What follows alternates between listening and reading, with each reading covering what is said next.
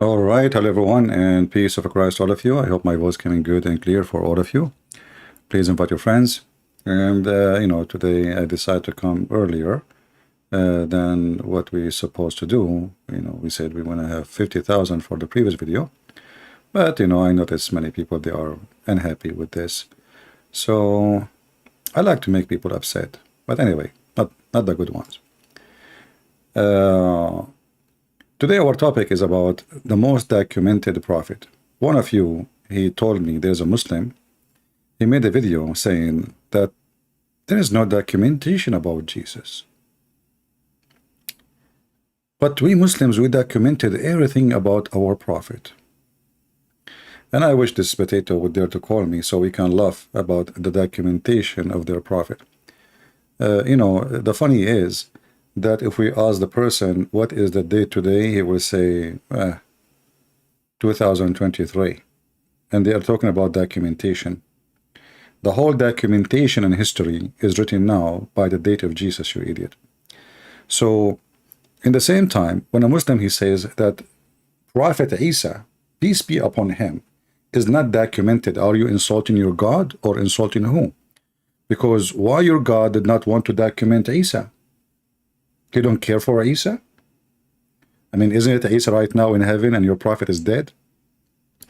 So, when the Muhammadan they try to be smart, we laugh at what they claim. And the second we go and check the documentation they are proud about, they will say it is da'if. What? It's da'if. Da'if. Da'if. Da'if. Daif. Daif. Daif. But it says Sahih. For me, it's Daif. Okay? But it says in al-Bukhari, it's Adakir, it's Daif. So the Muhammadan, they have a lot of documentation of their prophet. The second you read for them what their prophet said, they say Daif. We don't accept this documentation. And here you see the stupidity of this stupid religion, if I can call it a religion. Like Shaitan, he fart when he hear the adhan. Is that a Sahih hadith or not? It is Sahih, documentation. So now we have documentation proving that Muhammad is an idiot. He's a superstition person, he's mentally ill. But just to make you happy about speaking about documentation.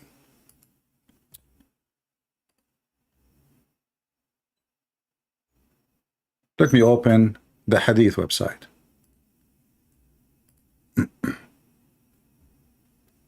Remember, the Muslims are proud, but they have documentation of their prophet. Everything you do, even when you do poo-poo. But before we go there, we really want to get dirty. Let me show you something. Prove that Islam and the followers of Muhammad are really mentally unstable. I'm not insulting, by the way. I'm just describing the situation, and I will prove it in a second.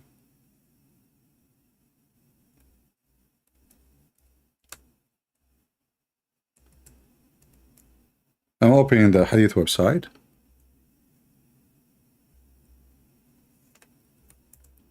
And now we will put it for you on the screen. They are proud about what? They wrote everything Muhammad he said in the Hadith. But by doing that, you disobey your God and your prophet, because your prophet, aka Muhammad, aka Qatham, aka idiot, aka sunset in murky water, aka shake your penis 3 times, aka shaitan sleep on your nose, piss in your ears, play with your penis, go inside the woman's vagina, and make fire in her pubic area. All those your prophet stories. The prophet, he said, not me. And this is Sahih, brother. This is Sahih Muslim. Don't tell me da'if now. Don't play don't sleep in your back, little puppy, and play dead. This is Sahih. This is Sahih Muslim. The prophet, he said. Who said who? Who? The prophet. Who? The prophet. Should we take it seriously? No. He's mentally ill. This guy was illusional. He imagined himself having sex. In fact, he did not. It was documented. Not only that, somebody took some hair from his ass and he placed magic on him, and the prophet, he go have sex with the pillow or with the goat, but yet he think it's his wife's. It's documented. Aren't you proud? Proud. So the second now we show them this video about everything about the prophet is documented. It's documented too that you are mentally ill, all of you. Read with me. The prophet said, don't take down anything, which means don't write down anything from me. And he who took down anything from me except the Quran, he should efface that narrate from me. For there is no harm in it. And he who attributed any falsehood to me, okay, what? He will sit in hellfire. So look how stupid this religion is. The idiot Muhammad just told you, don't write what I say. The Abdul, he took a pen, he starts saying, the prophet, he just said, don't write what I say. Abdul, he just said to you, don't write what he say. I mean, this idiot in the zoo, Muhammad, he just said, don't write down what I say. So what do you Muslim, you do? You go, you grab your pen, and you say, the prophet, peace be upon him, he said, don't write down what I say. And if you write down anything I say, erase it. What the heck? And you are proud about we having documentation. You just prove to me that you Muslim, you don't give a damn about your prophet. I mean, the guy, he just told you, don't do it.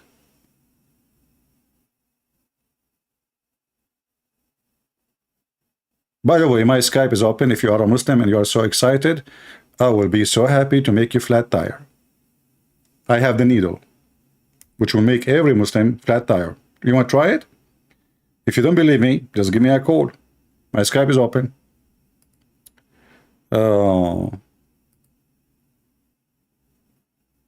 Let us see. I mean, people text me when I am not online, which is weird.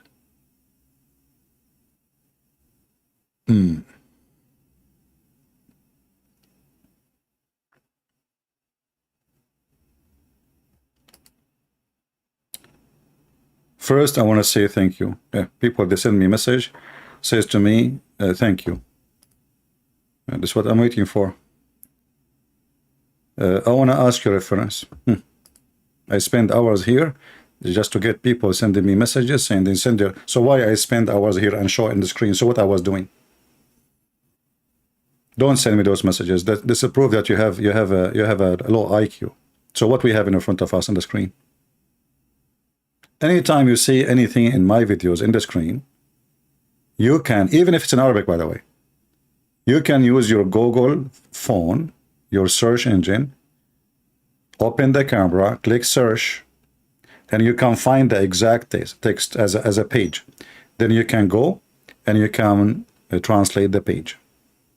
Same you can go do here. I mean, life is easy with the internet today and the technology. I remember, you know, first time I made videos in YouTube, I had to hold a camera. I bought a camera, very expensive at that time, hold it with my hand and record my screen with the video tape camera. And then to make the video, convert it will take 6 hours. And then to load the video, it's on mission impossible because we have like a phone connection, you lose connection, the file is so slow. I mean, now it's so easy. Going back to our topic.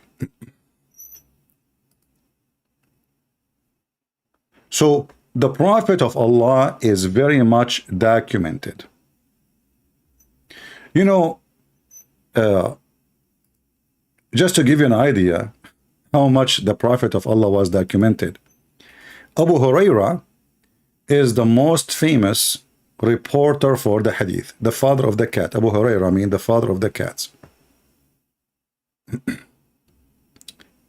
He said, if I mention to you the hadith which the Prophet used to say in the time of Umar al-Khattab, he will hit me. Even with the cooking pot or even with the hammer or even with anything. Umar al-Khattab, the second he hear Muslims quoting hadith, he hit the person who say that hadith. And here you need to ask yourself why. Umar al-Khattab, he don't like Muhammad? What is the reason? Maybe Umar al-Khattab, he hate Muhammad. Or maybe what the Muslims saying about Muhammad is not right. I'm just trying to find you the hadith. Let us see. About Umar al-Khattab beating Abu Huraira. It should be in Sahih Muslim, very number 1. But I want to see. Hold, give me a second.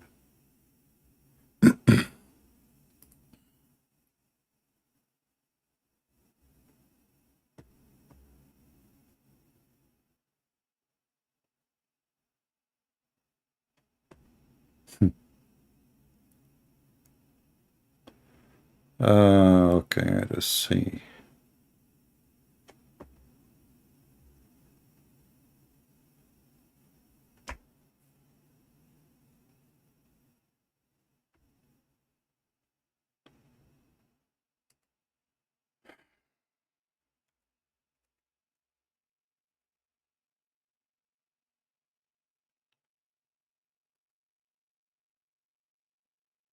Where is the hadith?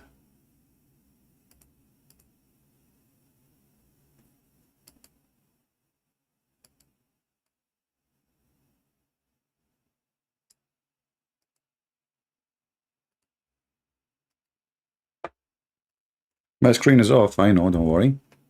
I'm just trying to find you.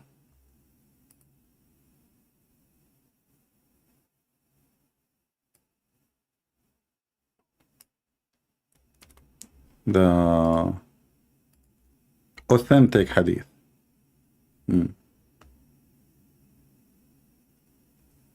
Let us see.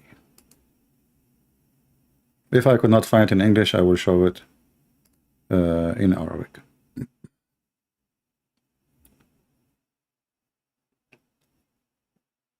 Maybe we cannot find it in English.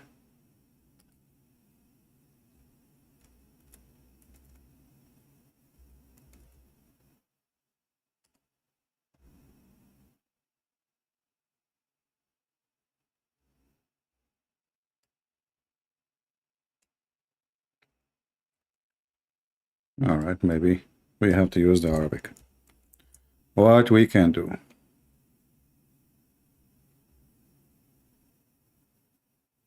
Yeah. Okay, well, let us use the Arabic website then, and then show you the reference. And as you see, this reference reported many times, and even it says this is authentic. This is Islam and Su'al wa Jawab, which mean question and answer. And as you see, this is not my website, and this is not me. And all there is nothing but reference. And the question a person is asking about how accurate this story is. The answer is yes, it is very accurate. So, what is the story saying? That when Abu Huraira, he mentioned hadith, Muhammad, he said, Umar al-Khattab, he beat him. Let us use Google Translation.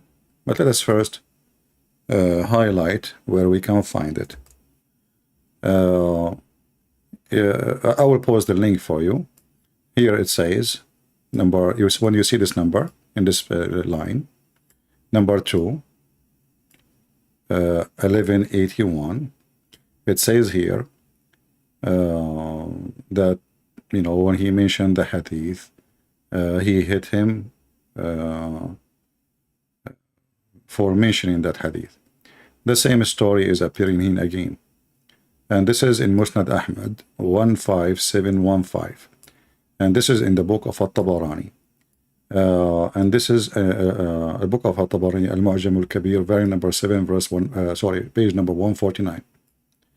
And this is mentioned in the book Tariq al-Madina, very number 1, page number 11. Uh, and they are mentioning all the hadith, including the one which is da'if. But as you see here, it says here as an example, this is sahih. Isnaduhu sahih. Sahih. Yeah. So they are mentioning all kinds of hadith. All of them, they report the same thing, but we will take only what is considered authentic for the Muhammadan. So Muhammad, Omar, when Abu Huraira, he mentioned something, he did beat him, you know. And then maybe because Muhammad, he said, don't mention it, don't write it, we do not know. But this is what it says. So if we go down where it says number 2, let us search for the word beat in English. Because now we have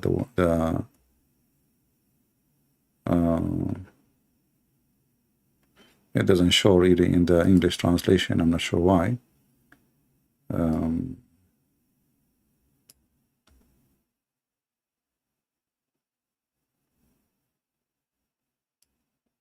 Anyway, maybe you can, you can translate the page and you can read it, try to find out. Maybe I can do another thing. I can reverse the translation and copy in Arabic and paste again, sentence by sentence. Let's see.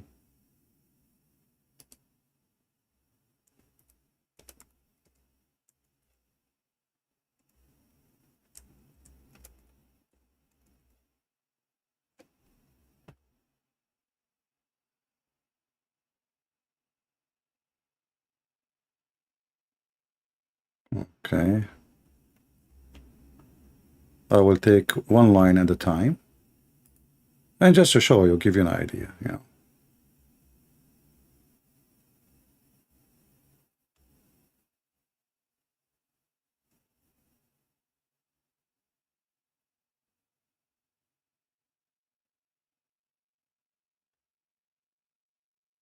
But I want to be sure this is first about Abu Huraira, not somebody else, because until now I don't see.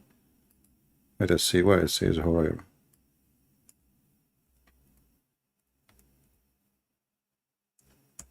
This is why. Okay, hold on. This is a different thing. Give me another minute, please.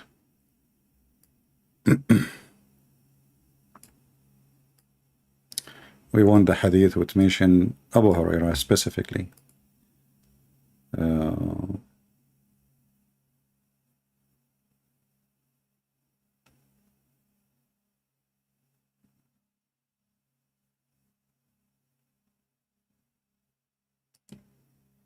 Let us see what we will see here.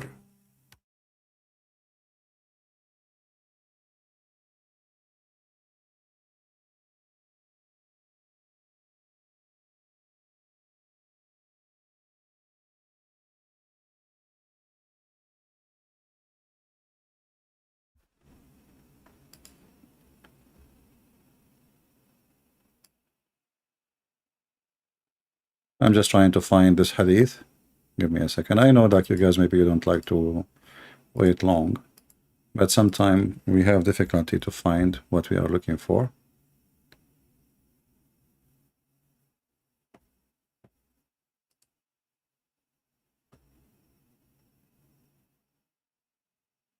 Yeah, let me pause this this website for you. This is better.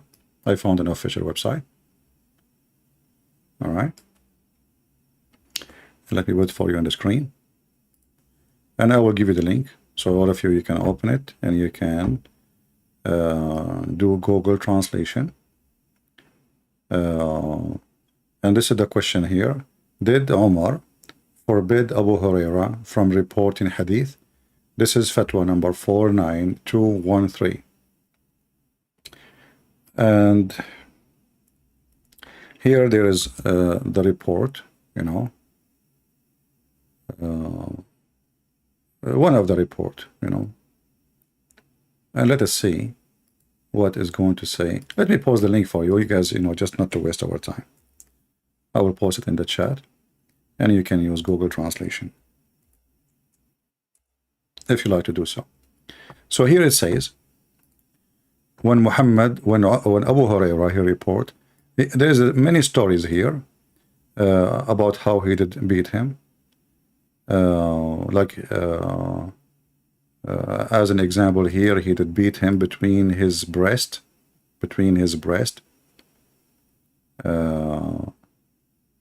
and here Umar, this is even in the time of Muhammad. Umar is beating Abu Hurairah in the time of Umar.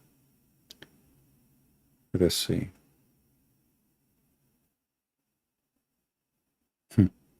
Yeah, so here Umar, he accused Abu Hurairah of lying because he said a hadith of Umar he did not like. Let us see.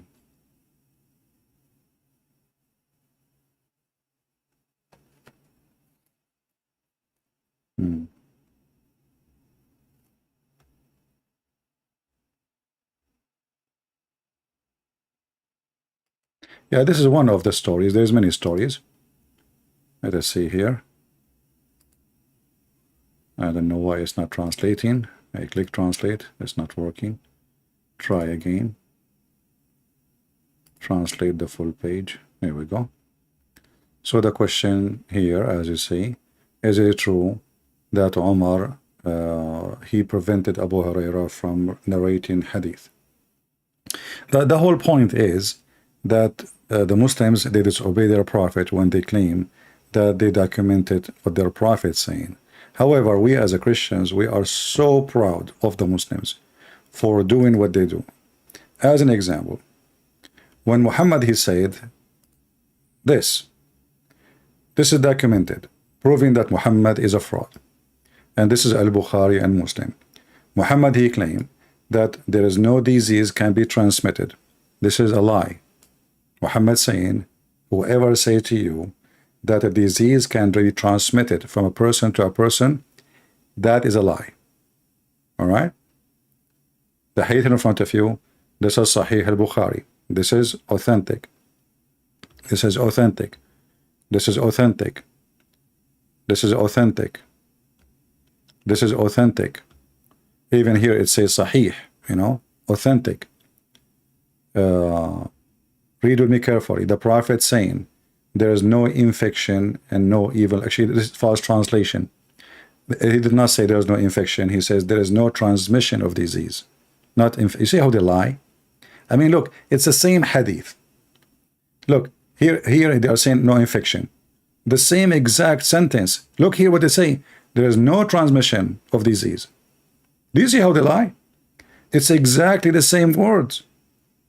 So if you ask yourself why they are translating differently, because one of them is trying to hide what Muhammad said because he noticed this is something stupid. Are you with me? Anyone in the chat will talk about Protestant, Roman Catholic, I will send you to Allah free shipping and handling. So watch your mouth. Don't come here, play between my socks. Little devil. We have a topic. If you are immature, if you are stupid, if you are a monkey, go to the zoo. So when Muhammad said there is no transmission of a disease, and this is documented, and this is what they are proud about, this is a proof to us that the documentation proving that Muhammad is a false man. So I want to say to you, thank you very much for your documentation. And here you need to ask yourself why the Muslim lie and they say there is no infection and no evil omen. What does that mean? When the fact he says la adwa, la adwa. Look, there is no infection. Look how they fabricate translation. The same exact hadith. There's no infection, they say. But this is not what Arabic is saying. It says there is no disease transmission, which means he don't agree what people claim that if somebody is sick with some kind of disease. Look, this is the same hadith. Look, here it says there is no transitive disease. Do you see it?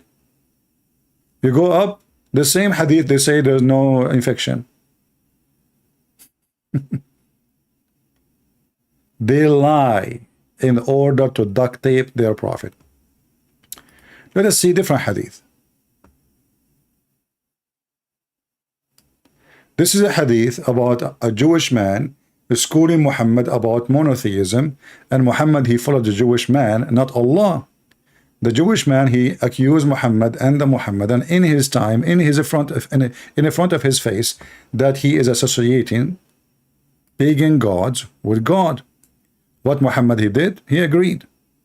It's documented, and this is Sahih, as you see. So how Muhammad is a prophet of God, yet a little Jewish man walking by, we do not know who is he. He's nobody, obviously. Schooling your prophet about how monotheism is, teaching him what to say, what not to say. And then Muhammad, he take what this man say for granted, and he tell the people, his people, to follow what the Jewish man said. So the question is, where was your God to teach Muhammad that he is doing wrong? And why Muhammad is taking his religion from a Jew to learn about monotheism if he was a monotheist already? And as you see, this is Sahih. Remember, it's documented. We have a number for it. Thank you very much for the documentation. What about this hadith? This is the same one actually we saw. Let us see different hadith. Hold on. Which one I will show you? This is documented. The Prophet, when he take a shower, when he wash himself to prepare himself to ablution, he jump like a pig to water, have dead dogs and women blood from period, and he have garbage. It's documented. Even here it says Sahih. Look, Mr. Documented. So the potato who is proud about his prophet, we know nobody in the world documented as Muhammad. We are so happy that you did. This is who is your prophet. He is a man who jump in shit, excuse my language, to wash.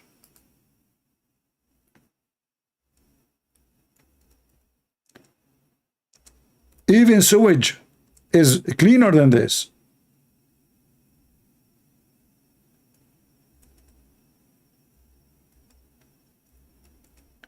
And when they ask him about his behavior, what Muhammad he claimed? That water is always clean. Nothing make it not clean. It's documented.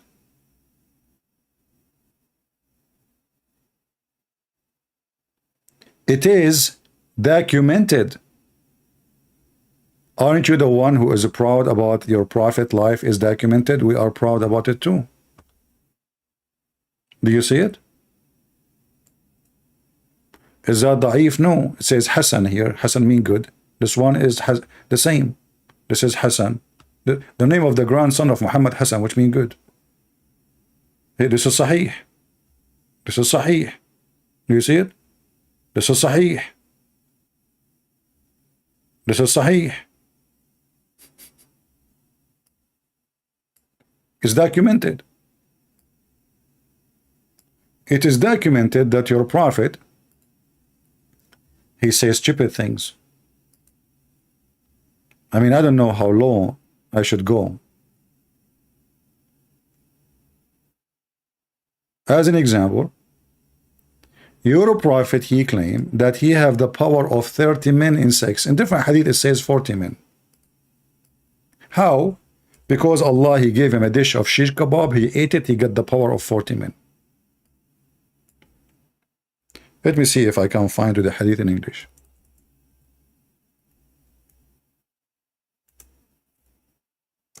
Documented.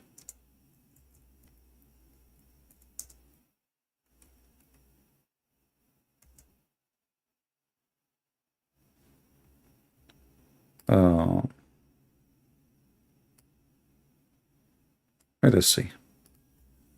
So when a Muslim, he says, we have everything about our prophet documented, we laugh. You are ashamed of it, you know. Let us see.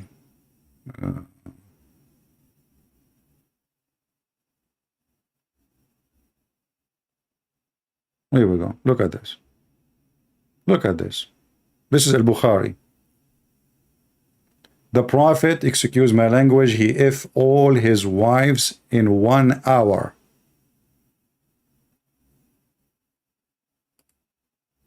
It's documented. And not only that, he don't even take a shower between them. He take off the panties of his wives. They don't have panties anyway. They are always ready. Hookers. It's documented. Is that me saying that? Is it me saying that? And look at the translation. It says here that the Prophet used to visit his wives in a round during the day. That's a false translation. It says in Arabic, في الساعة الواحدة. In 1 hour. In 1 hour. You see how even they lie in the translation just to hide the story. I mean, the guy, he have at least he have 13 supposedly, and he killed some. You know, they die from transmitted disease, and now he have 11 alive together, and he excuse my language, he them all in 1 hour. If I take this, let me open Google Translate.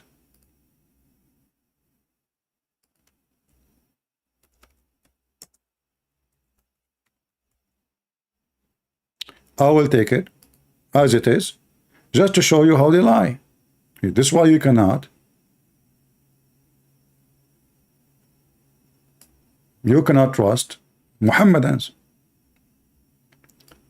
As you see, I copy in front of you. I will take it to Google Translation, paste.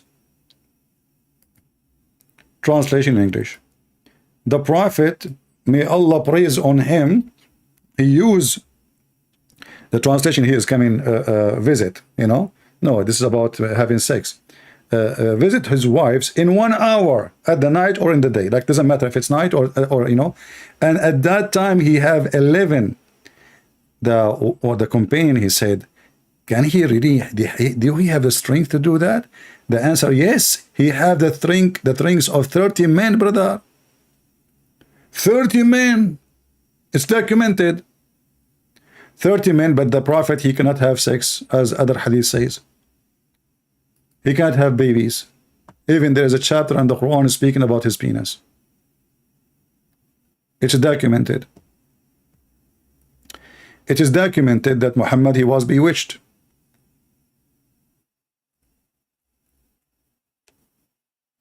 So when you are proud about documentation, this is al-Bukhari. So if a Christian, he says to you, tell me about your bewitched prophet, are you going to be upset for what is documented? Are you going to be unhappy? Are you going to say to me, why you're insulting my prophet? I'm not the one who said he was bewitched. It's you Muslims. And he was bewitched to the point he cannot even recognize he is having sex with who? However, it's proven, documented, as you see, it's not his wives.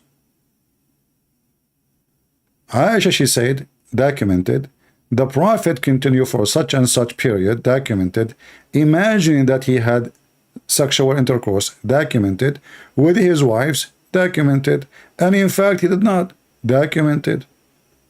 So we have, you know, the most prophet, the most documented prophet. And what make it more stupid too, that the Muslim, they claim that the hadith is from Allah. And even Aisha, Allah, he chose Aisha for Muhammad so she can say those hadith for us. Documented. You know, I mean, we have a lot of documented stuff, my friend. Right? Let us see something else about documented. It was documented that your prophet book, the Quran, eaten by a goat. Focus with me, guys, in the topic, otherwise I will block you. Focus in the topic. If you are not interested, you know, we don't want kids. I'm not here to have fun. I'm here to teach you. If you are here for fun, leave. Go to a different place. The verse of stoning and breastfeeding for adult, documented. Breastfeeding for adult, 10, documented. Are you proud that your prophet, peace be upon him, received 10 times breastfeeding for adult verses documented? And then we find somebody like Mimi Hijab going around asking Muslim women to suck their tits, documented. Another Muslim, he asked Mimi Hijab, what kind of mannerism are these? Shame on you, Muhammad. Muhammad Hijab answered, why? Is it wrong? He believes it's halal. That's a good point, by the way. Documented.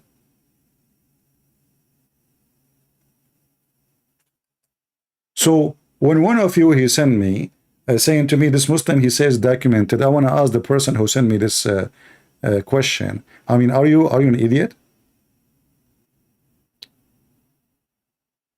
Shouldn't you say to him, it's documented? So what you are learning from me all this time? Why you don't say to him, to the one who made the whatever video, say to him, yeah, it's documented that your prophet, he shake his penis 3 times. It's documented that your prophet, he piss in the street in the front of kids. It's documented that your prophet, he wipe his hands after sex, drying his hands in the wall. Documented. Why you people don't have a memory? Why you don't have a, so what we are teaching you? He said it's documented. Show him the documentation. He's proud about it. Use it against him. So, a breastfeeding for adult 10 times. I want to know what kind of God, he gave a command from his holiness, Allah, that a woman, she have to give her boobs to me so I can sit with her. And then Aisha, she commanded her sisters and her nieces that anyone want to enter upon her have to do breastfeeding to her sisters 10 times before she can see him. If you are a prophet of Allah and your wife is a beautiful woman, I would love to visit you every day. It's documented. So imagine to see the wife of the prophet, Aisha, claiming that you have to suckle her sister boobs 10 times. I don't know why she's not doing it, because maybe she don't have milk. And by the way, she suckled them what? There's no milk. I mean, do you think women is a goat? Even a goat don't have milk unless there is a baby. Do you think goats, they have always milk? Like they have a faucet? It's documented that the goat ate your book. It's documented, as you see. This is an authentic hadith. Documented. You see, you cannot say this is da'if. Can you? The goat ate the book. Okay, you know what is documented? That Allah has sent 10 times, and there is tons of hadith about it. 10 times breastfeeding for adult. Why we cannot find the 10 times breastfeeding for adult in the Quran? You will tell me, are you stupid? The goat ate it. I will say to you, you are stupid, not me. The goat ate the book, did not eat your memory. Don't you Muslim claim that you recite the Quran by heart? Don't you Muslim claim that Allah preserved the Quran? So the goat ate the book. Did the goat eat your memory? Maybe this goat is a Trojan horse. She went to your computer, your brain, and she started chewing your memory. All right? Let's see. We have somebody here supposedly as a Muslim. Maybe. Unless it is this girl, she changed her voice. Let us give her a chance. Hello? Yeah, it's her, mostly. Hello? Hello. Yeah. Can you speak louder, please? Okay. Can you hear me now? Hello. Go ahead. Go ahead. Can you hear me now? Yeah, I hear you now. Okay, so what do you think about the topic that your prophet life is documented? Yeah, but you told something, but actually you misunderstood so many hadith. So say again what? I think there is something, maybe there is something wrong from my speakers. Let me see. From my headphone, maybe. Okay. Can I call you after a second? Let me change the headset. Okay. Okay, give me a second. You see, I have a problem from my side. I don't know why. So it's possible that there's a defect in my side. Let us see. Let me change this one here.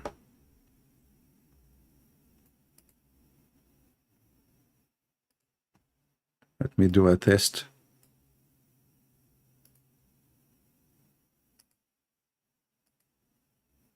Okay, hold on. I will try to get another headset because I have a problem here and I don't know why. My ears is very good in hearing anything. I can hear it in live from a distance.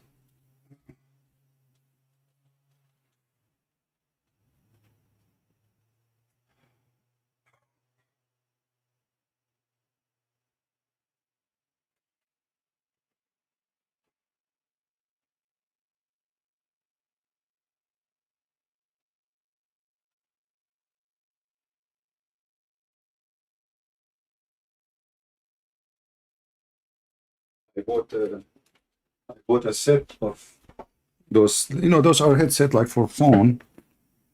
I don't like to use those ones, the big ear stuff.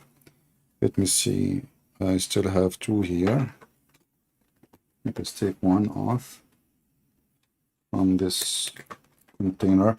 I will mute the mic, guys, so you don't bother by my voice. I mean, the opening this thing.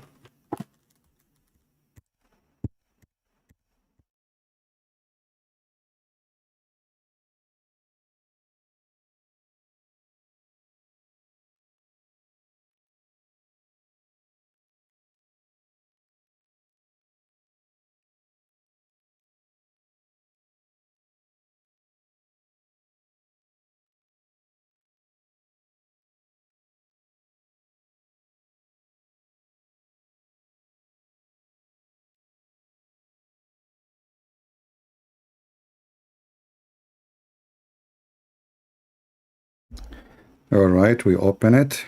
Let us see what the problem.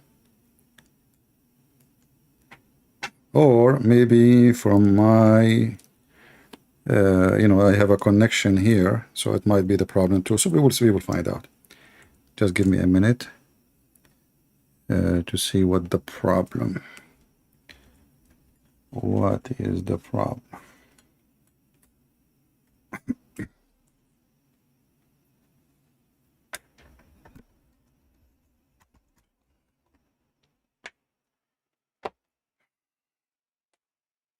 Okay.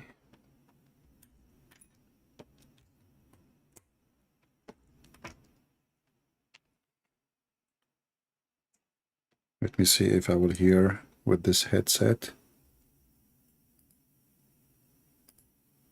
Okay, maybe I need to, let us do a test. I apologize, guys. Yeah, I found now the reason. Maybe by mistake I touched this.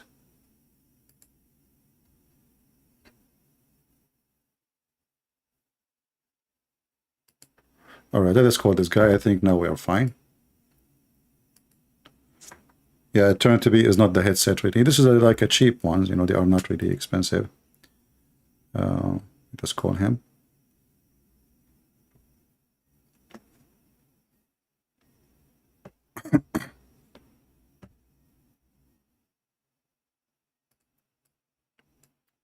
All right. Hello? Hello. Yeah. Can you hear me now? Yeah, I hear you. Yeah, it's not from your side actually. It was from my side. Okay. All right. Got it. Okay. So what do you think about our topic? What's your name? Your name is Fazlan? Yeah. Yes. All right. So what do you think? Go ahead. I'm listening. Okay. So actually, I think you did not understand some hadith. Okay. So first you mentioned something about the disease. Okay, contagious disease. So the actual meaning of that one is because we believe everything happens with the will of Allah. So that means if it is a contagious disease, it is not going to spread itself unless Allah will. So that is the actual meaning. Okay. Because So I don't understand, you know. So is the hadith is something when the Muslim they say that the story of Muhammad life is documented. Are you talking about a documentation which is proven to be true, or it's full of lies? no, no, I'm telling in terms of hadith, okay, already you know about Islam in terms of hadith, even though we have Sahih hadith, okay, sometimes the possibility it could be a mistake, okay, but but when you explain something, you have to be specific and you have to understand the context. So in that first hadith you mentioned, there's no any contagious disease. Actually, it is talking about the will of Allah. Like in Christianity, there's a sect called Calvinism, right? They believe in predestination. In the same way, maybe we also believe in predestination. It's three what? So Three what? predestination, that is What do you mean? all What three destination? We Christian, we believe in three destination. no, I think you don't believe, but there's a denomination Calvinism, right? Calvinism. Those are ideas of people, you know. For us, we follow the Bible. It's not up to somebody. You can come with your own, you know, understanding. But the Bible, the Bible never mentioned. We don't have such a thing. The Bible never mentioned this. So if somebody became a philosopher and bring his own philosophy, but you are trying to change the topic, my friend. We are talking about what is written in Muslim books, not understanding of the hadith. It's what it is written. Is it true? Is it false? No, it is true, but the actual meaning is different. The actual meaning is everything happens with the will of Allah. Like if the disease transmitted to someone else, that's happened with the will of Allah. So that is the actual meaning, right? So even in Christianity. So okay, so hold on. So when Aisha, she said that we were busy with the Prophet death, and a goat came and ate the hadith. Even this one need understanding. Like you Muslims can be confused about this. A goat ate the Quran. Okay, so now, and there was 10 times breastfeeding for adult. So what do you think? What is your reaction for Allah sending, such a hadith, and the goat ate it, and it's about what? It's about a breastfeed for adult. Okay, so in Quran, Allah Himself says He has sent down the Quran, He will preserve it. So also, we know, because Aisha said something, I know there's a Sahih Hadith. But when Quran was compiled, the Uthman and all the companions, they agreed the Quran is complete. So we have nobody of the companion disagree with this. Can you show me? Prove me wrong. So this is why the hadith is reported from Aisha through hundreds of years supposedly, and none of you Muslims complain. So no, don't claim it's, you know. So I'm asking you now, a documentation saying that Allah, He commanded Muslim women to give their breast and to feed a foreigner, a stranger, 10 times, and this was verse in the Quran, and the goat ate the Quran. Can you tell me what is the verse of a 10-time breastfeed for adult? Is in the Quran? No, because when the Quran was compiled, Uthman never mentioned that some words are missing, because all the companions agreed Quran is complete. Because can you show me anywhere like Uthman or the people who compiled the Quran, the some words was missing? That's my first point. And the second point, as a Christian, you can. What is the first point? I did not understand. Say it again, slowly, please. Okay, my first point is when the Uthman and companions of Prophet Muhammad compiled the Quran, did they ever mention we missed something? Because sure, they mention a lot, you know, because there's tons of hadith speaking that ma tayassara minhu, which mean what we were able to collect, not all of it, you know. Yeah, so it's documented too. So you see, you Muslims, you claim that the Quran is preserved. There's an Imam, Mimi Hijab, he just mentioned his name 20 times in the previous video. We prayed this time. As-Suyuti, and he mentioned about tons of chapters are missing. As an example, chapter of Al-Baqarah used to be equal to the chapter of Al-Ahzab. So there is 100 of verses are missing in one chapter alone, not in the Quran all. One chapter, which means you can imagine how many is missing in the whole Quran. So it's documented by your scholars and by your companion that the Quran is not preserved, and the hadith is a shameful hadith, and you Muslims cannot explain to us. Like now, if I ask you, what the point of Allah sending Quran for a woman to give her breast and time to a stranger? What the point? Tell me. Okay, you can ask me the first thing.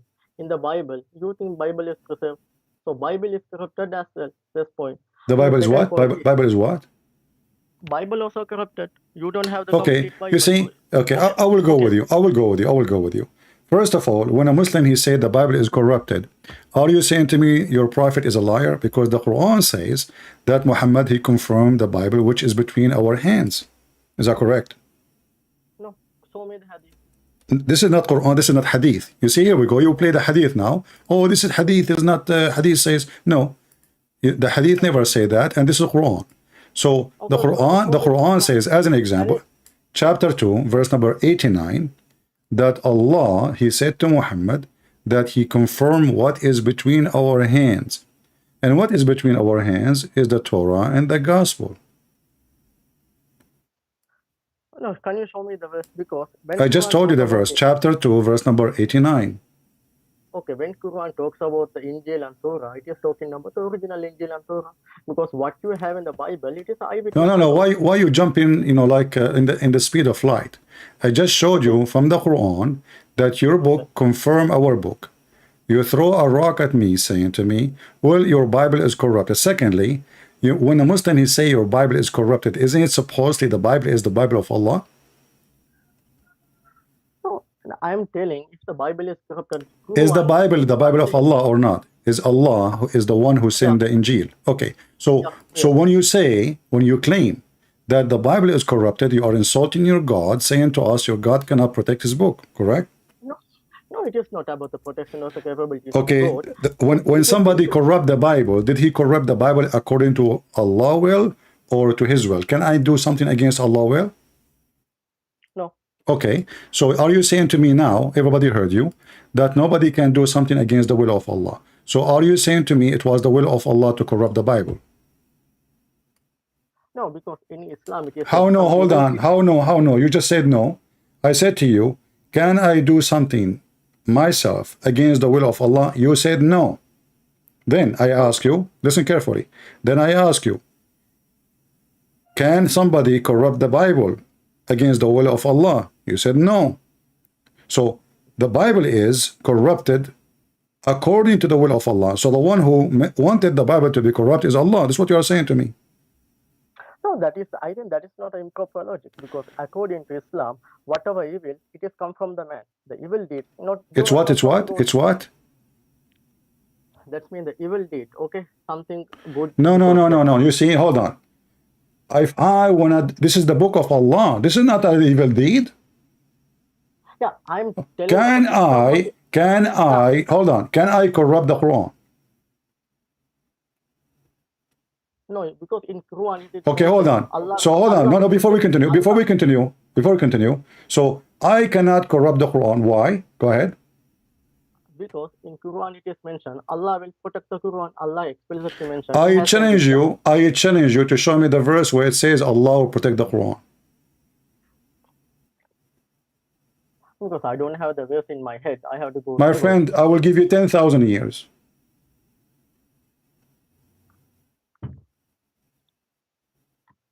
The Quran never mentioned Allah will protect the Quran. The Quran said that nobody can change the words of Allah, and the Bible supposedly and the Torah, according to Islam, is the word of Allah. And the Quran says, if this is a book made by other than Allah, you will find in it a lot of contradiction. So if Allah say in the Quran, nobody can change or exchange the word of Allah, then nobody can exchange the word of Allah. Allah never said anything about protecting the Quran. No, first you have to understand, when we say it is the Quran, it's the word of God, okay? In the Bible and Torah, Injil and Torah, it is the eyewitness account. This is not a word of God. It's what? It is an eyewitness. Eyewitness means the people who saw, they wrote it down. It is not a word of God. Okay, hold on. You see, I know. I don't know what you ate before you call me. Why you are changing the topic? Allah, he said, hold on. Allah, he said, chapter 6, verse number 34. Nobody can change the words of Allah. Is the Injil and the Torah is from the word of Allah. Nobody can change the word of Allah. The context is Quran. It is not talking about the Bible, no Torah. Okay, hold on. So, okay, hold on. How you know it's talking about the Quran?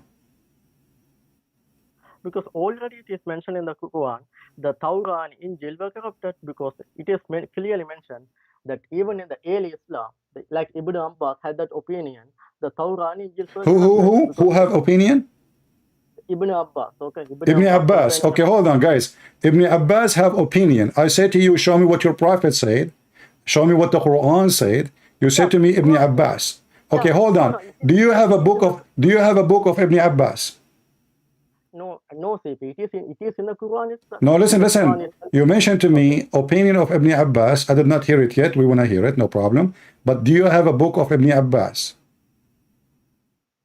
No, I am. So how you know Ibn Abbas, he say what he said?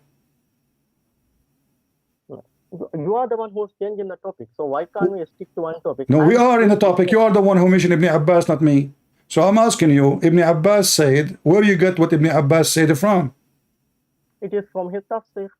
Tafsir. Okay, can you show me the Sahih Hadith from the tafsir saying the Christian, they change their book, which is Sahih, which means we can find it in the Bukhari, we can find it in Sahih Muslim, we can find it in any authentic. So we can take it into consideration. Can we? No, it is mentioned in the Quran itself. The Torah and Injil is corrupted. Where it mentioned that? Okay, if you can show me that, I'm going to shave my 25-foot beard. The Quran says, that will help you. You do not know your Quran, obviously. يُحَرِّفُونَ الْكَلُمْ عَنْ مَوَاضِعِهِ. They change their location. How? You read the interpretation, it says, a Jew, he put his finger over the verse. That's it. How that is a change? How that is a corruption? He put his finger, your prophet was sitting next to him. The Jew, he put his finger over the Torah. How that is a corruption? So now, if you are sitting next to me, and I put my finger over a word in the Quran, my finger, is that will make the Quran corrupt? No, let me show you the verse, okay? What? Because, okay. Let me show you the Quranic verse, okay? Okay. So, okay, let me tell you one thing before that one. So, in early Islam, okay, we had two opinions about the Injil and Torah. You have two opinion. You have two opinion. Yeah. Okay, why you have two opinion? Yeah, let me speak, okay? No. You see, we are talking, my friend. We are having a conversation. Take it easy. Yeah. Why you Muslim have two opinion about simple thing? I mean, are you saying to me that Muslims agree about not to agree? Why we don't have one? Why we don't have one opinion? Yeah, because in the Quran it is mentioned Bible and Torah corrupted, but it is not explicitly. Okay, hold on. So in the Quran it mentioned, hold on. In the Quran it mentioned, and I challenge you to tell me where, that the Bible and the Torah is corrupted, and yet you have two opinions about it. How? Why? Yeah, first you have to let me speak what I have to say, because if you are going to continue to interrupt me, there's no way I can tell what I have to tell. So I'm very much into details, so you cannot escape what you say. And be careful, I'm telling you, whatever you say is going to be used against you. Now give me the two opinion and give me the verse saying that the Bible and the Torah is corrupted. Okay, no, I will give you the verse. Before that, let me tell you the two opinions. The first opinion was the meaning, the text was not changed, but the people, the rabbis and the monks, they changed the meaning. See, now, look guys, the text did not change, but the meaning changed. How that can be corruption? Okay, that is the first opinion. Okay. Okay, hold on. You just told me you Muslims have two opinions. I can challenge you to find me one verse in the Quran. You don't have 1,000 opinions about it, which means 1,000 of meanings. So according to you, Islam itself is corrupted because the text did not change, but you have too many meaning. Everybody have his own meaning. Yeah, don't you think in the Bible you don't have different opinion? Okay, at first. No. You see. Hold on. We cannot have different opinion about Jesus saying, "Whoever ask, I will give. Whoever believe and he die, he will live." whoever believe in me, ask in my name. I am the Alpha, I am the Omega, I am the truth and the life. How that can even be opinion? You Muslims, you have different opinion about everything. Name one thing for me you don't have a different opinion about. And let me ask you again, please. Listen, you just agreed, everybody heard you, that the text never changed. And we changed the meaning. Can you give me an example? Okay, because you said there was no different opinion in Bible. Because I have gone through the Bible history. Okay, if you see the earliest church fathers, they had so many different opinions about the Trinity itself, like Clement of Rome. No, there is no. That's not true. Those are not a Christian, my friend. No, my friend. Hold on. You see, don't go there. Don't go there. I mean, this looks stupid. Let me make it simple for you. When you say to me that we have the book and the text never changed. So now if we open the book which we have between our hands, does the book mention clearly the Trinity or not?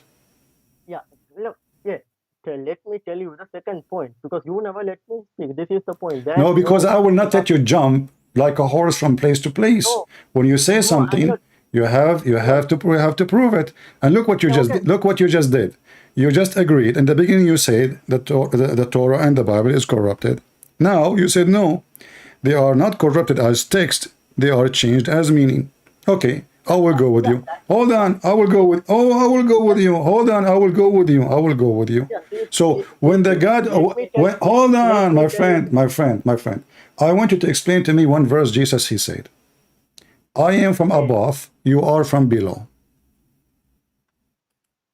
SCP, let me tell you the second opinion. My friend, give me your opinion. I want to see how smart you are.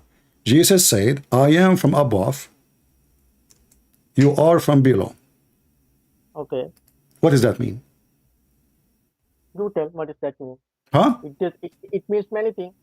Okay. What? It mean what? Yeah, you tell what it means. You tell he's the God. Okay, then I can ask you. No. You see why you don't tell me? Here we go. You said to me, you agreed that this is the book, never been changed. The text is the same. Okay. As an example. Yeah, CP, let me finish. Why can't you finish? Because how much time we have to spend? We have time. You see, whatever you say, I'm going to hold you from it. I'm not going to let you go. I'm not going to let you escape with what you said. So now, when Jesus says, before Abraham I am, how you can explain that to me? You are the Muslim. Explain the Bible for me now. Go ahead. Oh, okay. Before even the devil, Satan was before Abraham. So is he God? No problem. But Jesus is not Satan. Do you agree with me that Jesus is not Satan? Yeah, but it is. Okay, so why you are comparing Jesus to Satan? Are you being stupid now? Okay. Did Jesus say that before the world exists, he was exist? No, you are the one said before Abraham, Jesus was. I'm telling you, if that is the logic, he is the God, then devil should be God too, because even devil was existed before Abraham. No, you say before Abraham, that means before all the father of the prophets, Jesus was. How he was, explain to me how he was, how he is claiming that he exists when he is born of Mary. How you explain that? Okay, I can say you the same. In Bible, Jesus said, only Father knows the hour. No problem. We can go there. We can go there. You see, here we go. You are jumping. I'm asking you now. We go to the hour. Your God do not know the hour. Jesus, he said, he did not say, I do not know the hour. He says, my Father. He just said, my Father. So you just said, admitted that the Bible is not. Hold on. Hey, hold on. Okay, hold on. So the question is, when Jesus, he said, my Father, did Jesus say that I am the judge in the judgment day? So the Father, he have a job to do. He is the one, he will announce the day of judgment. The Son, he will be the judge over mankind. So this is why we believe in Trinity. The Father have a job. Jesus, he said, I work and my Father work too. What is the work of the Father? When it's time, he will announce the day of judgment. That's why he called him the Father. The Father is the one who myself, I have my authority from him. We Christian, we don't believe that Jesus is the Father. We believe that the Father is a person, the Son is a person, the Holy Spirit is a person. Hold on, just wait. So what you are confusing yourself with, because you're a Muslim. You don't learn Christianity from us. You learn it from the dummy Muhammad. So when Jesus said, I am before the whole world as with you, was with your Father, that means Jesus was exist from the beginning of the time. Do we agree? Because, okay, let me tell you. So in Jesus said, only Father knows the hour. He said, if we say Father knows the hour, it's okay. He said, not a single man knows, not even the angels know, not even the Son know. Son do not know. No Only Father problem. knows the hour. No problem. Only Because Father. there is two reasons. There is two reasons, my friend. He is not saying he do not know. They are asking him because simply in Christianity. Hold on. My friend. You see, you are jumping from place to place to place. Okay, but did Jesus, who is the judge in the day of judgment? Is it God or Muhammad? So sorry. Who is the judge in the judgment day? God or Muhammad? It's a God. Okay, so how come you ignore that Jesus, he said in the same chapter that he is the judge in the day of judgment, but you see only that he said, my Father only know, because you are selective, you're trying to find a reason, and when we explain to you the reason, you don't want to listen. So listen. Why? Who is the one who forgives sin? God or Muhammad? Oh, God forgives sin. Okay, Jesus, he forgives sin. Who is the one? Who is the one exists before all mankind? God or Muhammad? God. Okay, that is Jesus. Jesus says, I was with you, Father, before the whole world exists. So how come you don't see all of those things, but you see only that Jesus, he said, only my Father know. But he just confirmed this is his Father. The Father. So who is the one who know? The Father, not Allah, not Muhammad. And Jesus, because simply, he said, everything I have is given to me from my Father. So the authority belongs to the Father. The Son is born of the Father, not the opposite. So what's wrong that the Father is the one who is having the authority over the day of judgment? But the one who will be the judge, you see, listen, the Son have a job, the Father have a job. Now let's go back to zero. You said to me that the Bible never changed as text, but we changed the meaning, and you failed to give me how we changed the meaning. I gave you a question. I said to you, okay, I'm going to ask you, please give me the meaning of the Bible. You are the Muslim now, and you are a person with good deed. Can you explain the Bible for me? Okay, CP, I simply humbly ask you, when I say something, let me finish it. I'm not going to take you too much time. I will take you 1 or 2 minutes. Then I will finish it. Then you can explain. You can say whatever you need. Just give me the time to finish what I have to say. I will promise you, I will never take too much time. So when I say there's a 2 opinions, first opinion was the meaning was changed. Second opinion was the text was changed. So Ibn Abbas had the opinion, the second opinion, the text was changed. Okay, which one you take? Why you are wasting my time? Which one you take? I take the second one. Thank you very much. Okay, guys, he take the second time, so thank you very much. So all this drama is about what to say to me, that even the Muslims are confused. Hold on. The Muslims are confused if the text is changed or not. That means the Quran is a stupid book, because shouldn't the Quran make it clear? If this is, hold on, shut up. Isn't the Quran the book of Allah, and he is your guidance? It's not Ibn Abbas, it is Allah. So in the Quran, obviously, nowhere it says that the Bible is changed. Otherwise, all of you will agree that the Bible is changed. But you just gave me 2 opinions. Half of the Muslims say, oh, you know what? Not changed. It's only the meaning. The other half say, oh, the text changed. And so why the Muslims are confused? Because obviously the Quran is a stupid book. Thank you very much for saying that. However, what you just said is against the Quran. From the beginning, I told you, the Quran said that I confirmed the book between their hands. So how Allah confirmed the book between our hands, yet you Muslim, you take the second opinion? Yeah, it is our hands. It is talking about the Quran. Because no, we're not talking about the Quran. Talking about the book was before you. مصدقا لما بين يديه. مصدقا لما بين يديه. Do you know the Arabic? Go to the verse. Chapter 3, verse number 3. Okay, let me go there. Okay. In the meantime, you tell we have a different opinion. That means Quran is wrong. No, that means Islam. That means the Quran failed to explain itself. The Quran failed to explain itself in a very sensitive topic. that the book of Allah is preserved or not, because when the Muslim they accuse the Torah or the gospel to be corrupted, they are accusing Allah that he is weak, he could not protect his book. Anyone can give Allah a finger and change the book. Yeah, Okay. that's what you are saying to me. Okay, when you say something like that, maybe you clearly know the Christian history. Even in the Christian history, you could not agree on Trinity. That's why you have the church fathers. They have different opinions. As an example, Who? yeah, I mean, in your Christian history, okay, Yeah. you have the church fathers, okay.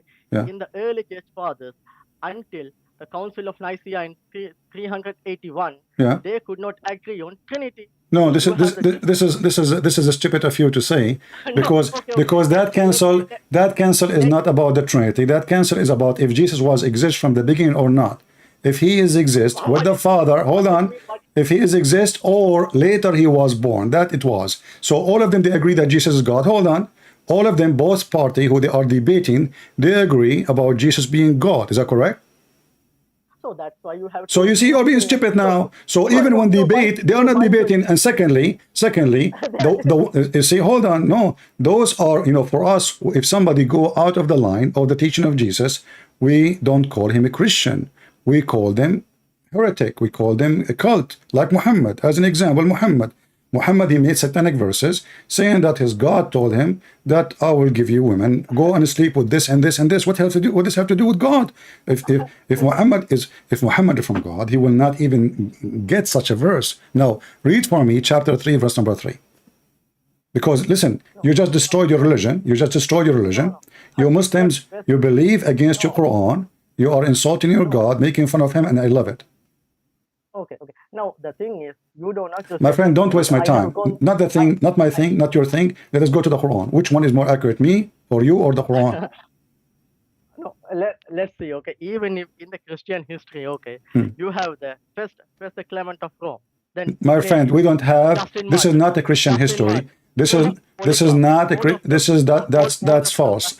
That's false. This is not a Christian history, because in the Old Testament, not only in the New Testament, the Trinity exist. Isn't it David? Isn't it David? Jesus, he said to the Jews, what you say about the Messiah? He said he is the son of David. He said, then how David, he called him God in his spirit? This is in the Old Testament. So don't be stupid. You are ignorant. You are ignorant. David worshipped the Messiah before the Messiah even coming to this earth to be between us, born from Mary. Now go, my friend. Don't waste my time. Chapter 3, verse number 3. No, you are lying. Can you show me single church father who believe in Trinity? Give me a single name who believe in Trinity. Can you show me what? Can you give me one church father, name of the one church father? All of them. Trinity? All of them. Isn't it John from the church father? Isn't it Paul from the church father? Isn't it Matthew from the church father? How farther we can go? Are you stupid or what? No, because we don't. No, just wait. We will go there. Just wait. You are being silly. I mean, you are just a kid. You don't even have a mature sentence, my friend. The church father, the first father of the church, is the disciple of Jesus. So you are telling me that in the book of John, nowhere is speaking about the Trinity? Are you saying to me in the book of Matthew, nowhere it says to speak about Trinity? Are you saying to me in the book of Luke, nowhere is speaking about the Trinity? You are just a fool trying to make to play smart. So now listen, why you don't want to read for me the verse? Why you don't want to read for me the verse? Why you don't want to read for me the verse confirming that every single Muslim is a fraud? Chapter 3, verse number 3. No, because you are lying. Because okay, read it. Okay, read it. Let us finish what you said just now. You said that John, Matthew, Luke, it is talking about Trinity, but the early church fathers, they had a different opinion about that one. That's a lie. That is a lie, because no church father, you are being stupid again, because a church father, in order to be called father of the church, he have to follow those books. There's no other books. We don't have Sahih Bukhari. You are acting like a monkey now. Listen, we don't have. The Bible says anyone who bring other than the scriptures, let him be cursed. So any Christian who follow anything else except those gospel, he is no Christian. And the gospels are so clear.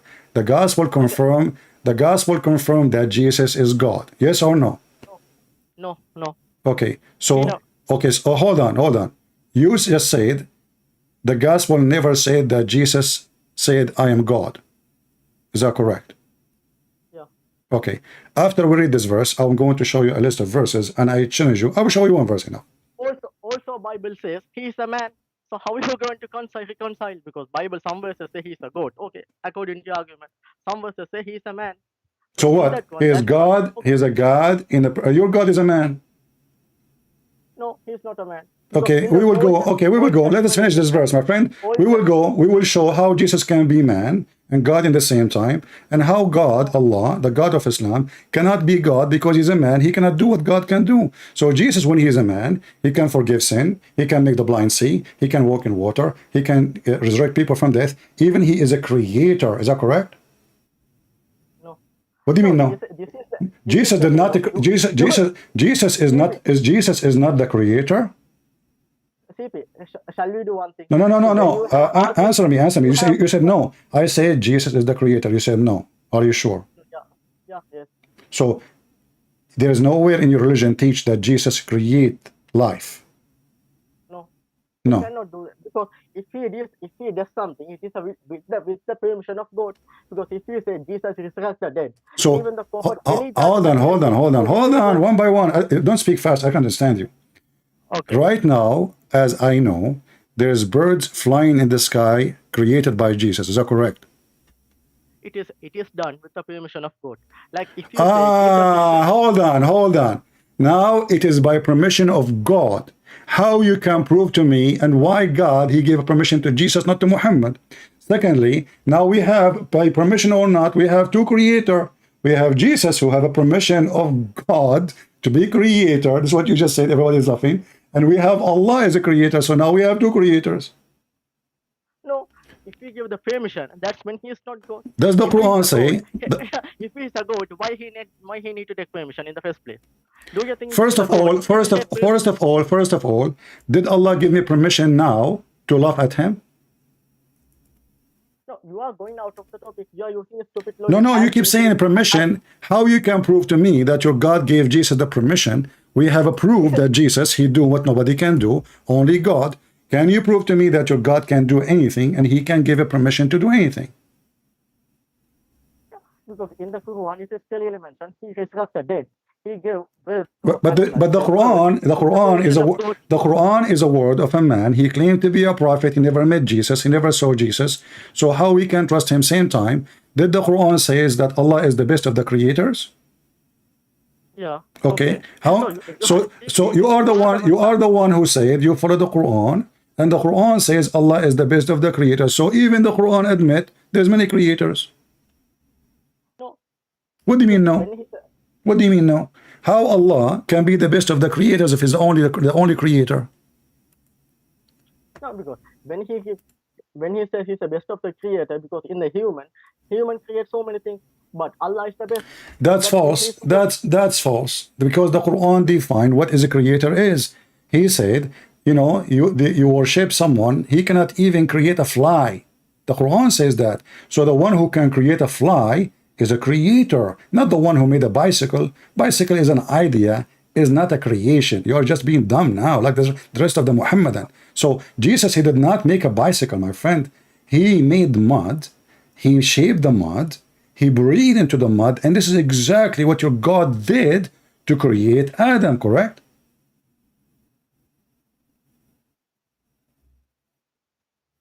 Yeah. Okay, so what do you mean, yeah? What do you mean, yeah? When Jesus, he breathed into the mud, from the breath of Jesus, life is given, correct? It is with the permission of God. Go to you keep saying that, you keep saying, if there is anyone in the world beside Jesus being given permission from Allah to create like Allah. Yeah, before the Elijah, Prophet Elijah, he used to resurrect it. Who? Prophet Elijah.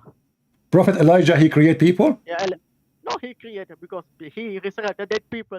So this is not. Hold on, you see, you're being stupid again. I'm asking you why you are being. Are you like 16 years old?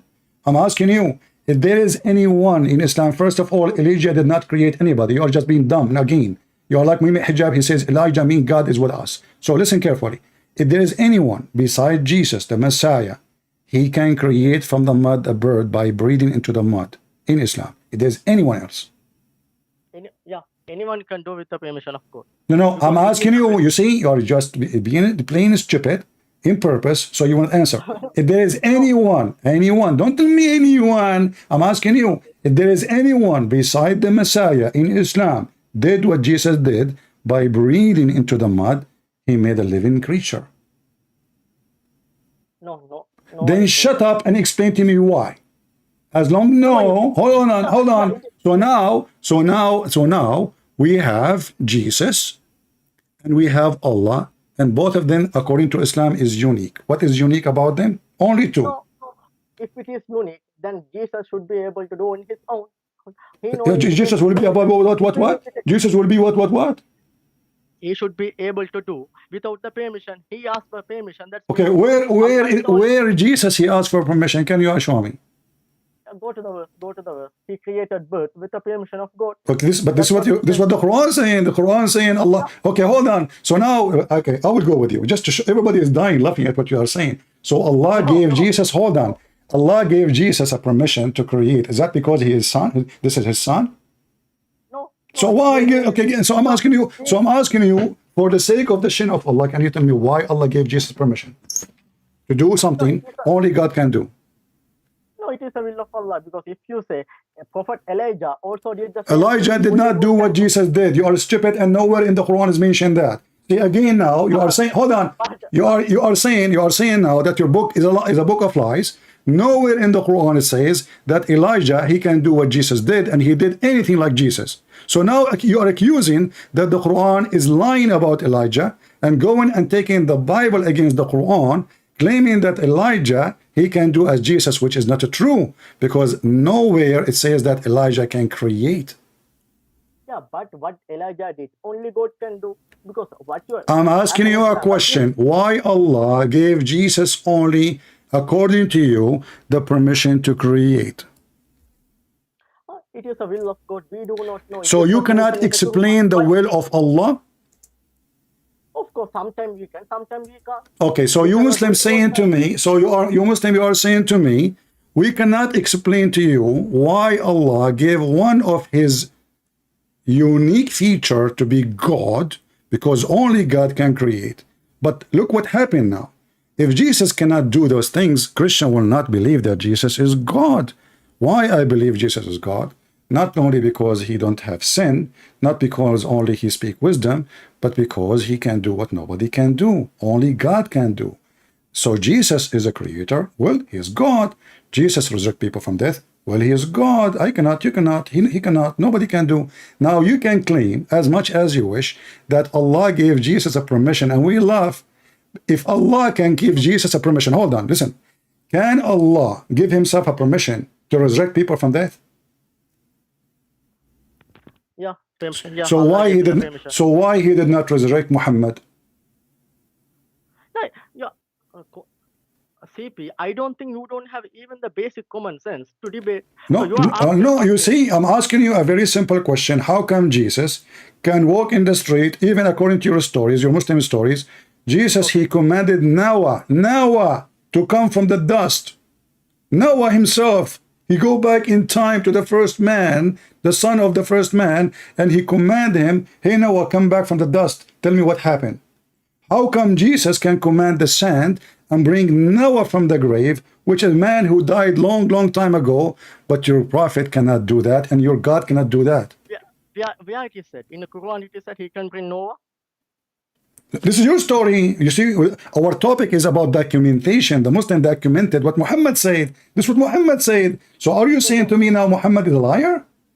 No, I am telling whatever he do with the permission of God. No problem. I'm asking you why. You don't answer why. Okay, why Muhammad cannot bring a chicken from the ground? No, Muhammad, because it is the will of God as an example. I'm asking you now why it is the will of God that Jesus, he can do what God can do. This is a stupid logic, CP. No. Okay. You know, my friend. Let us say I have a stupid logic. Can Allah do the same as Jesus? Okay. tell me a simple thing. Okay. Can I cannot. Allah, listen, now we put Jesus into test. He passed. Jesus, he made the blind see. You agree with that? I agree with that. Jesus, he can make the sick man heal. He can heal the leper. He can make the one who cannot walk. According to the Quran, even he can create from the clay a bird. He can resurrect people from death. He can tell you even what you hide in your houses, and only Allah knows the unseen. Can Allah do any of those things Jesus did? Man, Allah is the one who gave the You keep saying to me, Allah gave the permission, but the whole Quran saying Allah could not do anything like Jesus. As an example, Allah decided to be smart. And the Jews, they came to Allah and they asked him, well, hey, Muhammad, Allah told us that we should not accept any prophet unless he give sacrifice, and then Allah, he sent fire from the sky and to consume it. Muhammad, he agreed that Allah told him that. But how come Allah could not do it? No, it doesn't mean Allah could not know it. Is it mentioned? Allah said, I will not do it. I mean, he never said he could not know it. No, listen. If Allah, he put condition on the Jew not to believe in any prophet. Allah, he put condition. He said, don't listen to anyone. He said to you, I'm a prophet, unless you do the following. Chapter 3, verse number 183. Are you now making fun of the Quran? So the Jews, they said to Muhammad, no problem, we will believe in you. Give us the proof which Allah required from us. And this is what the Quran is saying, not me. And Muhammad agreed with them that Allah, he said that, but he cannot do it. Why? Oh, where is that? Give me the verse. Read it. Okay, you keep saying to me what it says. I show you the verse, I give you the number, you never read anything. Okay, can you give me the number again? Chapter 3, verse number 183. Chapter 3, okay. Verse number 183. Give me a second. Yes.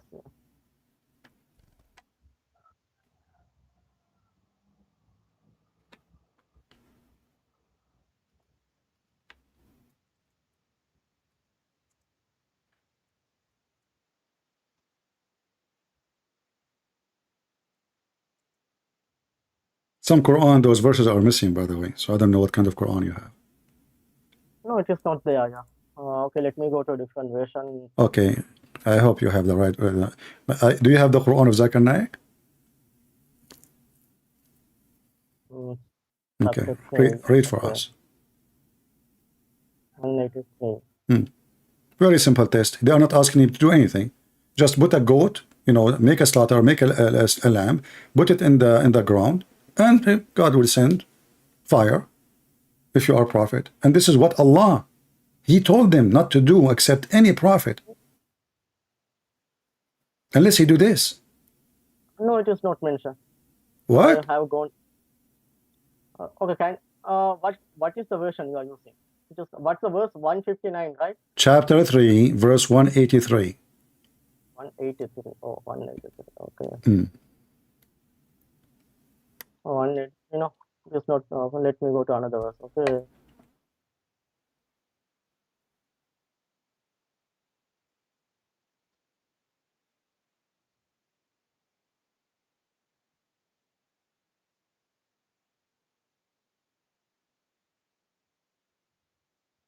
Oh, it is not there. Can you show me in your screen?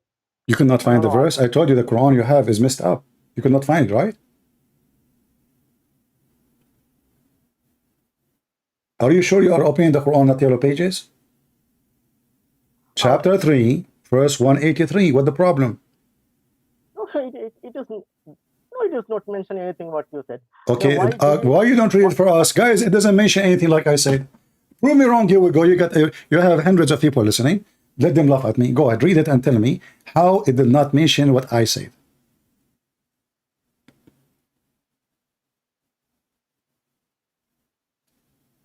why then did you kill them if you are truthful?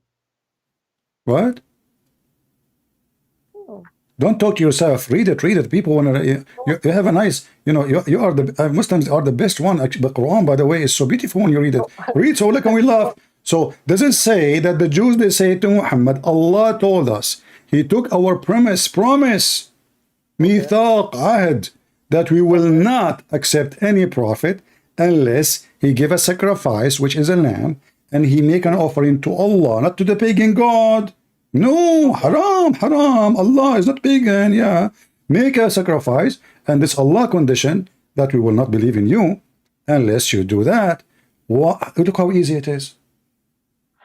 That is calling, because okay, I got the point. In that one, it is saying Allah gave them clear signs, but even Jews killed those prophets. That is what is mentioned, because it is talking about the story of Salih.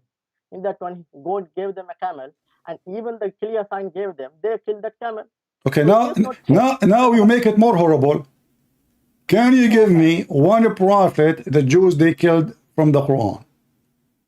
Yeah, because who? Before, due to the action, they killed the John the Baptist. Who? Was killed by the Who? Where in the Quran it says that John the Baptist was killed by the Jews? Are you mentally ill? How about Jesus? He was killed by the Jews. Oh, so now Jesus was killed under Muhammad, and Muhammad lie. See? What? You just admitted that the Jews they killed Jesus, which mean the Muslims and Muhammad are a fraud. No, because that was the purpose of the Jews. Even John the Baptist was killed. Listen, no, not according to Islam. You are a Muslim. You are making things up now. So, and the Jews did not kill John the Baptist, you donkey. Who told you that? Who told you that? The Jews are the one who killed John the Baptist. The rabbis, they brought John the Baptist and they killed him. You're stupid like your prophet. Listen, I have enough time with the breastfeeding for adults. Listen, I want you to tell me, did Allah put a condition on the Jews that you should not accept a prophet unless he give a sacrifice? If Allah is the one who put that condition and Muhammad he accept, so what is the excuse? Oh, you know what? Prophet before me did that. But so that means Allah is stupid, because Allah he told them, don't accept anyone. Don't Allah knew that those Jews one day Muhammad will come to them and they will ask him for that. Do it. How easy it is. It was in the time, even though God, what is God clearly telling? Even if I gave them clear sign, they did not believe. So are you saying to me that in the whole Quran there's no clear sign given to those people to believe?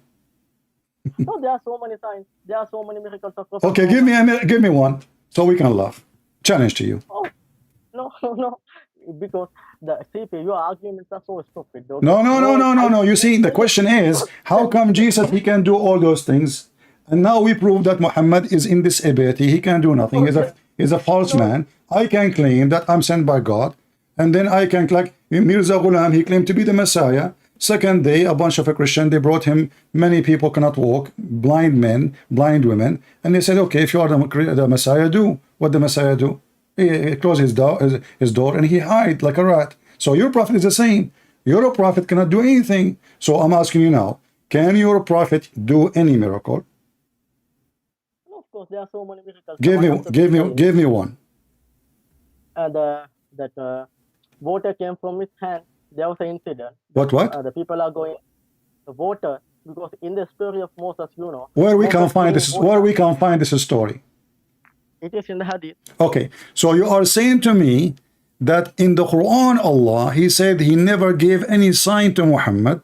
In the Hadith, it says that Muhammad, he have miracles. No, Quran never said I will never give you any sign. It says that, here we go, let me show you. You are just ignorant like Zakir Naik. Say hello to him. Say hello to him. Say Christian Prince, he spanked the Muslims every day. Here we go. This is the whole Quran keeps saying that they keep asking him, how come he don't have one sign? Just one sign. One. Even at the end of Muhammad's life, still they're asking for the same thing. How come he don't have one sign? So are you against the Quran?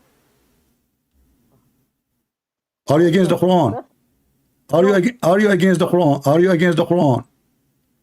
No. Okay, so why they are asking for a sign if Muhammad, he made a miracle about the water, as you said? Yeah, not one, there are so many. Because we consider why in the Quran, hold on, you see everybody is dying laughing at the fabrication of Muslims. How come in the Quran every single miracle of Jesus is mentioned there, but in the Quran we cannot find one miracle of Muhammad? No, no, first CP, that itself proves he is a prophet. So if he is actually How that to lying, prove anything? How that to prove anything? If it happened, listen, if it happened, it should be mentioned in the Quran. But in the Quran, there's nothing. Obviously, this is a fabrication later because Muhammad, he made it clear he can do nothing. He can do nothing. What water? You're okay. Listen. So when so let us make it clear. Let us make it clear. Muhammad never given a sign from Allah in the Quran. Do you agree? No, first CP, if I going to talk with Don't tell me first and second. Give me the answer. Give me the answer. In the Quran, there is not a single place Muhammad saying, the Quran saying Muhammad did miracles. No. Why? It is no.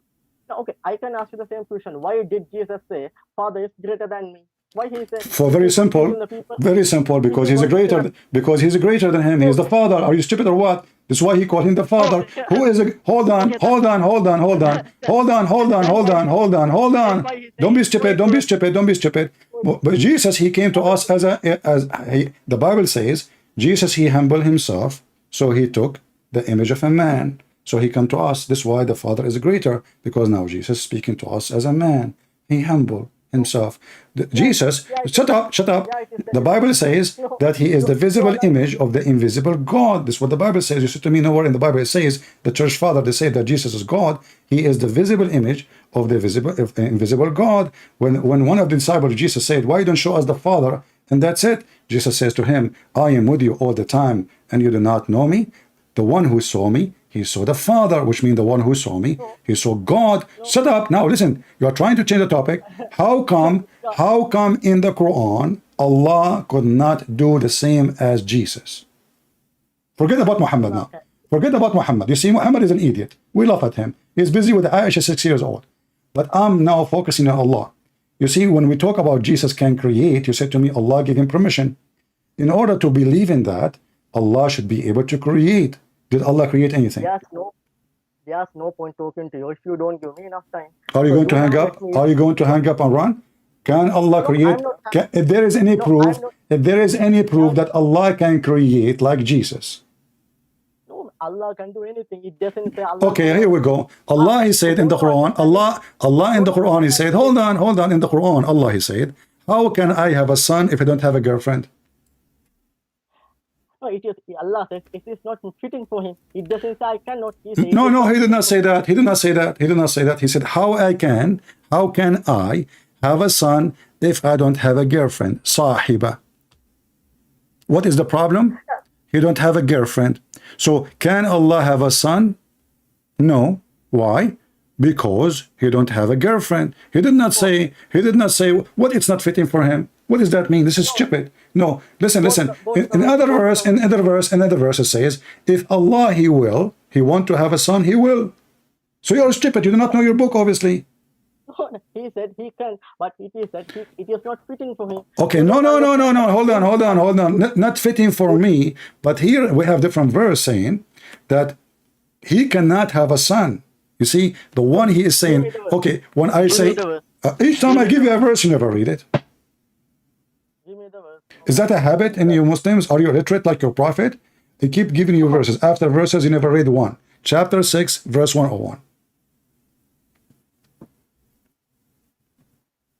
Chapter 6, verse 101. See, the thing is, you don't understand. Don't waste my time. Read the verse. You don't even understand the English. Read the verse. You don't understand English? Yeah, that's the thing. Because you should have better education. I don't understand English. Do your prophet know English? Do your God Allah speak English? If so, why you pray to him in Arabic? I speak Arabic. I speak the language of your God. And I speak good Arabic, not like the Arabic of your God. The Quran is full of stupid things. Now read for me this poo-poo. Don't talk about English, you know. Brother and sister, brother, you don't speak English. And now we prove that he don't even educated. Your prophet can't even read his name. He cannot even read his name according to you. Are you making fun of your prophet? Are you trying to bully me now? So now read for me how Allah, let us bully Allah, me and you together. Let us join forces together. I will pay you $5. You know, Allah, He is saying, how can He? This is not me. How can He? Because I know you will not read the verse because you're a coward. How can He have a son if you don't have a wife? How can? Who is saying the word how can? Allah. So what can present the ability? Allah is unable to have a son unless he have a girlfriend. He simply says, if we have a wife, if we have a son, that means should have a wife too. That's why he has no wife. Thank you very much. See, I will go with you now. So now Allah, so now you just prove to me, hold on, you just prove to me that Allah cannot be the one who made Mary have a son. Because if Allah cannot do it to himself, how he can do it to Mary? Now, if I ask you, how Mary she have a son? You will say, Allah gave a permission. Here we go. Allah can't even give a permission to himself. He cannot have a son unless he have a wife. And you agreed. Okay, yeah, well, Allah, if you want to have a son, he need to have a wife. Thank you very much for saying that. No, he doesn't say he needs to have a wife. He says, no, it's you said that. You said that too, and he said that. You said that, and he said that. Why Allah cannot? Okay, hold on. Why he is mentioning? How can I have a son if I don't have a girlfriend? If he do not need a girlfriend? He doesn't say he does not, or he cannot. He says. No, he says he cannot. Are you stupid? Read the verse. Read the verse. Don't tell me he did not say that. He said, how can he? He did not say. He did not say, I don't have a son. No, he said, how can he? And it's funny, Allah speaking about himself as he, which is stupid. So how can he have a children, have a son, but he have no girlfriend, not wife, sahiba? He is simply saying he did not have, because all those people attributed he has a son. Son, God simply asking how he can have a son, because in the goat, if as an example, okay, if goat have a son, that means he could have a female goat. Only male goat and female goat can have. Okay. Are you shaking your head now? I can imagine you shaking your head. You know, okay, I will go with you. Okay, so if Allah have a son, that means he have a wife. Okay, I'm going to show that you are stupid. Does the God of the Christians have a wife in order to have a son? That's why we say it is wrong. That is the logic. See, you're just being stupid now. You just say to me, he is showing them that in order to have a son, he need to have a wife. But if he is refuting the Christian, you're stupid. The Christian don't believe that God have a wife and they have a son. His name is Jesus. So your God, you fail again. You fail again with the stupid Muhammad story, because the Christian, nobody believe that God have a wife. They get married and they went to the honeymoon in the Bahama, and then they have a baby son. His name is Jesus. And you know, happy time. Hey, my son, how are you doing? Where's your mom? This is stupid, because they don't believe that God have a wife. So the answer here is a stupid answer, proving to me that the one who made the Quran have a lack of wisdom. I want to tell you a story, and please don't make fun of me. You know, because I want to see how far. Don't tell me one thing. Don't tell me one. Don't hang up. Don't hang up. Don't hang up. Don't hang up. Hold on. I will tell you a story. I will tell you. Hold on. I just received a message. I just received a message from my grandmother. Hold on. Oh boy. Okay. She just said to me, hold on, I'm going to read for you. I will share it live on air. That my grandfather, he passed away, and they did not notice that he is dead since last year, 12 months ago, because he died standing holding a stick. What do you think? Why you are laughing? No, I'm not laughing. I did not understand what you said. My grandfather, my grandmother, she told me that my grandfather, he passed away 12 months ago, but none in his house noticed that he is dead, because when he died standing holding a stick. Okay. What do you think about my grandmother's story? Should I believe her?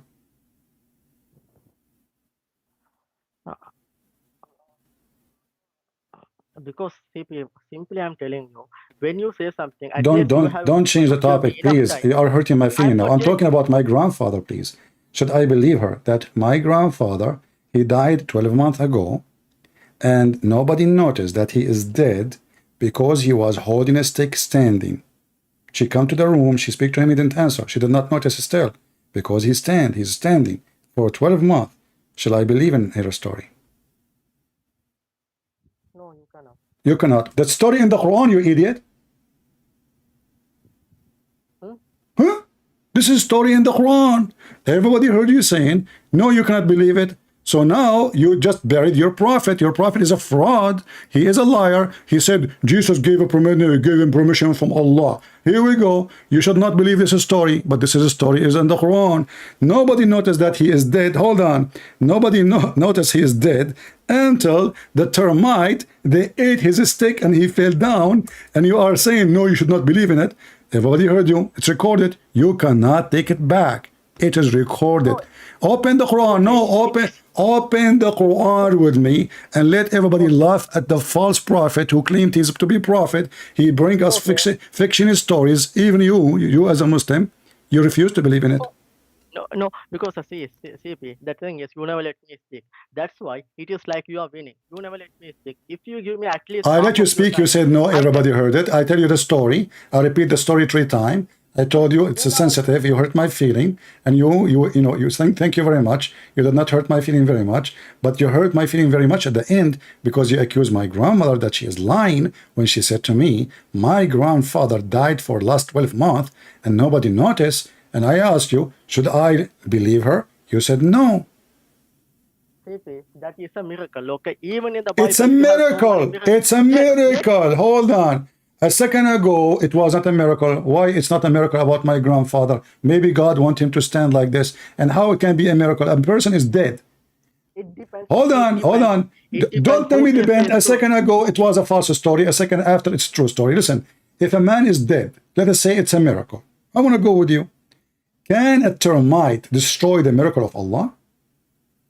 No, but how? Can the termite, listen, can the termite ants, Allah when it concede his death, his wife, this guy is a king, he's a king, he's have a kingdom. So all the people, they come, they see a guy standing up, let us say for the sake of argument, a human being standing for a year, his body did not decay. Your prophet, he stink after 3 days from not burying him. And then it was Ibn Abbas, and you mentioned Ibn Abbas, he said, "Idfinu sahibakum فَإِنَّهُ يَأْسَنُ كَمَا يَأْسَنُ الْبَشَرِ." Bury your friend, he stink like all a human, they stink. But your prophet, he says, we prophet, nobody, God, he forbid our body from decay, from being decayed. So he exposed himself again. Even his death was an expose to him. But listen what happened now. Allah wanna conceal the death of Solomon. He made him stand holding a stick. Who in the world wanna believe? Hold on. Let us say I go to the room of Solomon, and now Solomon is dead. He's holding a stick. How I will not find out that there's not something wrong? First day I came to him, he did not answer. He did not talk. He's not moved. He's dead. Second day I come back. He's not moving.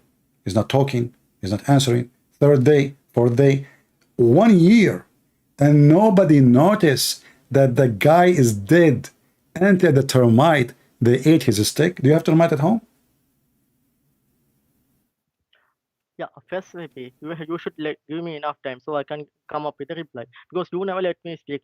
We have similar stories in the Bible also. There's a story of the people of the cave. So they sleep in the cave. People of what? Why you are jumping like a monkey? You're trying to escape from stupidity to say in the Bible it says what? In the Bible it says there's a guy, he dies standing for a year.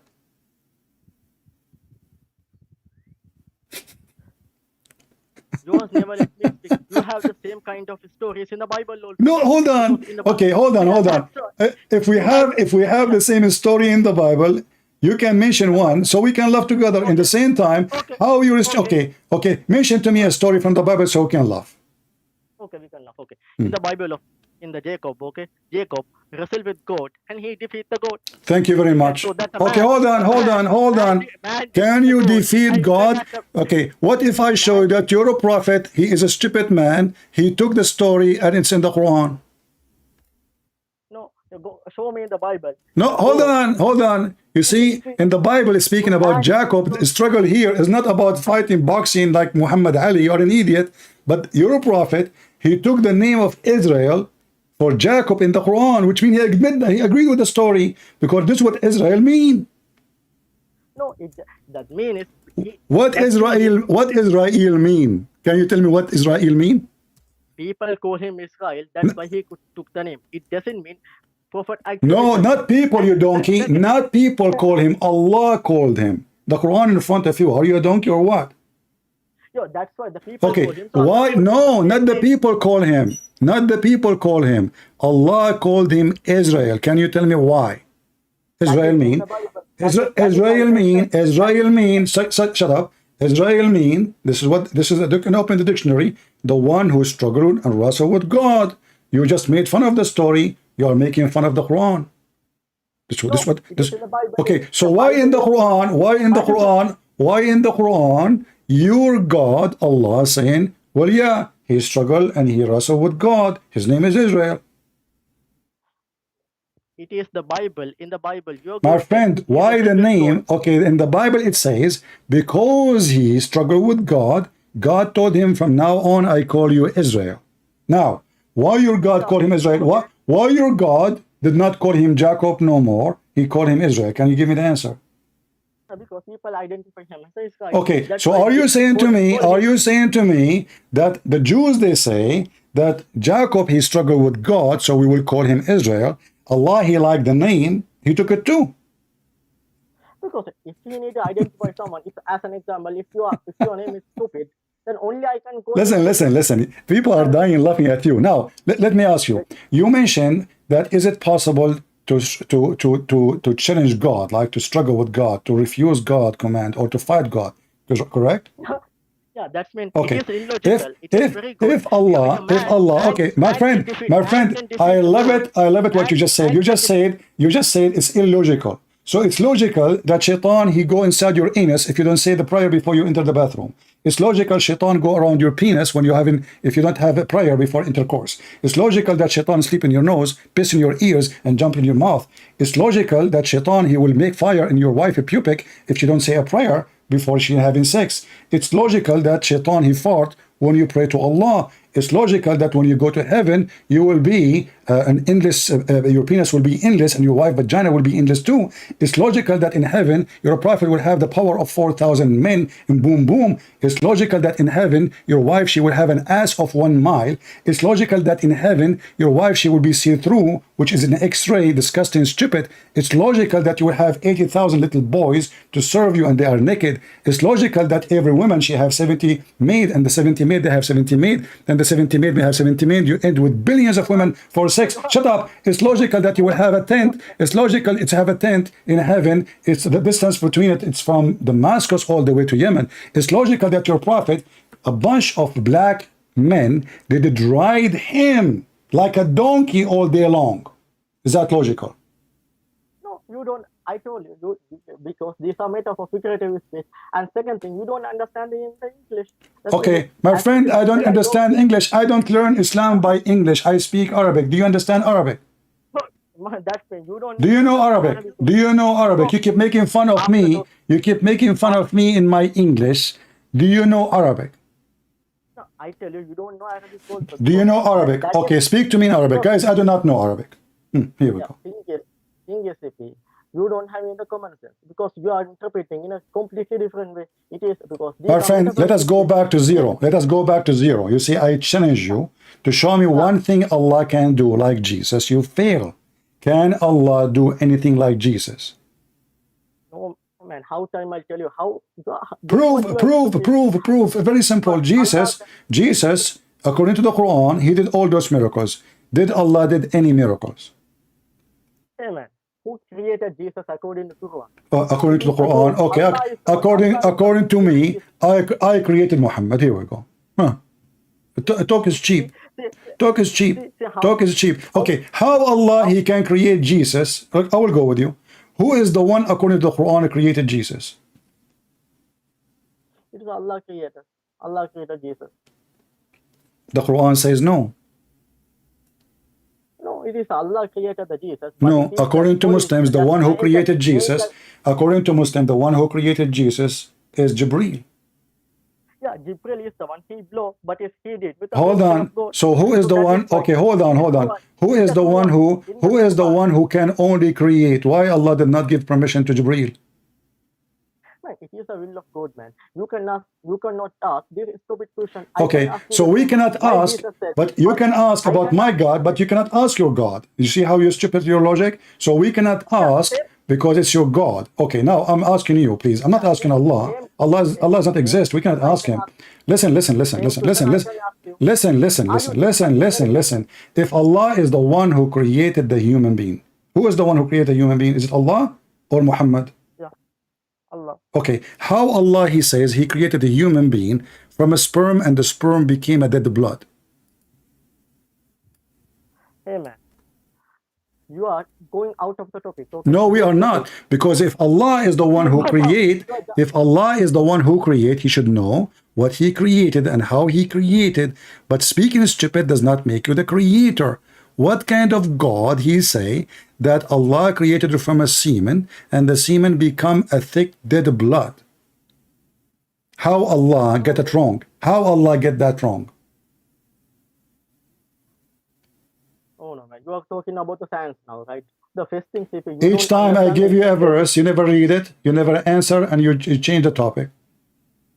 No, you are the one changing the topic. Okay, It is why it is Allah do how not know? Okay, let's focus. Let us focus. Why Allah do not know how the baby is created if He is the one who created the babies? okay. Even if you go to Genesis, in the first day he created light. In the fourth day he created sun. How can you explain In that? what? In In the what? Genesis, In what? in the Genesis chapter 1, Yeah. the first day he created light. In the Okay. fourth day he created sun. Okay. Can you explain that one? What the problem? How? Go. How can he create the light without the sun and moon? Because the light is Can not you the go to sun. Genesis? Abdul, let me explain to you. But Okay. you know you see you just killed your prophet right now. I will show you why. The light is not the sun. Sun is just a star. You are an idiot. Light, he said, let be Okay. light. Hold on. You asked me a question. So now you said how the sun was created in the fourth day, correct? So this is the objection, correct? First day he created light. Okay, Go to the Bible. but what if your Go to the prophet, Bible. he said exactly the same, you idiot? Now you are in trouble badly. People will die laughing at you. No. Look, listen, No. you're a prophet, he No. said exactly the same. Let me show your name to everybody so people will die laughing. No. You know, you are from India, No, right? it Or is a Pakistan. hadith. I know. No, hold on. So here we It is go. a hadith. I know. Aha. So Secondly, it's a yes, hadith. Hadith. So what if it's a hadith? Is it authentic yes, hadith? Bible. Is it authentic No, hadith it or is a quotation. hold on. Is it authentic or not? It's authentic. You laugh, and you and Zakir Naik, you laugh. You say, how God he could do that? But now we found, because both of you are a donkey, you do not know what your prophet said.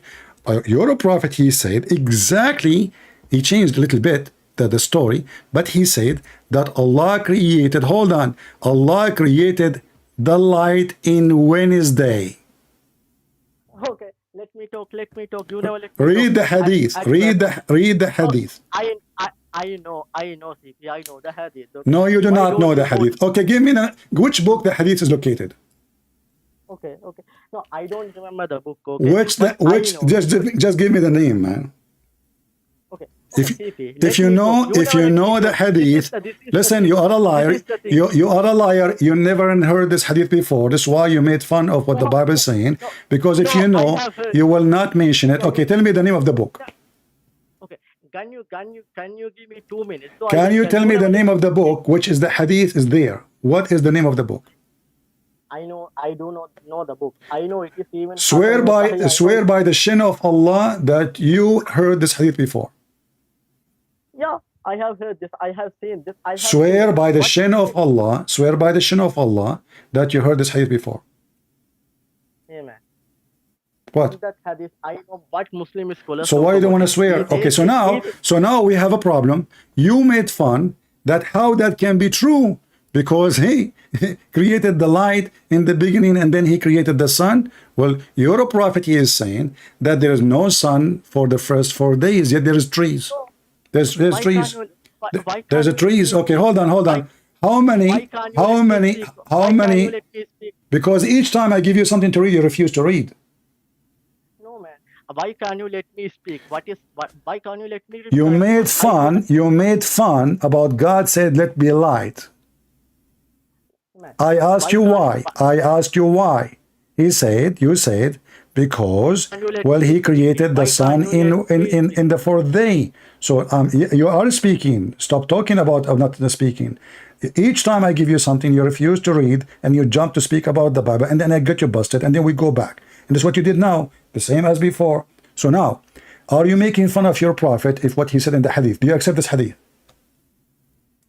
Let me no, I don't accept it, because even the Muslim scholars say, even though that is authentic, some like Albani says that is not the word of Prophet Muhammad. It is someone Okay, the Al-Albani, he said, people. Al-Albani, he said, this is not the word of a prophet Muhammad. Can you show me where Al-Albani, he said that? No, it is already. I have because I have so many documents which says You someone says are a big fraud, someone. a big fat liar. Show me where Al-Albani, he said that. No man, I have a link. Okay, I can paste in the chat. In that Show one, it me, is that. show Not me only, where okay, Al-Albani, he said that. I will give you time. Search Google. Go ahead. okay. In that verse, it is clearly mentioned. There's a first. They say it is someone messed up because someone got it from the Bible. It is not from the Prophet It is Muhammad. someone messed First, up in that hadith. It says this is from the Bible. yeah, no, it is not in the same hadith. It is the Ah, it's not in the hadith. It is your grandma. He told you, but this is Sahih Muslim. This is authentic. No, Sahih Muslim, but even the Sahih Muslim So now we go back to zero. So the documentation about your prophet is full of lies, and you Muslims, anything look embarrassing, you don't accept it. Now you mentioned to me that Israel, he fought and he struggled with God. You don't like that. If Allah, he sent the angel of death to you to take your soul, can I beat up the angel?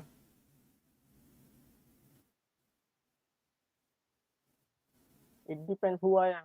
Oh, if you are Bruce Lee, you can beat the angel of Allah. No, I don't know. Maybe if a prophet can do with the permission of God, it is possible. Ah, okay. Show me where it's. So, are you saying to me Allah is stupid? So Allah, he sent his angel to take the life of Moses. Hold on, to take the life of Moses, but Allah do not know that he gave him permission to beat the angel and not to die. No, show me the verse. Show me the verse. You show me the verse. So you never heard this story before. No, thing is, you are misinterpreting. I told you, you don't understand. So I'm asking you now, if Allah, he sent, when Muhammad, he died, can Muhammad beat the angel of Allah so he can avoid death? Yes or no? First, give me the verse. I know, you don't understand. You will change the answer. You will change the answer when I give you the verse. I'm asking you, can Muhammad, he is a prophet, can Muhammad beat the angel of death if he come to Muhammad to take his life? Allah send the angel. Allah send him. Send him to Muhammad. Can Muhammad beat the angel and he refused to die? Yes or no? Okay, if the human beat the God in the Bible, then the human can defeat the angel. No, nowhere it says, you are a liar. Nowhere it says that a human defeat God. You are stupid. Go to the Bible. You are a liar. Nowhere it says that. Nowhere it says that. You are a liar. You are a liar. Okay, I will go with you. I will go with you. I will go with you for the sake of argument. I will go with you for the sake of argument. So are you saying to me, I can refuse the command of Allah and beat the angel of death if Allah command my death? Yes or no? Go to the verse. Go to the verse. Okay, get lost. You are just son of Mut'a like the rest of you. Coward, you have no dignity. Go to the verse. I show you the verse, you refuse it. It's in the front of you, you potato. Go do Mut'a. Don't call me. I don't have time for kids. Why you are calling me back? Are you going to read or not? No, I know you are stupid. Give me the verse. Okay, I keep saying to you, I keep, each time I gave you a verse, you never read it. Did you read one of them? Because you don't give me time. You don't give me No, time. I keep asking you. Okay, here we go. It's in front of you on the screen. Okay, give me a second. I'll refresh. Okay, No, it is not there. Read it. Don't talk. Read it. No, I cannot see that one still. I'm refreshing, but still I cannot. Okay, refresh your screen. Say, inshallah, is going to happen. Man, CCP, you don't. Don't talk. Read it. You should give me enough. Read time. it. So we will laugh at you and your God. No. Your God cannot even make his decision happen. He decided No. to take the life of Moses, and Moses did beat the ass of his angel. And not only No. that, he broke his wing and he took his eye out, and the angel went back to Allah complaining, saying, you send me to a slave, you don't want to die. No, it is not there. Where it is in the hadith? Read it. Read it. Show me the verse. I'm simply asking, show me the verse. I know you don't understand. Just get lost. Send me the verse. Send me the verse. Send me the verse. And every time I saw you a verse, you never read it. Send me the verse. When your God, you stupid donkey, he accepted the name of Israel, he accepted the story. Because this is what Israel mean. Muhammad is a fraud. He took names, he put it in his book. By taking those names, he got himself busted. Gabriel is not the angel of Allah. Because if he is the angel of Allah, why his name is Gabriel? Gabriel. Who is his God? El. Not Allah. Mikael. Who is his God? El. Not one of the 99 names of Allah is El. Mikael. Gabriel. Israel. Even the word Israel, what does that mean? The name Israel proved that Muhammad is a fraud.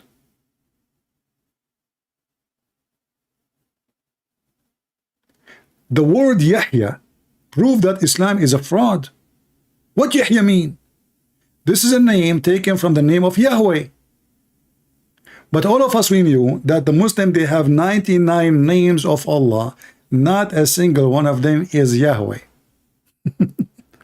So how Yahweh? Zechariah.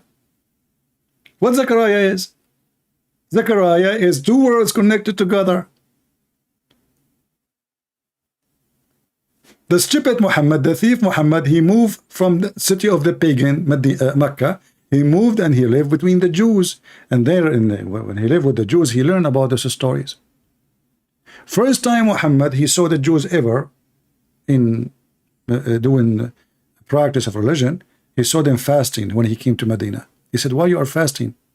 They said to him, this is the day where Moses, he passed over the sea. Muhammad never heard of it before.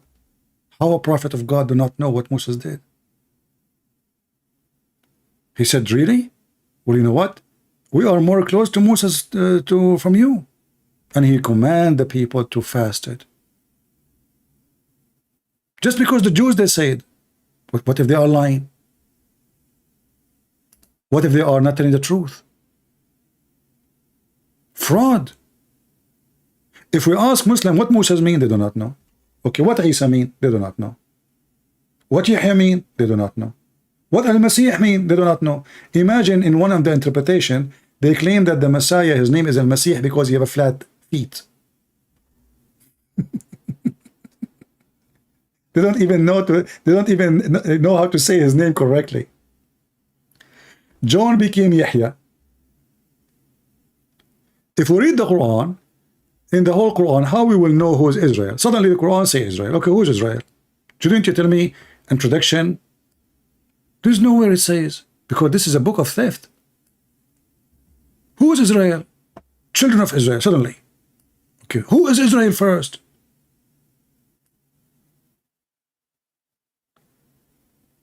Muhammad is trying to establish a religion, and he steal everything from somebody. The black stone from the pagan Arab before Islam, they worship the vagina. Even the hadith says that Muslims used to go around the black stone and they are totally naked. Muhammad, he never have a verse in the Quran about it. Never. Why Allah did not say, don't do that? From the beginning, the first day he became a prophet. How come Muhammad never mentioned that going around the Kaaba naked is a shameful act? He used to go watch.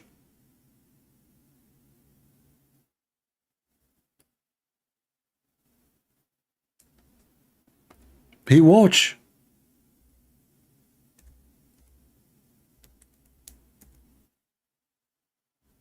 Why?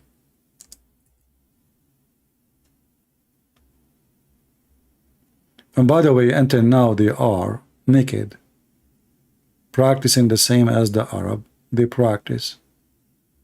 Let me show you the hadith about walking around the Kaaba naked. Naked. Totally naked. You need to ask yourself, what was the religion really? Which Muhammad family adopted, and he adopted too. 40 years he was not a prophet. So what he was worshipping? He's pagan.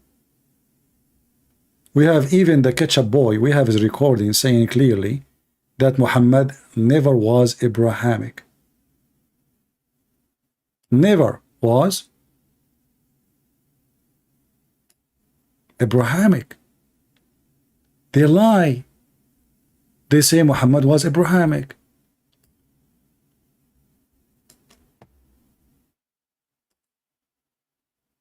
Listen carefully. They admit that Muhammad has nothing to do with Abraham. Even the Quran confirmed that. وَجَدَكَ ضَالًّا فَهَدَى. He found you lost, and he guided you. So what? He was lost. How he was lost? He was gambling. The Quran says, and you do not know the book. Never know the book. But I mean, again, he doesn't know who Gabriel is, right? Because he didn't come from an Abrahamic faith. The people of Mecca were pagan. Did you hear it? Muhammad, at the age of 40, he do not know who is Gabriel is. And he is not Abrahamic. And the people of Mecca are pagan.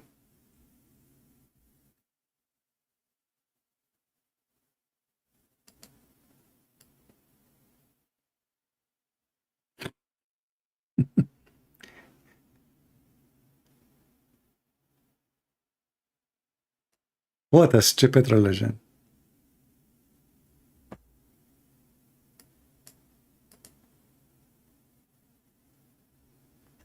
Anyway, I hope you guys have a good time. And you notice we learned one important thing.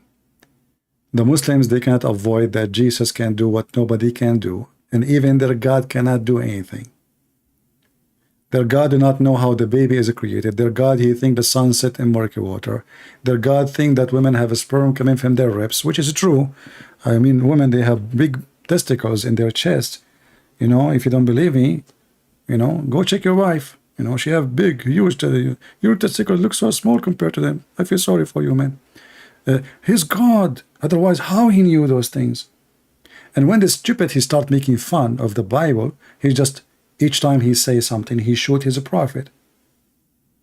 He shoot he's a prophet. How God, he said, let be light. And then he created the sun in Wednesday. Or in the fourth day. Light is not the sun you eat it. The star is a burning star. You have to create the light first. For this is the source of light. And that will be very accurate as even science. Because the sun is created not before the light. Light is something, and the sun, we say this, the light of the sun. But the sun itself is not the first light created. For light is the existence of light. Like when the God of Islam, he created Adam supposedly.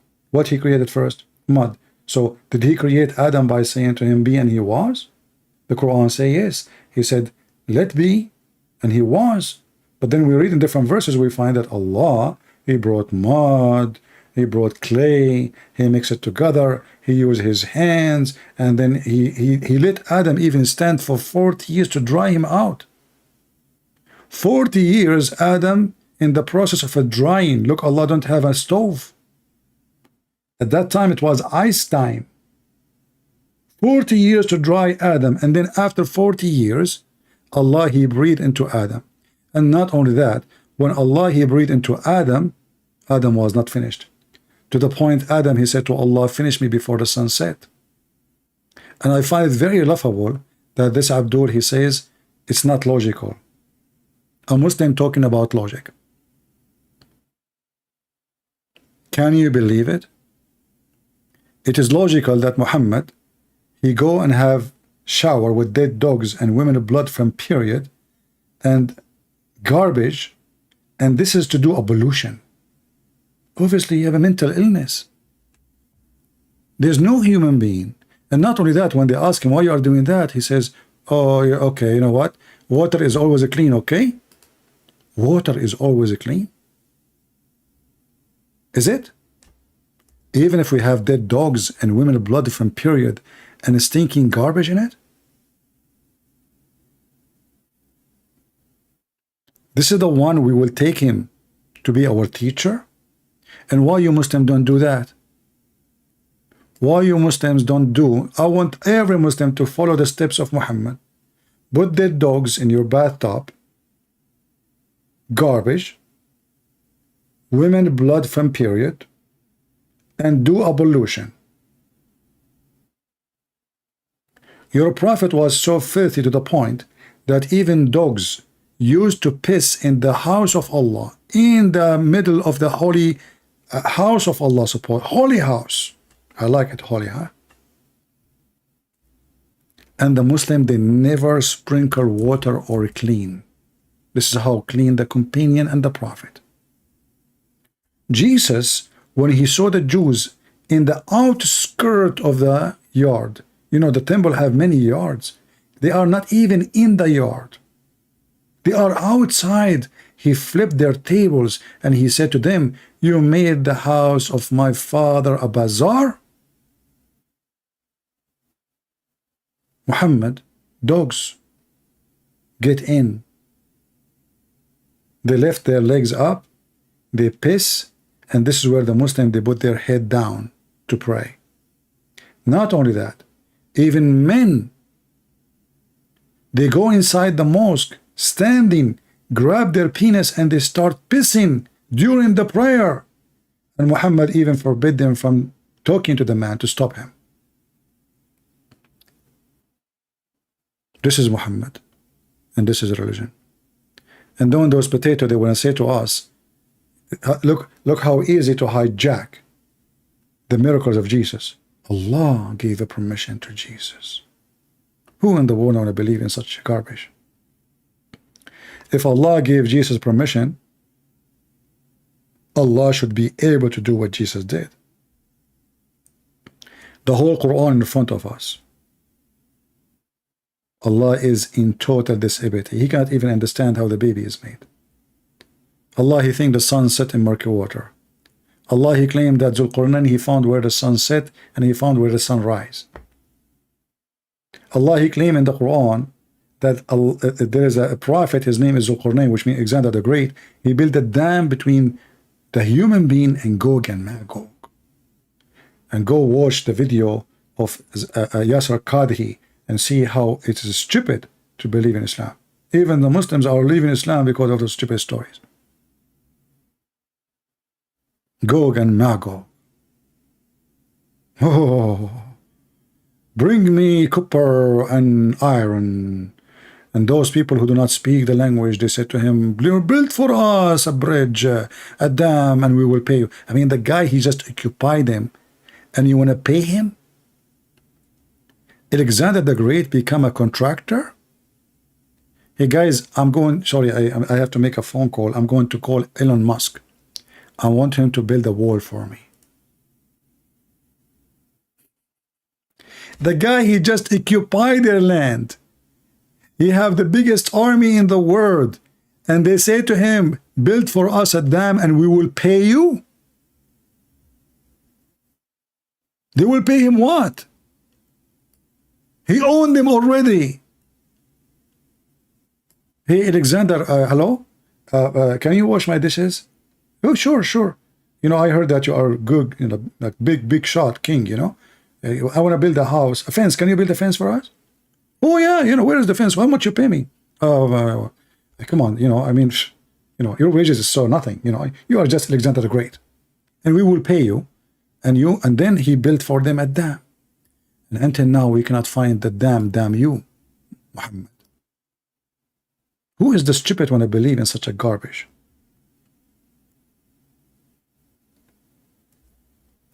And then when the Muhammadan, they ask about the story of Zulqarnain, you know, it turned to be that Muslims are leaving Islam left and right because of this story. He found where the sun set, brother? He found where the sun rise? Really? He built a dam? And this dam is made from copper and iron, and this dam will open only in the day of judgment? Before the day of judgment? True story. If I go right now and search in Google, you would die laughing at what happened to Muslims when they hear the Quran.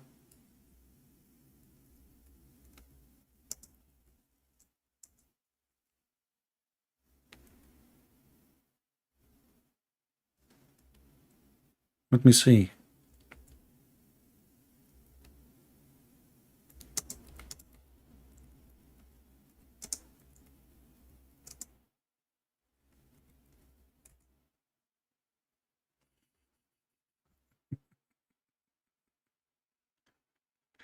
And you know, and Ili Dawa, he decided to fight this issue, brother.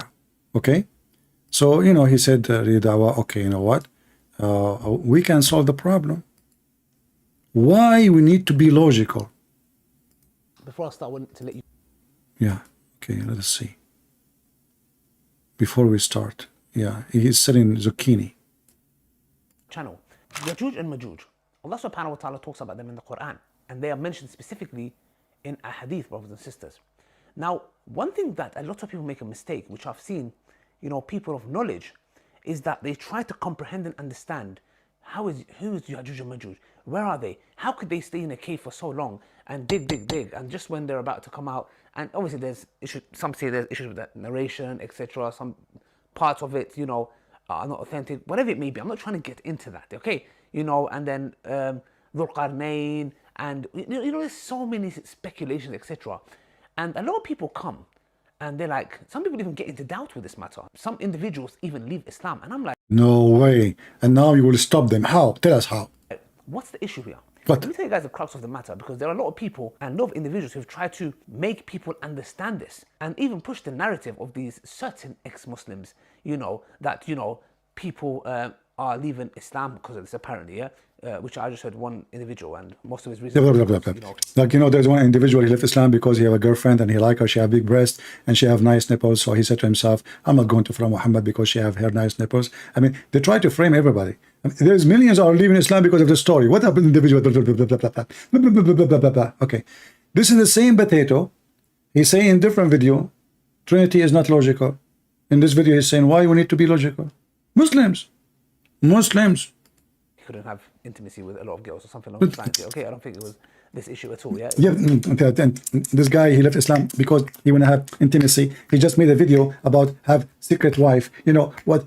A person he like intimacy, he will stay within Islam because you can have 4 hooker in the same time, and you can even lie to your wife about having a new wife, which means you are having sex secretly without marriage. Because now, how we can guarantee that she is even a wife? It's secret wife. How we know it's a wife? Maybe she's just a woman you sleep with. Okay, go to the topic. More of his desires. The point is this, that we fall for this, and then what we try to do is, in return, is like, I know, let's try to bring it down to a logical level and try to explain it in a logical way. Stupid Muslims. You try to make Islam logical? So why you stupid in your video, he says Trinity is not logical.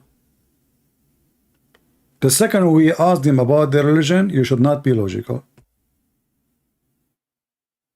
When in fact, in the Christianity, the Trinity is very logical. We can prove it even from Islam. See, Muhammad, everything he do in his religion is a 3 times.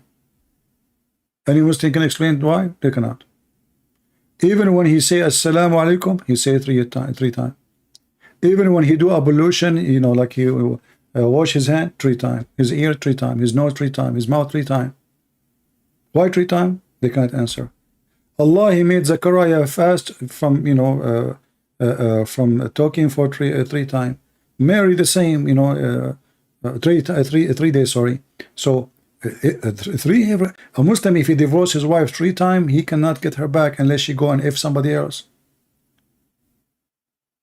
We believe in the Trinity, they practice it. Islam is based on Trinity. Allah, Jibreel, Muhammad. Imagine how boring it is that somebody speak to you and he repeat the sentence, the last sentence he say 3 times. Like as an example, the story of Adam debating with Moses. Muhammad, he said at the end, so Adam confuted Moses, Adam confuted Moses, Adam confuted Moses. Mental. Why 3 times? Why you have to repeat 3 times? And now this guy is asking you why you want to follow Allah, which is the stupid God, and you're trying to be logical. Are you stupid? Logical level and try to explain it in a logical way. Now, I've seen many people do these videos. Okay, many people. One of those was Dr. Yasir Qadi. You know, the thing is now it's Ramadan. I'm not here to talk about anybody. We don't talk about people and their back. Yeah, it's Ramadan now. In different month, I'm going to screw the guy. It's Ramadan now. Yeah, he's a good believer. Yeah, he just screw the guy, mention his name, but I'm not going. It's Ramadan now. Okay, later we can screw him together. Etc. Okay, I don't want to make anything to ruin my fast, my Ramadan, etc. How sensitive, how sensitive. He will gossip about the guy after Ramadan. In Ramadan is haram. In Ramadan only we suck the tongue of our wife like Aisha and Muhammad.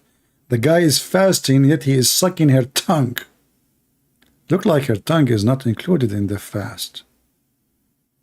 All I'm just saying is, obviously, there's a lot of things I don't agree with Dr. Yasir Qadi, and there's things I agree with also. So the thing is here, it's just, I don't want to get into the details and the nitty-gritty. The point I'm trying to make is he also done a video on this matter. The point I'm trying to say, and what I don't understand is this. Why do we have to understand everything? In the context where... What the heck, you stupid Abdul? You want to understand everything. You want to do that.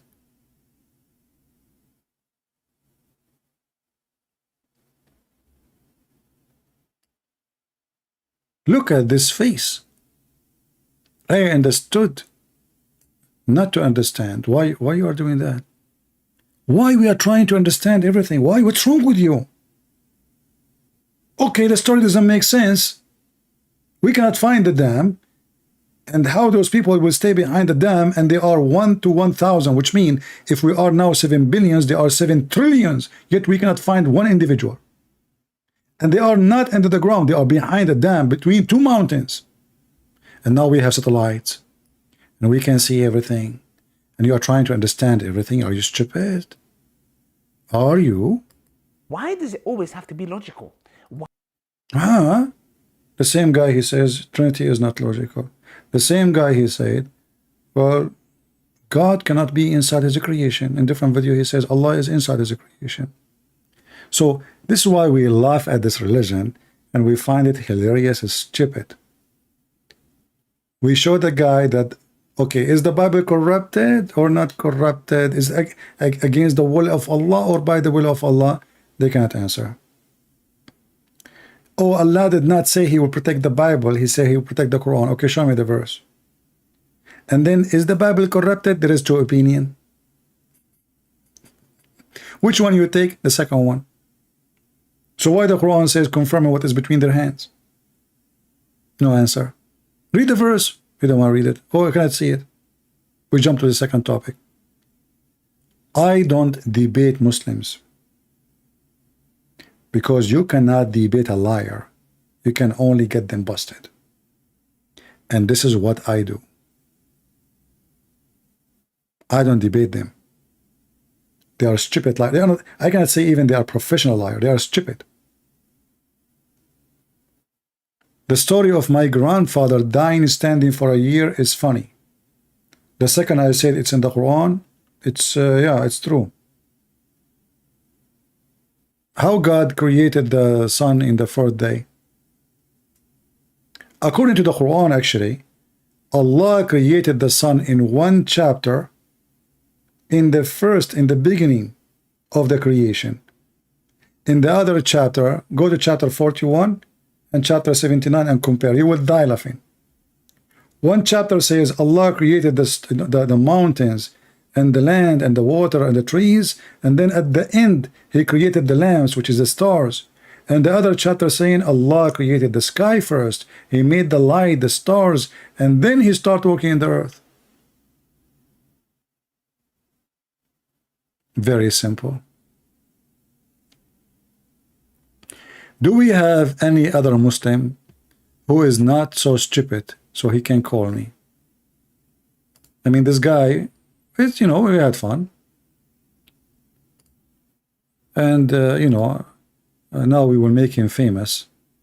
So everybody will laugh. He will be proud about what he said, by the way, in front of his children.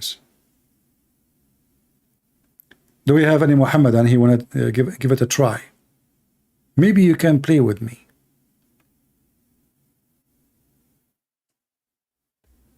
Anyone? There's going to be an avalanche. It is already an avalanche. I love people of India too, my friend, but please be careful. Don't send me any dish of food. Once I have a friend, is a Indian doctor, very nice guy actually. He invited me to his house. Very nice people. And he told me, you don't like spice too much? I said, little, just little. Because I know Indian food is so spicy. So he told his wife, little, you know, little. And before we sit and eat, he said to her, you bit little, right? She said, yeah, little, just little. And guys, I start eating. I felt fire going from my ears, from my nose, from some other locations I cannot tell you. And I keep drinking water like an elephant. My lunch became water. He say, so you like the food? I can't even talk. My voice is not coming out.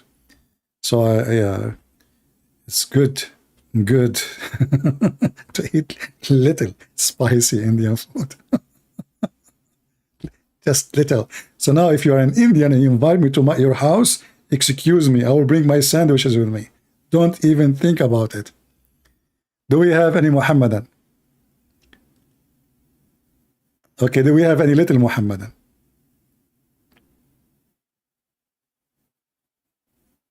Yeah. And the funny, he said to me, before I start eating, let me test it before you start. He tested, he said, yeah, it's not, almost nothing. It's really, he said, yeah, nothing, you know. And I took a big spoon in my mouth. It was nothing. I can feel after that. Oh boy. Anyway, do we have any Muhammadan? Mayday. How do you do? Who can make Muhammad look better than you? Can you? They claim that the Quran is a preserve. We find the goat eating the Quran. The Quran is messed up. And he said that the Bible, there is two opinions about the Bible is corrupt or not. Two opinion. I mean, I never heard of Muslim they have two opinions. You have thousands of opinions about anything. You know, even your prophet, he said, my nation will be 73 sect. The Christian will be 71, 72. Which means the Muslims are more divided than anyone. So if misunderstanding the Bible is corruption in that way, that means you have 73 corruption. You know, Muhammad, he heard Jesus mention the word 70. And since then, everything is 7 and 70 for Muhammad. The same as the punishment of the grave. Once he heard a Jew saying that God will punish you in the grave for if you piss in your feet. Since then, Muhammad, he never stopped saying, I seek refuge by Allah from the punishment of the grave. And right now, if you go right now and search for the torment of the grave, you will find endless, funny, stupid videos with effect and sound effect. Grave, snake, and there is a scorpion and 99 snakes. Each one of them have 9 heads. Will go inside your anus, brother. Oh. You are dead, and now the angels, and they speak about logic, by the way. You are dead, and the angels will ask you 3 questions. Even in the grave, 3 questions. I mean, if the Christian, they say that, I say, okay, they are people who believe in the Trinity. The angels, they will ask you 3 questions. Why 3 only? What about we make it 4? 3 questions, brother. Grave punishment. Oh, why Allah punished them people in the grave before the day of judgment? Sound like a horse. What the heck? Why Allah punishes people in the grave, as there is a possibility that this person may get acquitted on the day of judgment. Similarly, a person who is not punished in the grave may be found to be guilty on the day of judgment. The question posed by Riyaz is that why does Allah subhanahu wa ta'ala punish the person in the grave? Maybe. Hey, by the way, I have an idea for the woke people in USA. Why you don't bring Zakir Naik, put him on your TV, like CNN, CBC, NBC, something like that? I mean, this guy fit perfectly with you. All of you are mental.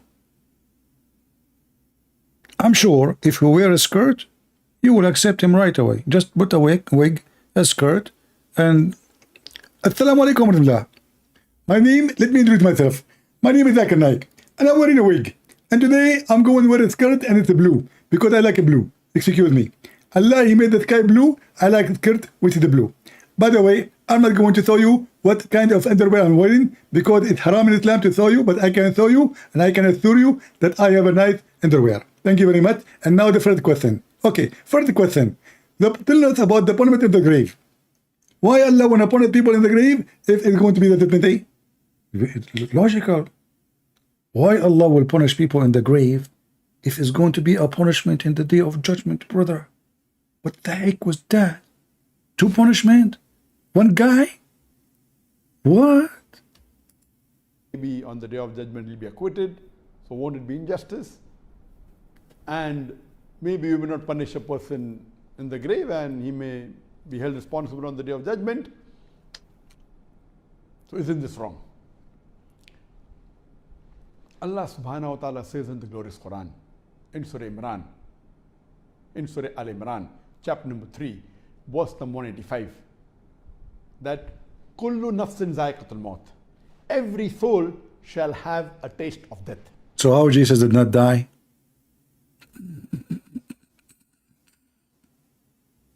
Potato. And if that is true, that means Jibreel is dying too. And the angel of Allah are dead. Because everybody shall die. But what does have to do with the question? Why are going... the guy is dead. How you can punish a dead man?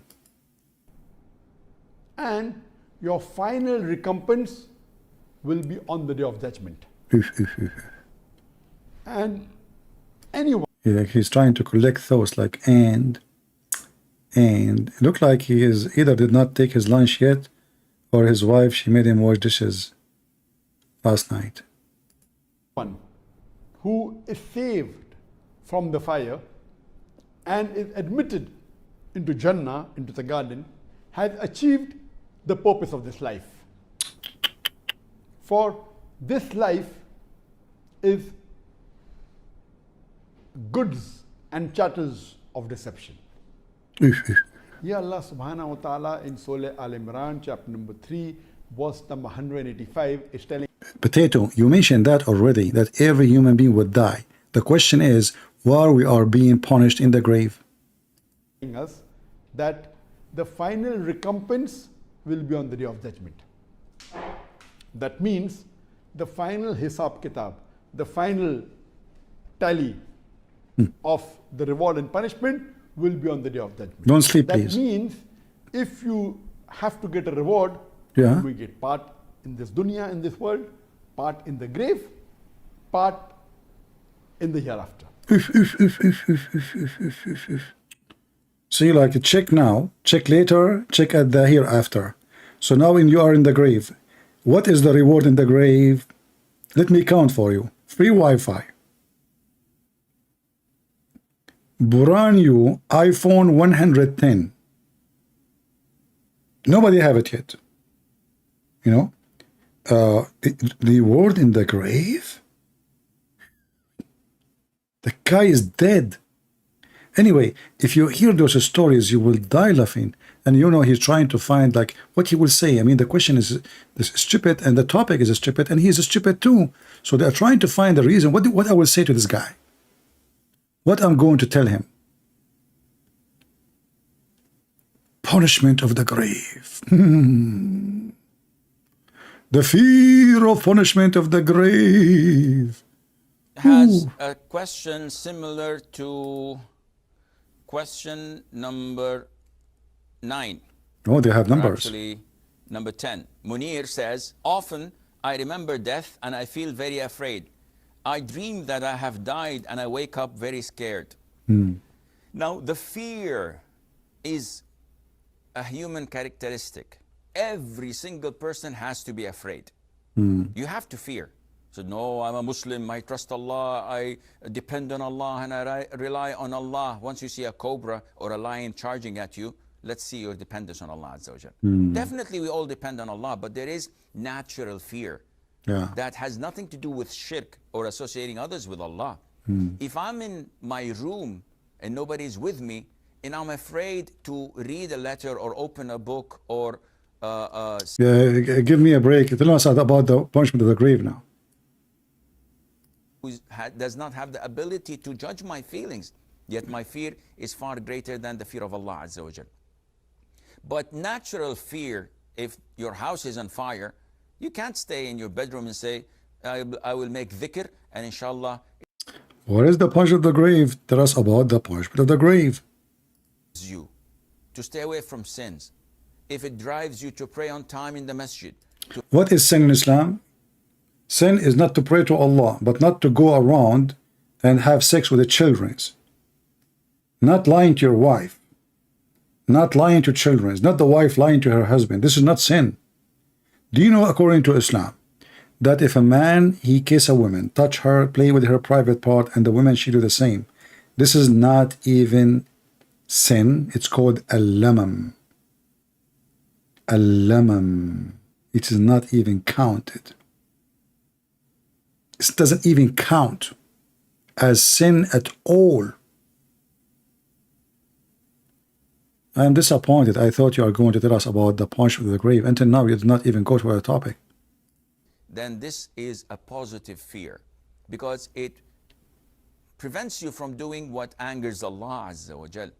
But if the fear, it's a class of logic now and philosophy. This guy, he became a therapist, you know. He will teach about fear. time, and it makes you hopeless in Allah's forgiveness and mercy. And it ends up by you saying, if this is the case, then Allah would throw me in hell and there is no use for me to pray.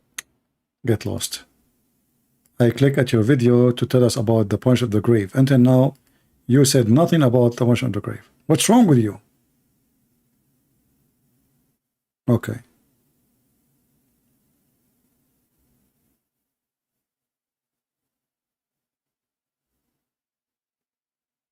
I'm trying just to push the video. All right. The punishment of the grave, this happens to all of us. We have to fear the punishment of the grave, and this is why we do not backbite, we do not take people's chit-chatting to others. They don't. They are harmed by it when they hear it. And we do not do things that qualify people to be punished in the grave. So what to do? If you have something that you fear and you want a dua, a supplication, there is one great surah that the Prophet told us, ﷺ, that whoever recites it when going to bed, it is composed of 30 ayah. If you recite it every night when you go to bed, Allah Azza wa Jal will exempt you from the punishment or the torment of the grave. See how easy it is? Just recite the surah every night before you sleep for the rest of your life. If you miss it one night, Allah will punish you in the grave. Very simple. But look how easy it is. You know, Even if you are, your name is a Christian Prince, say that surah, every day before you sleep. Walk, walk, walk, walk. That's it. You are not going to be punished in the grave. The angel, they will ask you, oh, look, he recited these verses before he sleep every night. Go, go, go. It's okay, you pass. What the heck? I know, we should find different Abdul. You're entered to the grave. Look, they make videos with voice, sound effect, and music, and graphic. There's actually a video of a guy from Pakistan. I played it long time ago. I don't know if I can find it. You will die laughing. Look at this idiot here. Bird screaming from the grave. This guy is the biggest scam ever, trying, to make money from the Muhammadan. The punishment, look at this guy. Punishment of the grave. Oh.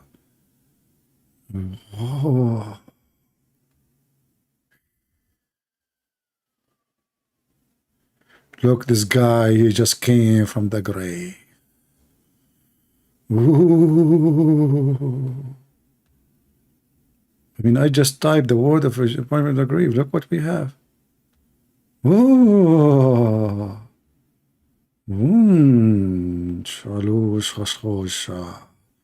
Oh, look at this guy. This guy must be fun. Hold on.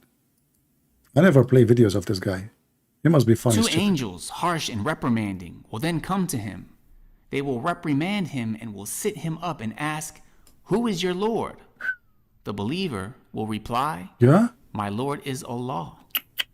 They will further ask, "What is your religion?" Ooh. To which he will reply, Okay. "My religion is Islam." Ooh. The two angels will then ask, "Who was that man who was sent to you?" He will reply, "Liar, it doesn't say that." They will show him a picture of Prophet Muhammad. "He is the messenger of Allah." They will finally ask him, "And what did you do?" The person will say, "I read the book of Allah, I believed in it, and I considered it to be true." Guys, so now we knew the three questions and we know the correct answer. How in the world anyone in the world is going not to pass? Listen carefully. The angels, they will ask you three questions, and based on your answer, you will be punished or not. And now all of us, we knew the answer. So Christian Prince, he go in the grave. The angels of Allah will say to him, "Christian Prince, who is your Lord?" Christian Prince, "My Lord is Allah." "Okay. And what is your religion?" "Islam." "And okay. And who is this?" "This is the Prophet Muhammad." "Okay. You pass." What the heck? You are giving me the answer for the questions to pass from the punishment of the grave, and you publish it for the whole world. Is that is that like a shuku magic? Like you say those words like the Prophet, he says, if you eat 7 ajwa, no magic can control you. What about we eat 7 ajwa before we die? What do you think? Punishment of the grave. What? It must be true. How many of you, and look at his face, serious. This is serious topic. The guy is almost doing poo-poo in his pant. Punishment in the grave. Oh. Ooh. And that is the last trial the believer will experience.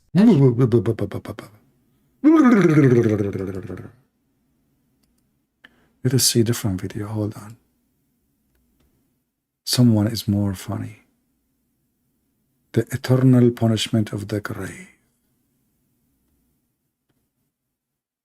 Someone else.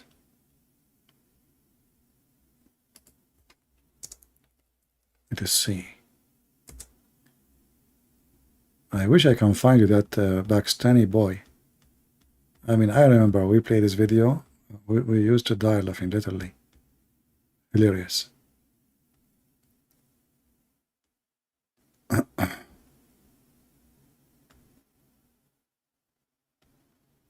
And all of this because Muhammad, he heard a Jewish woman saying that. That's it. He took it, and since then he never stopped saying that.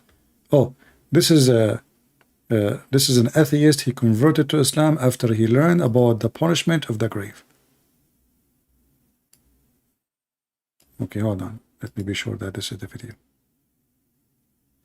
Too bad they made a cartoon. They don't have the guy, the actual guy.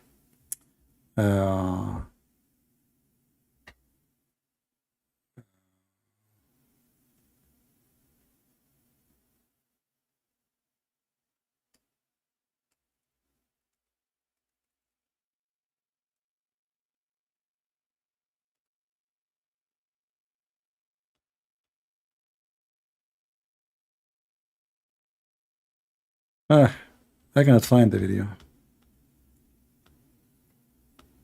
Maybe it's for your benefit, because I don't want anyone to have a heart attack from laughing.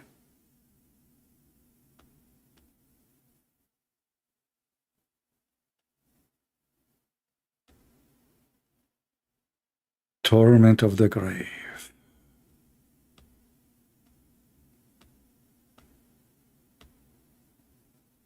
Yeah, it's going to be hard to find this video because there's a million videos about this topic. Those people, mental.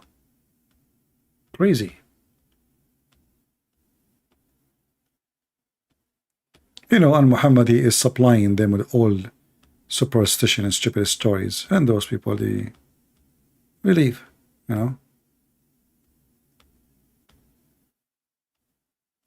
Punishment. We'll be lucky if we can find the video of this guy.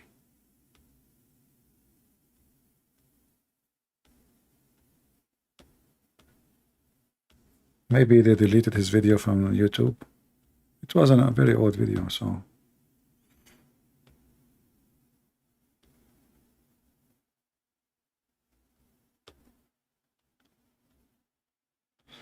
Anyway, do we have any Muhammadan? Let us see. Let me look at Skype.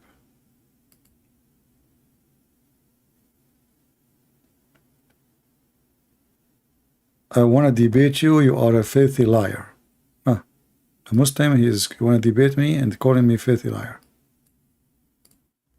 Let us see.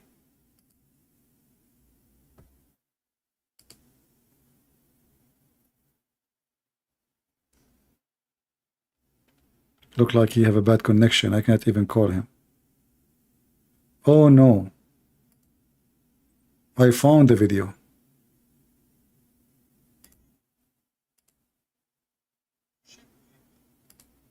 What? Man, this is a video of me talking like 20 years ago. Can you believe it? Hold on. I want to play the video of the guy talking.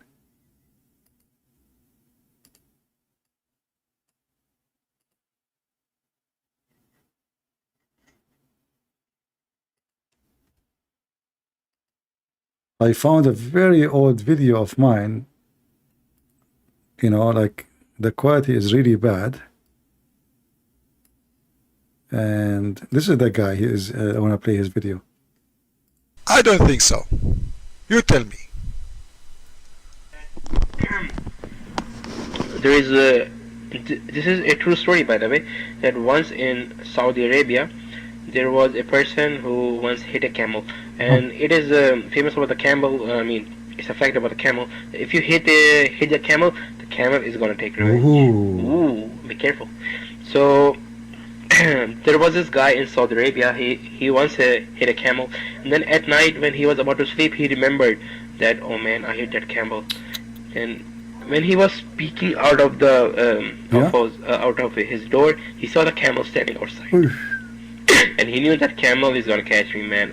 I need to run. He was in a tent. He was not in a house. So he began running, and while running, the camel started to follow him. And the camel was following, and the man went to a graveyard. And in the graveyard, he saw a grave. Here, the action started. That's it. The punch of the grave. Listen carefully what will happen. Which was a little bit weak. I mean, it was not, you can say, hard or firm. Yeah. So he broke the grave and he went inside. And inside he saw a scorpion, a small scorpion, a strange kind of scorpion, and he was stinging the dead body. Oof. And he got. There's a scorpion and is stinking the dead body. Look what he's busy. Like the guy is dead and the scorpion like stinging non-stop. You know? Look at his face. Look at his face. They believe in this garbage. This guy believe in it. You know, he's serious. You know? This is not paid by me, but from Pakistan, brother. Got a little bit afraid. That scorpion came out of the grave, and he saw the camel coming. He sting the camel, and the camel all of a sudden died. And it is famous about the camel that if a snake or any deadly animal bites or stings the camel, it takes at least 7 to 8 days for the camel to die. Because camel absorbs the poison very slowly. Okay. And when the scorpion stinged him, he died at once. Then the man came outside. He saw the camel is dead. He got happy and he kicked the camel. No way. With anger. And when he kicked the camel, his feet till the ankle melted. Brother, this is a true story coming from Prophet Muhammad for sure. So now the scorpion did sting the camel. The camel, which was chasing the Saudi guy. But the camel now is dead because the scorpion sting him. He died immediately. The Saudi guy is so excited. He come and he hit the camel with his foot. Big mistake. Big mistake. His feet and his leg melted. Like melted. You know what melted mean? What's wrong with you people? Why you are not believing? What's wrong with you? I mean, look at his face. Do you think this guy is saying that story not true? The camel is dead because of poison. The guy hit the camel. He thought he is Macy's. You know? Like you pay him money, he will go like a hooker anywhere. So he hit the camel, and now his foot and his legs melted, brother. This is how bad those scorpion in the grave. Those are not like normal scorpion. This is not like your wife, she sting you, you know, or your mother-in-law, or your husband. There's many scorpion around us. This is different. This is a scorpion in the grave. You name it. Animal bites or stings the camel, it takes at least 7 to 8 days for the camel to die, because camel absorbs the poison very slowly. And when the scorpion stinged him, he died at once. And then the man came outside. He saw the camel is dead. He got happy and he kicked the camel with anger. And when he kicked the camel, his feet till the ankle melted. No way. Because of the poison. I want to skip my voice, guys. Sorry. I'm talking here. I don't want to hear myself making comment again. Let us move where he start talking again. Where is the story continue? Hold on.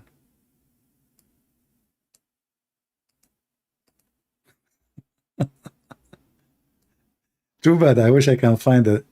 I wish I can find the exact video, like alone without my comment. I mean, it was not, you can say, hard or firm. So he broke the grave and he went inside. And inside he saw a scorpion, a small scorpion, a strange kind of scorpion. And he was... Did you notice that the scorpion is so small, yet he can melt your feet and your leg? Don't you see? When they say to you size does matter, bingo, it's not. Hello? So small. So small, the scorpion. Don't let anyone lie to you and say size does matter. So small. Big scorpion in the desert, Nothing compared to this small scorpion, because this small scorpion is sent by Allah to the grave for the punishment of the grave. Size doesn't matter. Stinging the dead body. And he got a little bit afraid. That scorpion came out of the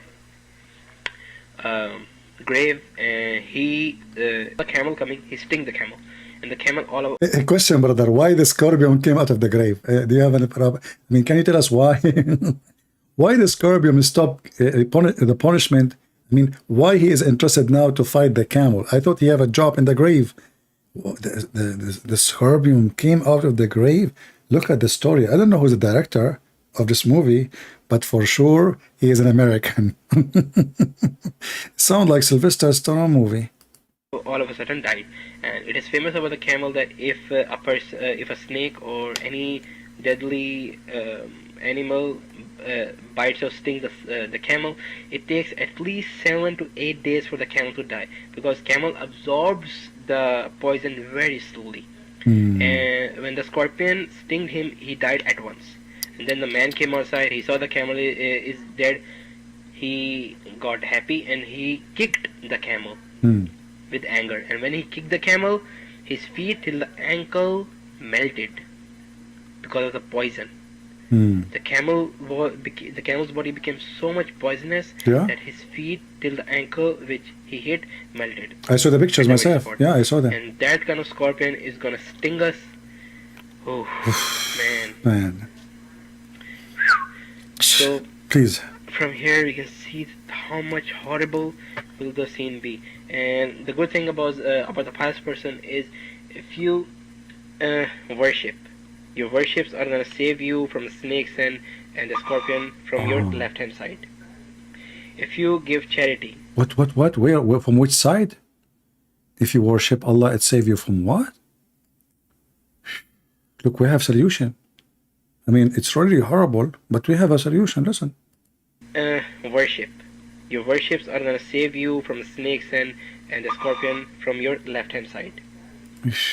Left and right side. See? That's only if you worship.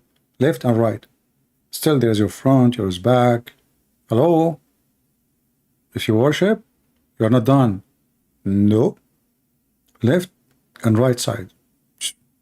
The scorpion now? If you are a person who just worship, you don't do the other things you need to do, only the left and the right side of you is secure. Your nuts, your testicles is not secure. Oh boy. And your anus. How we can protect them, brother? Do you know? If you give charity, your charity will save you from snakes and camel on the top. From the top, charity secure you from the top. Now we are going to go to the bottom. That is the sensitive area.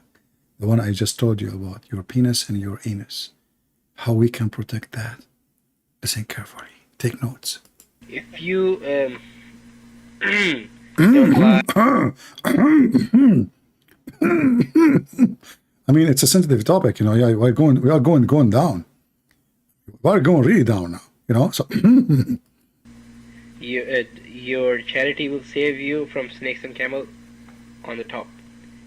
If you don't lie, speak truth, and do righteous deeds, those will help you from the snakes and scorpion coming from the right hand side. And if you read the Quran, that will help you from the bottom. Shut up. The Quran will protect the penis and the anus? Are you serious? I read Quran every day. Trust me. Every day. My private area is for sure secure. Look at those eyes. Those are the ones you are talking to. This guy, he called me. He looked like this. This is the stories believe in, you know. And they want to tell you that Islam is a religion. This is what Muhammad told them. This is not a story told by a kid This is what Muhammad told them. This is why you find tons of Muslims making videos about the punishment of the grave. They believe in it. That's what Muhammad said. And then you need to ask yourself, if this is what Muhammad he speak of, who is Muhammad?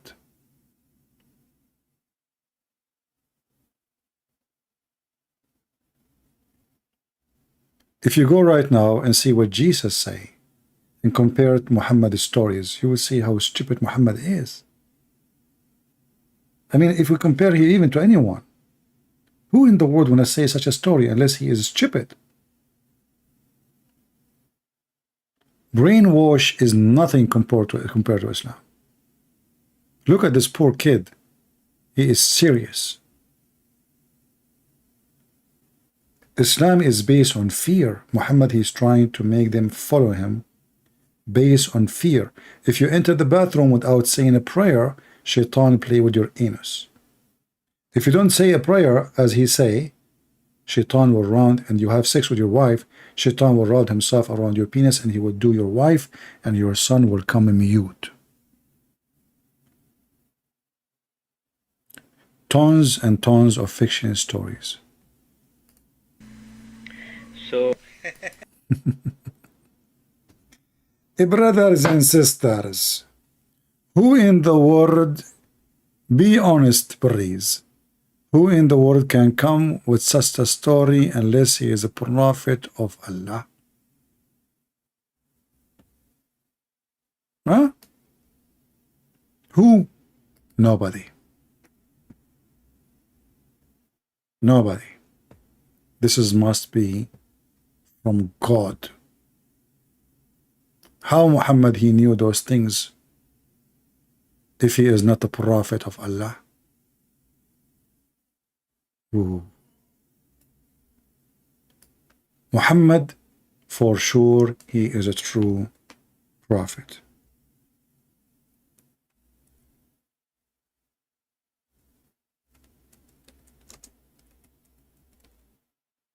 You know, I can show you just one video, and I can prove to you from that video that Muhammad is a prophet. There's no question about it. Can we keep hamsters as pets? The Prophet ﷺ instructed us to kill 5 types of animals, whether we find them in the Hijr. Remember, our topic today is Muhammad life documented. This is what the Muslim proud about, to be documented. Muhammad, he instructs us to kill 5 animals. Who are they? Listen carefully. And why? Why? Listen carefully. Area, which is out of the haram or inside the haram. And he also ordered us in different hadith to kill mice. Because a mouse is a type of an animal that is evil by nature. And it carries a lot of diseases. You see, oh, hold on. Yeah, I agree that mice can carry a lot of disease. But he is evil by nature? What he do? If you see what Muhammad said about him, you won't believe it. Actually, he will tell us why. I want to tell you. Listen carefully. And the question is about hamster, not about mice. But for Muslims, hamster is a mice. Mice is a hamster. And the plague is one of them, among others. And it's known to be destructive. Plague is spread by mice, not by human too. Human don't spread plague. And with evil intent, even the mice, when he come to your house, he come with even evil intent. You know, this is like a what they call it in English? Excuse my funny English. Like a murder. What they call it? Somebody help me, help me. I'm not like Mimi Hijab who use big words in English. Premeditated crime, something. I don't know. Something.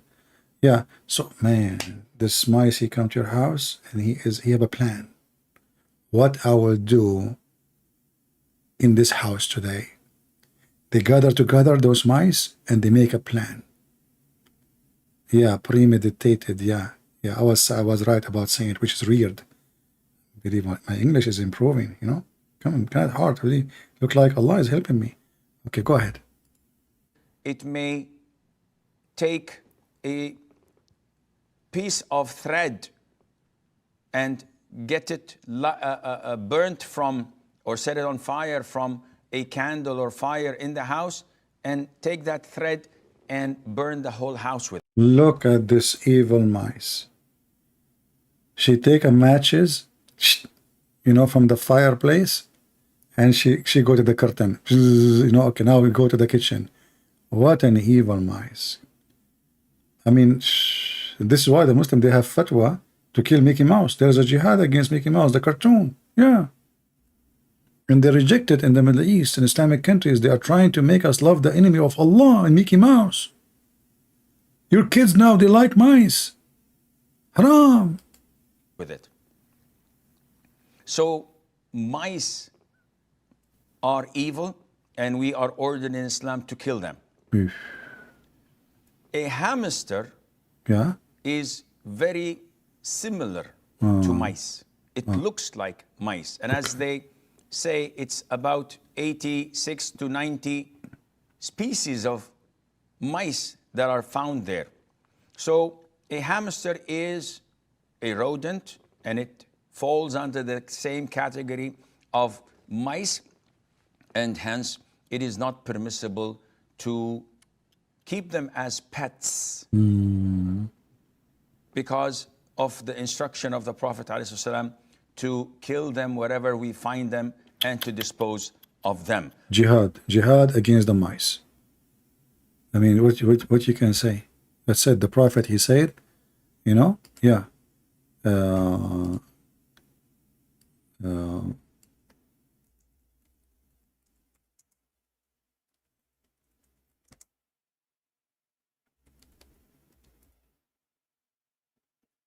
Should we have enough for today, guys? Or you want to have more time? And now, we know we finished. Nobody watched the video as usual. Only a couple of thousands. Killing the house lizard. That's a good topic. Serious one. Aisha says, can you please explain the hadith about why we should kill the house lizard? Yeah, First why? of all, the house lizard, I think they call it salamander or something like that. I'm not sure. The house lizard is an insect that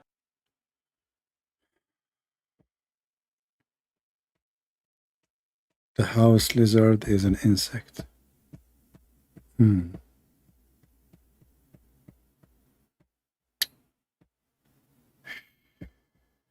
That's beyond. The house lizard is an insect. And I was wondering, I mean, why the house lizard look like this? He looked like an insect. Insect. Shia sect. Sunni sect. Insect. I got you, brother. I got you. I know what you mean. Those Christians, they think something else. They think you are saying insect, like a fly, cockroach. No, you are saying this lizard is from insect, like he is, you know, from those sects, you know, like, you know the thing. an insect that is harmful. Yeah. Some of it cause a lot of diseases.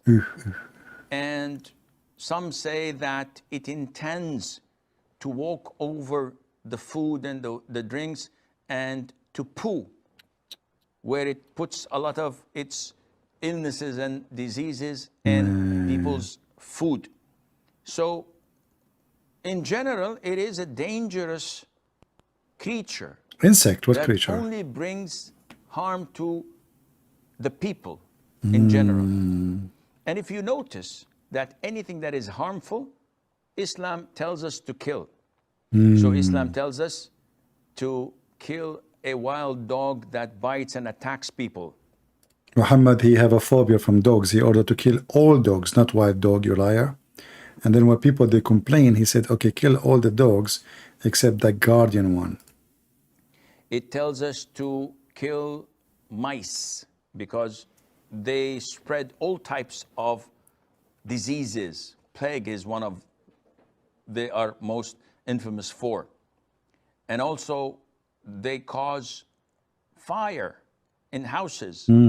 As in the hadith of the Prophet ﷺ, it tells us mice do heinous things. Genius. Though people nowadays are so fond of them. We're told to kill the crows. A crow that also carries diseases and eats. Just because he's black. That's the whole story. Because he's black, you kill the crows. Okay. Dead meat.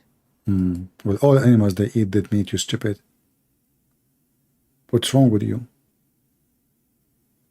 All animals, they eat dead meat. I mean, except the ones who eat grass only. All birds. Chicken.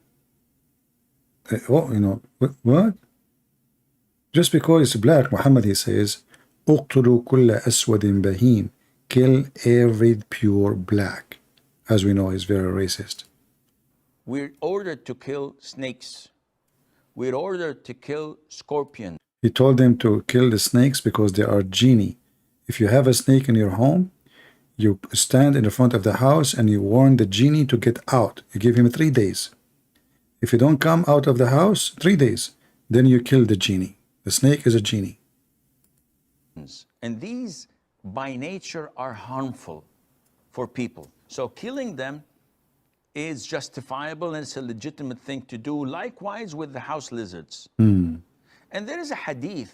No way. Don't go to the cheese. There's a hadith about the lizard. Muhammad, he encountered something unique about lizard. Tell us what. In Sahih al-Bukhari. It's documented, remember. The Muslim, he says, the Prophet, his life story documented. And this is one of the documentation about Muhammad making poo-poo, which means speaking.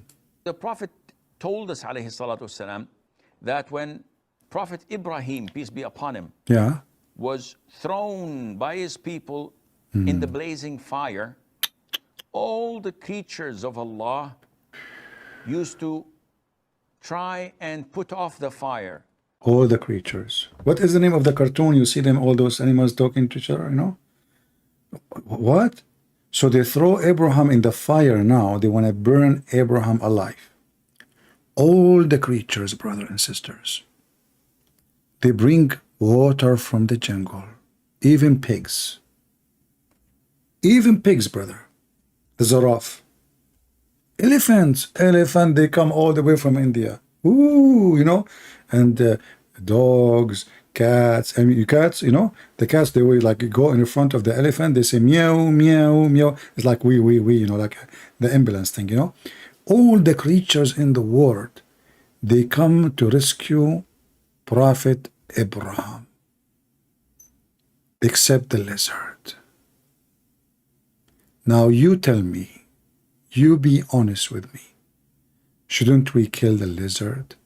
Look at his mouth. Look at this. Look, let me zoom in. Let me zoom in. Subhanallah. Subhanallah. Subhanallah. Allah gave you big brain. Big brain. Okay, what happened? What happened? Can you please continue the story? I cannot go to sleep without hearing the rest. So now, Abraham is in the fire. I hate it in the TV, you know, when like, you know, like, okay, now the story, like they put Abraham in the fire and bingo, the end of the series come tomorrow. Like, what the heck? Or they play commercial for you. Hamburger. Like when there is something important you want to see, like in the movie, suddenly there's a commercial or commercialine. Depends on who is in control machine. If you have Joe Biden, you are messed up. So, okay, so now Abraham is in the fire. All the creatures from around the world. I don't know, I heard that creatures from from Philippines, they brought balut. They throw balut at the fire. Creatures from Korea, they brought kimchi. Kimchi. You know, from China, Bruce Lee came. Bruce Lee and his friends, and you know those karate. They want to fight and free Abraham. I mean, everybody from around the world. You know, like it's like a global thing. Creatures around the world. Around. This is a global thing. This is bigger than you know the thing. What happened?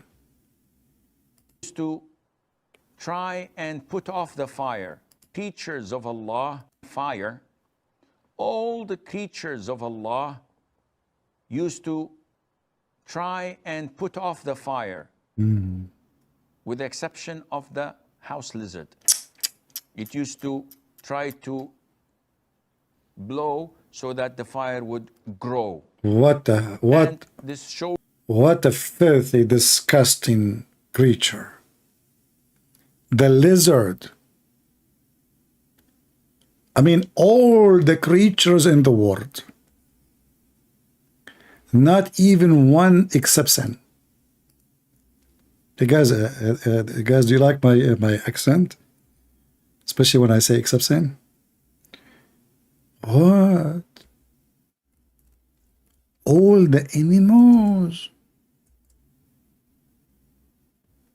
Nobody left. Even the rabbit. I don't know. I mean, this story make me believe it truly in Islam. Even Chihuahua? What about, you know what? I really feel sorry for Abraham if a turtle is coming for help. I mean, are you sure all the creatures is turtle between them? And Abraham is waiting. And the turtle now, she want to go to the lake. She want to put some water in her mouth. And she is going to come back immediately to stop the fire. However, I heard, but I'm not sure, that Mr. Kangaroo from Australia, he bit the turtle in his belly. He have a pocket there. He put water, he put the turtle, he have a sandwich, his hamburger, throw them out so they can put more turtle, and he was jumping boing, boing, boing, boing, until he arrived to Prophet Abraham. Ducks. The ducks are the first one to find water. They are ducks. I mean, are you kidding me? If ducks do not know where is water, who will know? Think about it. So I heard that when they saw Abraham in the fire, a rabbit spoke to a chicken. The chicken, she spoke to a rooster. The rooster made an alarm. Cuckoo, cuckoo. The ducks, they heard from far distance because rooster at that time, they can go far with like a radio station. I mean, they have even short wave, according to science, and long wave. So if you are a chicken, you can hear it. If you are not, you hear only the short wave. Scientifically proven to be true. So the ducks, they heard the rooster. The ducks told the other ducks, and she told them like, walk, walk, walk, walk, which means Abraham is messed up. We have to do something. So all those animals, even chimpanzee, they look around them, they are in the jungle, there's no water. What they do? They brought coconut. They start breaking coconut and open the coconut in the top of Abraham. Coconut after coconut after coconut, and Abraham, he is hungry, he drink it. They said to him, Abraham, what are you doing? This coconut should go on top of you to stop the fire. Don't drink it. I mean, they open the coconut, they make a hole, and the liquid is coming, and Abraham opened his mouth like, that's good. What are you doing, Abraham? The bear came all the way from Alaska. He asked for the help of Solomon, his enemies. But now all the enemies are united, you know. All creatures, they came, all the creatures of Allah. This is not just one person job. This is united front from around the world. Very beautiful. This one too. When he heard the news, they told him, do you know who is in fire? Right away he started telling everybody. He started looking at the wood. So maybe someone, I heard, I don't know, he was looking for David Wood. This is why they call David Wood David Wood. You know, like you look at the wood, David Wood is there. So he went to David Wood. He David, you know, Abraham, you know. He missed the address, by the way. He thought David is the same David. David Wood is the same as David in one mention, you know, like Solomon and David, you know those stories, yeah? So he got the wrong address. However, he have a smart cousin. He thought, you idiot, what are you doing? This is the house of David Wood. This is not what we are looking for. You know? And then, like, you know, so right away they start like, okay, you know, and then they have a consultant, which is this guy. They ask him, can you tell us the fire is from which direction? Because he have a big ears. Like at that time, this was the radar. He said to them, sorry, I'm so short, I cannot really hear it. I'm going to ask my cousin. And this is what happened. The cousin, he said to them, I'm going to take to my uncle. He is wise and he have wrinkles. The uncle, fire. He starts sniffing around the world where we can find this fire. And you know, things getting so complicated because the story, and then the parrot came. The parrot, my friend. He told them, you are doing everything wrong. This is not how you save Abraham. The first step, we have to call the fire department. Yes, fire department. You might say to yourself, in that time, there's fire department. I mean, who is going to believe this? Nobody. There is. This was the head of the fire department at that time. I mean, like through time, fire department changed, you know? Like, it is something different today. Like they have big cars, etc. Yeah. And then when the fire department, they've been informed, the captain, he came and he started like giving orders. They don't know what to do. They are, you know? So like, it was like a multitask power of work. And then, you know, like, okay, still we are short of numbers. So they send, you know, there's a guy, his name is Happy Feet. I don't know if you know him. Happy Feet, you know, they call, hey, hello, Happy Feet, Abraham is burning. Can you bring some ice? Ice is very important. This, it's a crucial. This is the time you need ice, you know, because ice not only will stop the fire, can fight the burn in the skin of Abraham. So they called them and they brought, you know, and you know, if you don't believe me, by the way, I have a witness because she is so big, her head is so high, she was able to see everything. They call her giraffe. So, I mean, I don't know, the story is true story. I know that your face looks funny now, like this, because some of you don't want to believe in such a magical, amazing story. However, that's because you are an infidel.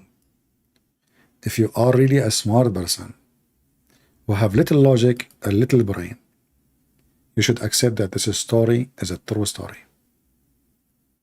But what I can do to you? You don't have the qualification, neither the inspiration. All right? Yeah, all of you look like this now. Like, yeah, here we go.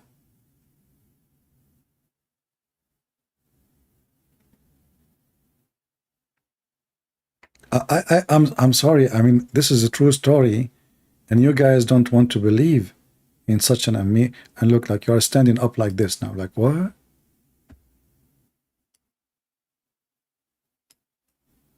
Huh? What? You know? You need to believe. It's time to believe. Even the pig, he brought water. But, you know, he did not really bring water. He started pissing. I mean, what do you expect? He's a pig. Hello? Don't blame a pig for acting like one. Do we have any Muslim here? He wanna, you know? So all the creatures in the world, they came to rescue Abraham? Are you sincerely sincere? How I'm going to stop those Christians now from converting to Islam? I'm serious. How I'm going to stop them? They will be driven by such a truthful story. How many of you would like to take Shahada now? Oh, look, I have two husky. They agreed. Ooh, two gorillas discussing the option. Now, this is after saying Shahada. And the gorilla is looking to Allah in the sky, like, Alhamdulillah. Thank you, Allah. Islam is a blessing. What's wrong with people? Why they don't want to believe? Satan is not allowing you to see the truth. I feel sorry for you. This story is very well documented. Even there is an organization, it's called Nasuka in America.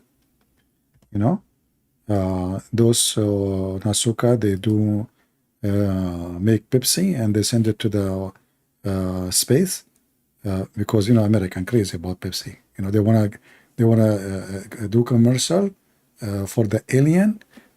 So they send Nasuka, you know, they call it Nasuka, NASA something. They send Pepsi, you know, Pepsi Cola to the space so they can make the alien drunk and they can occupy their land.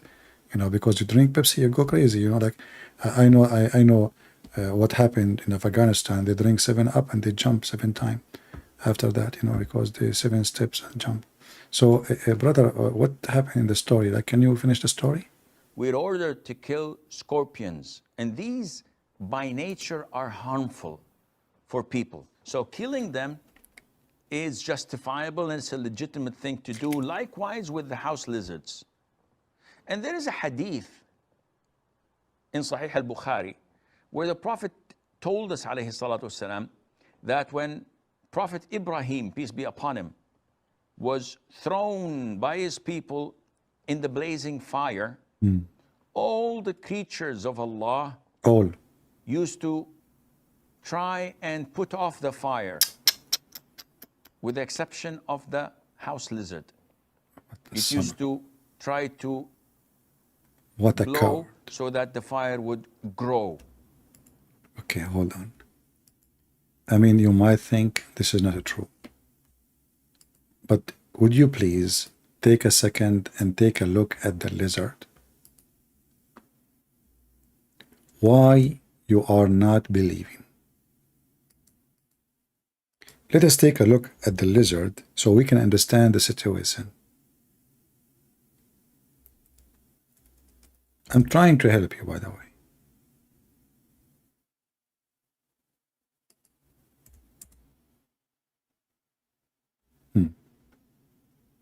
All right. Don't think that Muhammad, he have a very strong imagination or anything. No.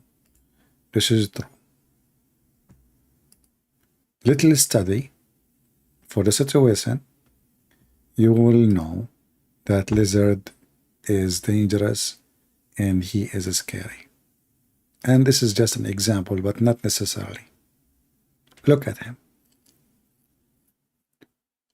Do you see the color on him? The green one is the matches, kabrit. This creature inside him, brother, you have kabrit. So when he open his mouth, fire come. He blow wind, yes, but with the wind there is kabrit. He is dangerous he is of evil and he is our enemy. We, all of us, human, Christians, Muslims, Hindus, Jews, atheists, we should stand with the Prophet Abraham against the lizard.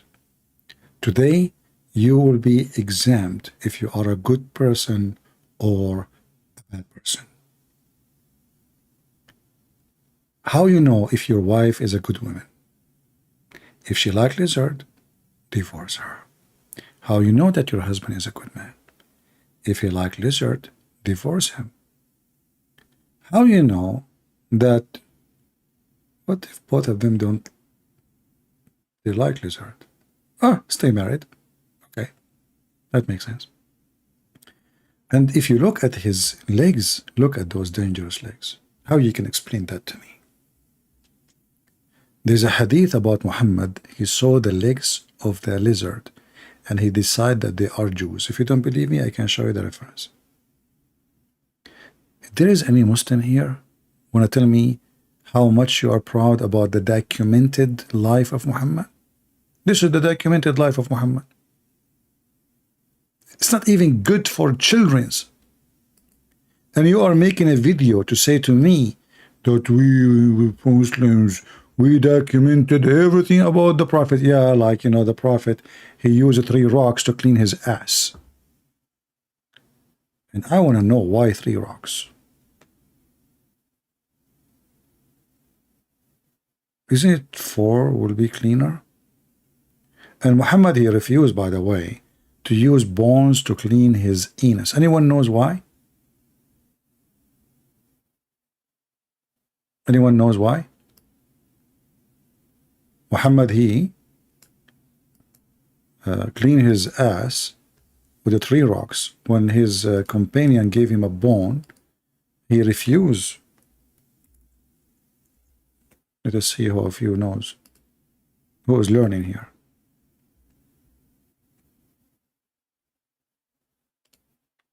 You are a Muhammadan? Okay, let's see. There's a guy here is saying, this guy, he called himself, why don't answer my call? Okay, this guy is excited. Let us see. Hello? Hello? Hello, how are you doing, my friend? I'm doing good. You hear me good? Yeah, you are a Muslim, you said? Yes, I am. Did you speak to me before? You know who this is. Your voice is familiar. You are not a Muslim. You know who I am. You know exactly who I am. I've come on here before many times. Yeah, I don't know. But you spoke to me, but I think you left Islam, right? No, I never left Islam. What are you talking about, man? Okay. Anyways, listen, this is what I came here to tell you, man. Tell me. Right? Okay. Now, you've been around many Muslims. You know Muslims. You know we're good-hearted people. Whether you agree with the religion or not, you know we're good people. We do good by others. We help each other out. And you're here to try and destroy us as people. You know what you're doing is filth. All you do is read the books all day and spread hatred between the two of us, Muslims and Christians. You know you're not following the ways of Jesus. You're not following God's ways. You don't promote good works, which makes me think you're a Protestant. Because whenever I bring up the word good works around Protestants, it's like the devil comes out of them and they start getting all upset with me. And that is you, my friend. Okay. You don't promote God. All right. You don't promote God. Can I talk? You never did. Can I talk? Of course you can. Okay. Can you read for me chapter 5, verse 14 in the Quran? I'm not here to read any. Why? Things, Why? my Why? friend, Why? No. because Why? you Why? have the Quran memorized. No. I get it. You're a genius. No. No. You're a No. No. You see? scholar. No. You see? I got. Maybe you're a scholar. I Maybe got. you know I you're a got you. scholar. I got you busted. You accuse Yeah, me. you never You say busted, you accuse my me. friend. You accuse My me. friend, you have Listen. everybody Listen. busted.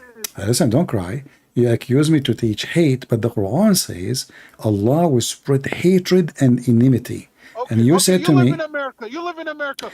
don't give me a Muslim speech about What America. Muslim hates you? But What Muslim hates you? all Muslim hate Name me me, one Muslim including that you. hates you in your city. You're Name me one your Muslim. call is You're lying. your call is a hate call because you did not prove me wrong. Stop quoting the Quran and tell me one Muslim that hates you. The, Name me one okay, Muslim that hates are you saying to me you don't follow the Quran? My friend, what I'm telling you is you're trying to cause. Are you saying? Are you saying? You're gonna cause World War IV with what you're doing, you Muslims kill people without anything. It doesn't matter. You kill even Muslims. Listen, my you know, friend, my friend. Don't my call me a friend. Wherever I am you live in not. America, I am not your friend. The Quran, chapter 5, wherever you live in chapter America, Quran, chapter you have 5, not had one Muslim attack chapter you. 5, Name me one Muslim verse, that's attacked you. chapter Give me 5, one verse Muslim number that's 50. attacked you. Chapter 5, verse 51 says, I take get it, not. my friend, I get it. You take, have a different verse for every Muslim that calls. No, Every Muslim no, that calls, I'm not the one who have you try ever. to pick a verse. I'm showing you. I'm showing you that you. I'm showing you that you are. I'm showing you. I'm showing you that you are a liar because you said you keep telling me, my friend, when the Quran says a Muslim cannot take non-Muslims as a friend. So why you are calling me a friend? Is that a hypocrisy? Is that because you are a devilish man? You're trying to present yourself as a good person. You said to me, have you ever seen a Muslim teaching hate? Yes, here we go. This is the verse of hate. I want to take you as a friend. Why the Quran saying, don't take a Christian as a friend? Go ahead, answer. My friend, you've asked me this when I've called you 3 years ago. So why you are then you know so why no you never debate me before. I remember your voice, but now I remember you are a very silly person. You avoid what is written in your book, yet you call yourself a Muslim. Okay, do you follow? My friend, you've talked to 10,000 people. How can you remember me? This why no, I remember you. This is why I said. Okay, where am I from? Everybody, where am I from? Then tell me, where am I from? I don't care. Maybe from Canada, but what you said to me is very clear. This is why I said to you from the beginning. You called me before, right? Even though you are using a new name now, I never saw a call from you before. Today, only the call. But right away, I noticed that your voice is not strange. Is it correct? I said to you, you called me before. So listen. Chapter 5. No. Chapter 5, verse 51. You said you are a Muslim. You said you are why? Okay, are you ashamed of the Quran? No, that's not it. So why you don't want to talk about it? I like to learn Quran. Teach me. You know, I want to be. Can I say this? Don't say no. Don't say this. Say that. Don't say this. Say that. Okay, let me say so that. chapter 5. It's that is 551. Quran 551. This is 514. So which one you want? Listen, you want to say this? I'm calling about the Quran. I'm calling to expose you, my friend. How you can expose me if I'm saying how I'm exposing me by saying the truth? You notice how you're dodging the questions? You don't want to have a serious talk. Okay, seriously, it's you who's dodging the Quran. Okay, CP, this is what I'm saying to you. You have spent probably 1 million hours talking the Quran. Me not talking about it for 2 minutes is not going to do anything. But me bringing up the subject isn't it Islam? How you don't want to talk about that? Isn't it? Why won't you defend yourself that you are the devil? Okay. Why won't you defend yourself? Okay, I will go with you. What the devil does? Okay, this is what I'm saying to you, right? Let's just say, watch, I'm going to give you a scenario. Let's just say that Islam is wrong and Christianity is right, right? Are you following me? No, I'm not. Are you following me? No. Which would mean, hear me out. Let's say Islam is wrong and Christianity is right, and all of us Muslims are brainwashed. Let's go with that.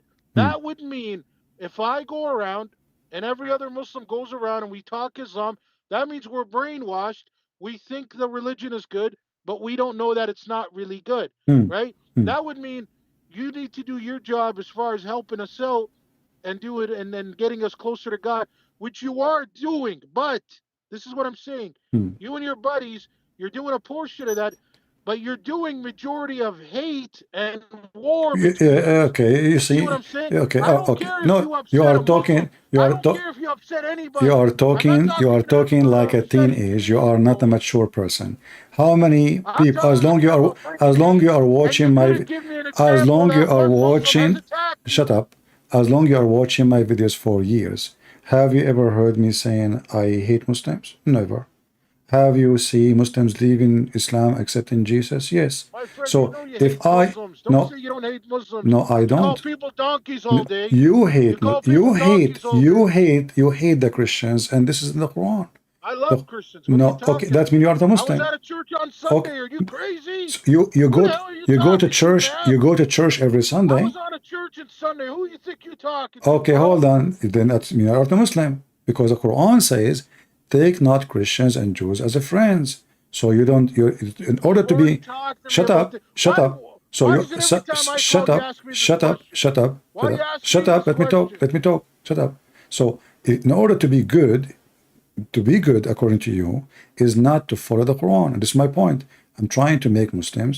According to me, how's this according to me? You just said you have a friends, they are Christian, even you go to church with them, correct? Yes, yes. But this is Where's the against point? the Quran.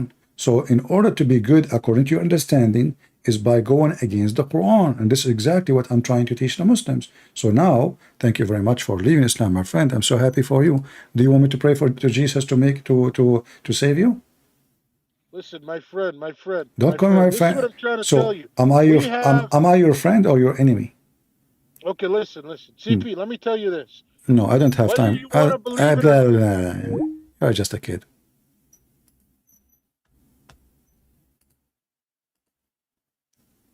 Is it this is the same guy who called me? He said we Muslims we have good deeds before. Good deeds. It's in hate, you know. Okay, the Quran says Allah spread hatred and enmity between the Christians. Allah, He said He will spread hatred and enmity between the Jews.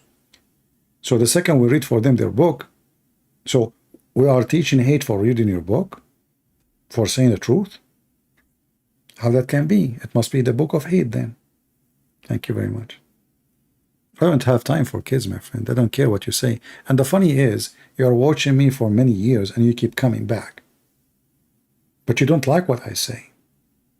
Weirdo.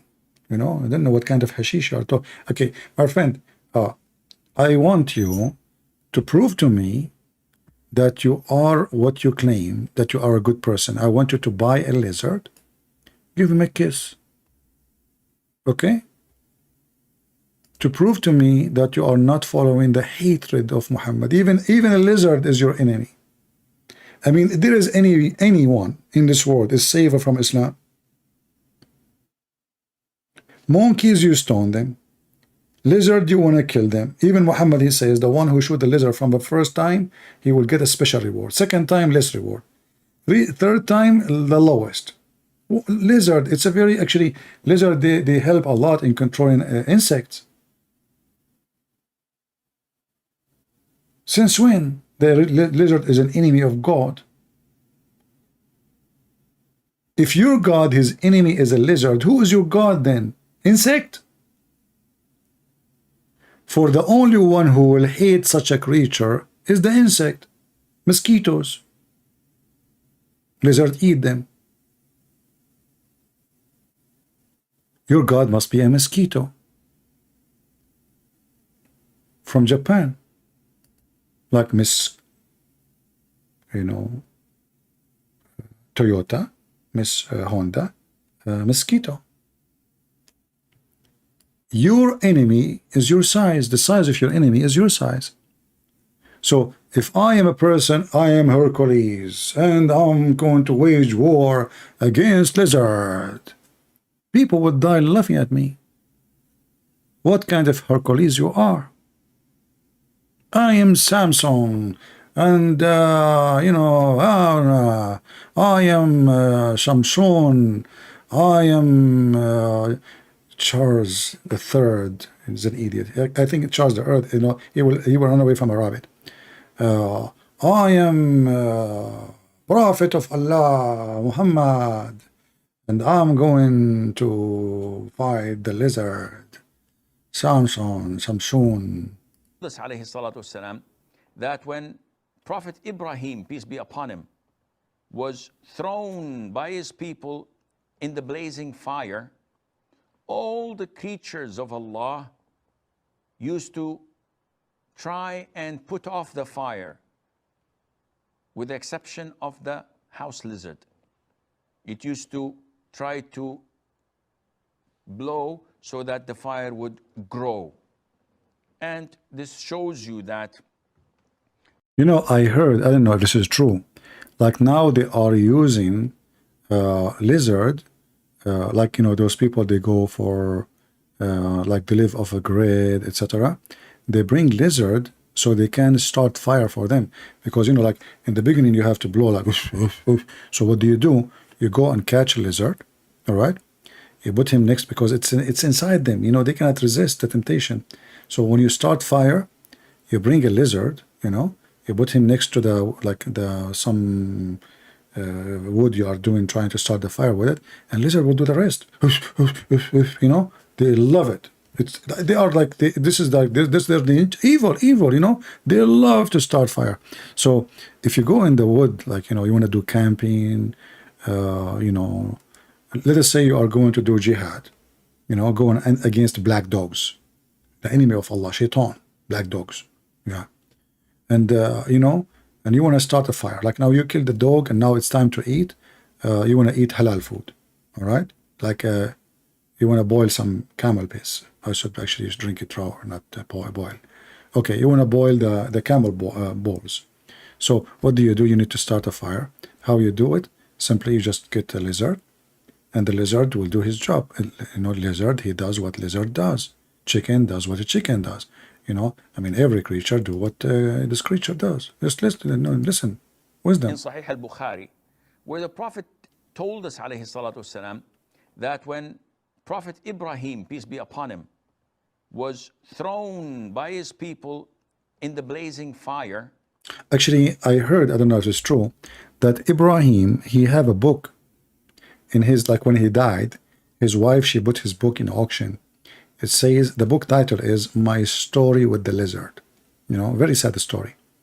How Abraham being captured by the enemies, his people want to burn him alive because they don't believe in their idols, and how the lizard, he brought all the lizard from around the world, you know, big army of lizard. And the funny is that the Muslim, they want to kill the lizard today because their grandfather,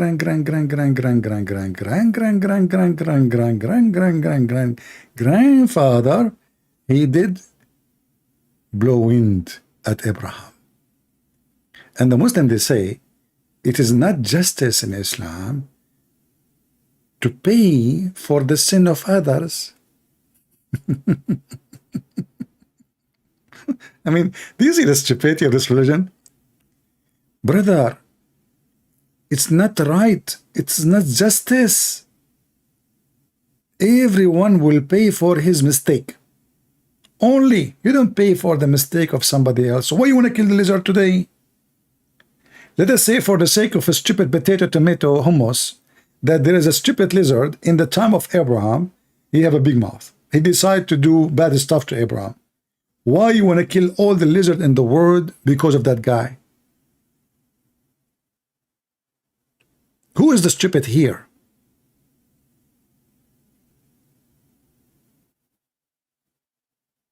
I mean, do you see the stupidity?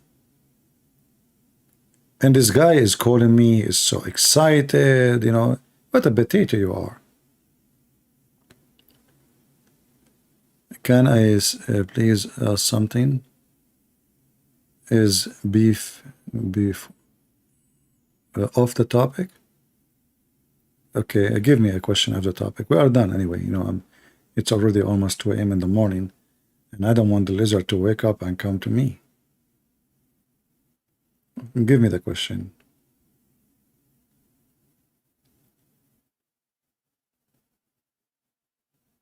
Let me exit from Skype so we don't get many more calls no more. All right, we are out of Skype.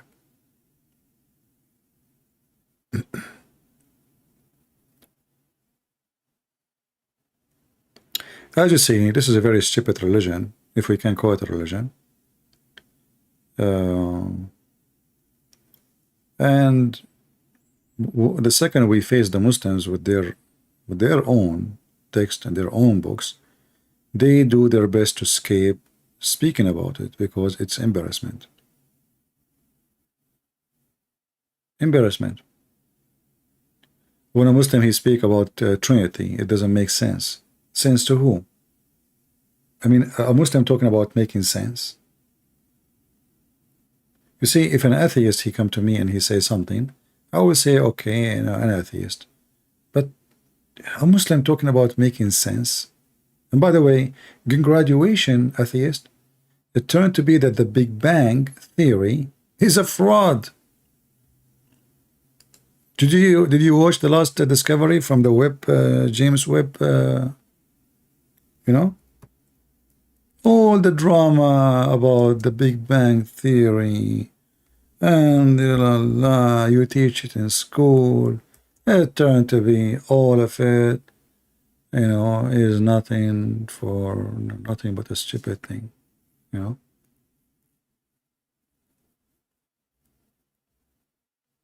Right? There's a guy, I think he's a scientist. I don't know if he's an American or I think he's an American, but originally maybe from Japan. I think they call him Kako something. Yeah.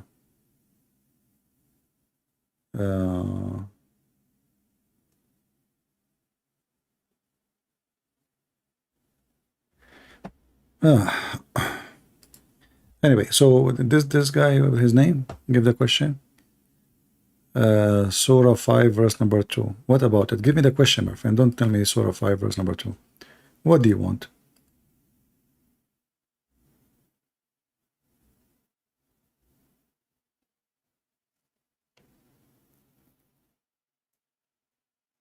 You want just explanation? Open Ibn Kathir and read the explanation. I mean, you know, if you have a question for me, at least give me something valuable.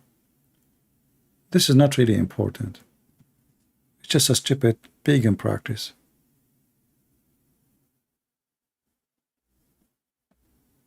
I thought you have something serious.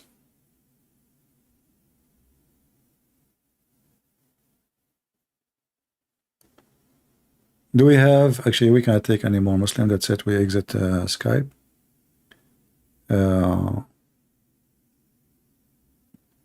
Why stupidity is still amazing? Because it's amuse you, you know, it's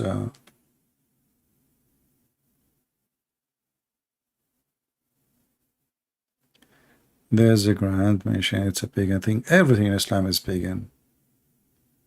Everything in the Quran is pagan. The Quran, you know, in that verse, confirm what the Arab used to do before Islam. It's the same, continue. The black stone, the sacrifice, the practice, the forbidden months, this is all from the pagans before Islam. This is all, you know, is a continue of the paganism before Islam. So not only that, everything in that verse. And the verse before it and the verse after it. All right. So guys, download the video, cut the calls, the Muslim they call me. I mean, this guy, the last one who called me, is not worth it. He's just silly stupid. I feel sorry actually for him. I mean, he have the same argument. You want to start war? I mean, you curse me 5 times a day. Each time they pray Al-Fatiha, you say, Allah, please, don't make us the same as the cursed, the lost Christians and the cursed Jews. 5 times a day. We are the one who start war.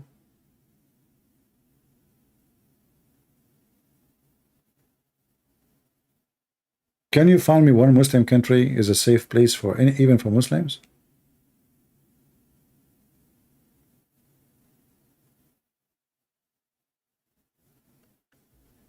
Have you read a new study about the shroud of Turin? I'm not really interested in those studies because those studies can be true, can be false. My friend, all studies, people, they choose what to believe too, and they call it, to make it sound authentic. Let's say they are saying to you the shroud is true, or even a study saying it's not true. So the one who is a believer, he will take the study where it says is true, and the one he is not a believer, he will take the study where it says is not true. However, are we Christians because of that? No. Who care? Why even I should care for this?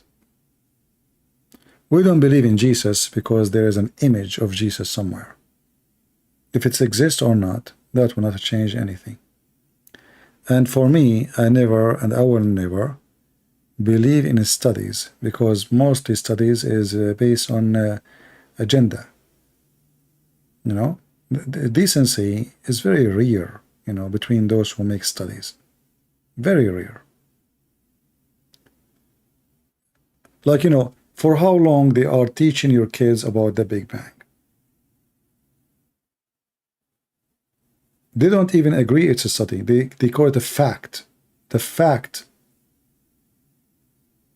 when the fact it is a theory, is not a fact. And now they start discovering that all their theory is a fraud, is a stupid. They study how many years can take for a galaxy to be exist. It turned to be all the numbers is wrong. Based on what? Based on a new study. And then later, another study will prove that the second study is false, not only the first one. And then the third, fourth study, fifth study, and seventh study, and then they keep, you know, upgrading their studies, because simply all those studies are a fabrication. All of them, they are based on theory, not in science. We send a telescope to the space, but did we really, can the telescope discover anything? No, pictures. Sometimes even pictures can be illusionate. Like as an example, the black hole, they teach always that those hole, it's a hole, it's empty. And now they are saying, no, it's not empty. So all this time we are teaching children that it is empty hole. Massive, empty, black, dark. It turned to be. So, I mean, don't be driven by faith, have nothing to do with the study of science. The one who tried to prove to you the image of Jesus, it is the image of Jesus, are scientists, right? I will never take what they say for granted, because never mentioned that Jesus, in order to prove himself to us, he will leave something like this. All the miracles Jesus did, and now we will believe because of an image on a tower? A human being, when he is weak in faith, he looks for anything. He's desperate to prove himself. The atheists do the same. The Christians do the same sometimes, because they have weak faith. And Muslims, they do the same. Your faith is your challenge.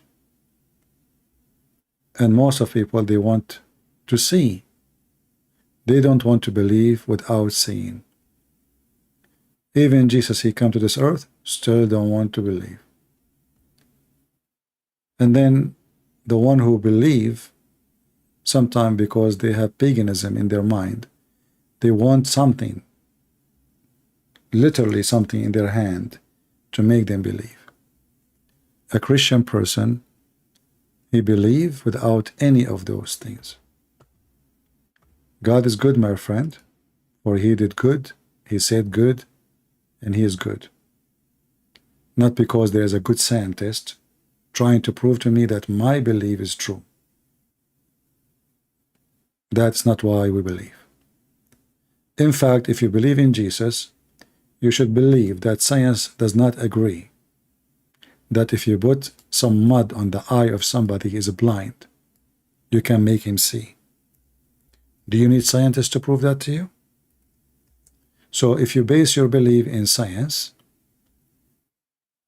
then you should not believe in Jesus.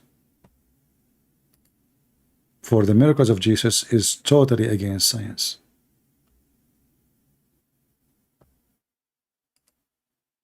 A person is born of a virgin.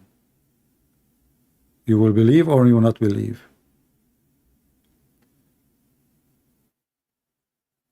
You know, don't do the same mistakes as the Muslims, who they are trying to find legitimate reason to believe in Islam by fabricating science fit with the religion. I don't care what science says. I believe God is above science. And the miracle of Jesus is even reported by historian, not scientist. Historian. Even the enemies of Jesus, if you go in the Talmud, you will see that the enemies of Jesus, they agreed that Jesus did a lot of miracles, claiming that he went to Egypt and he learned magic.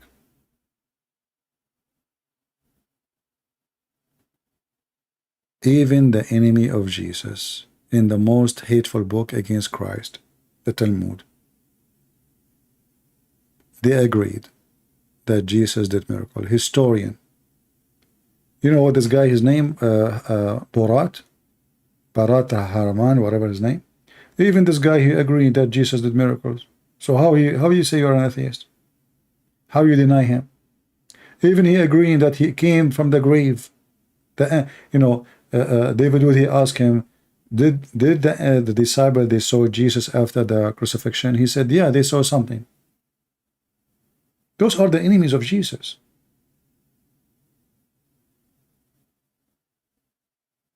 But I'm not going to believe because he agreed.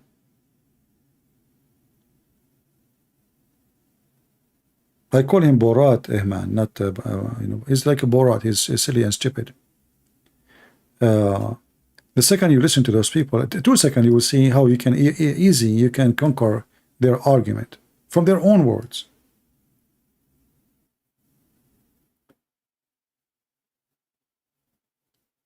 A Christian, he do not need science to prove Jesus to him, neither scientist.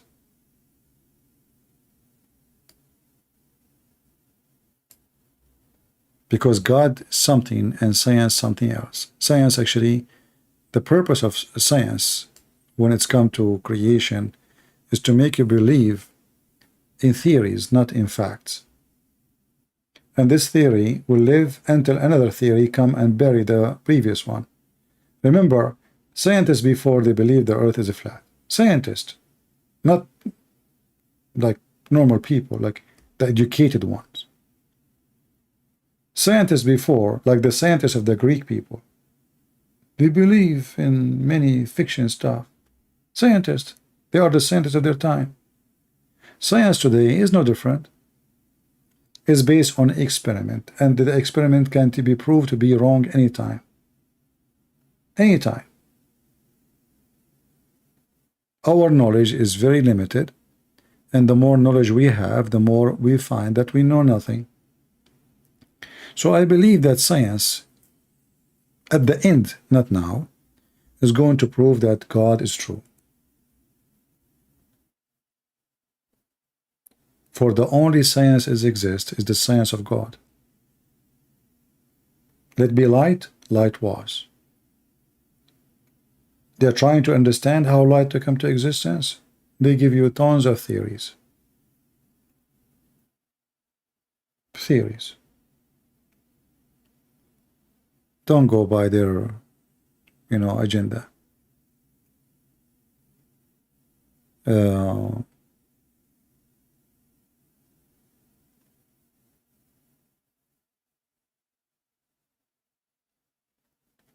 Anything else?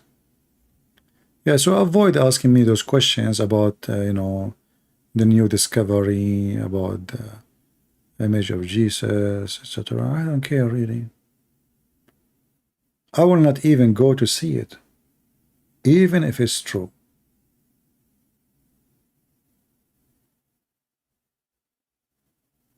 Because I believe in him, not in an image.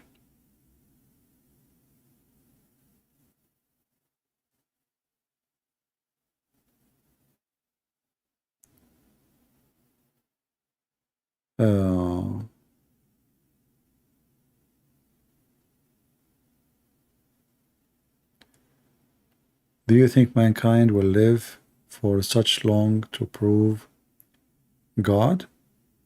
No, you do not need to live long to prove God. You will prove God as soon as you die.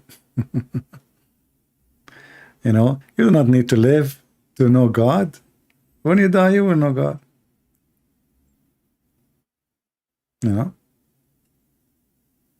When you die, it doesn't take long. A human being can reject as he wish But as soon as he die, he find if God is true or not. Right? For sure, we don't believe in the punishment of the grave as the Muhammadan they say. No, but we believe that you are going to be, your body will die, but your spirit will not.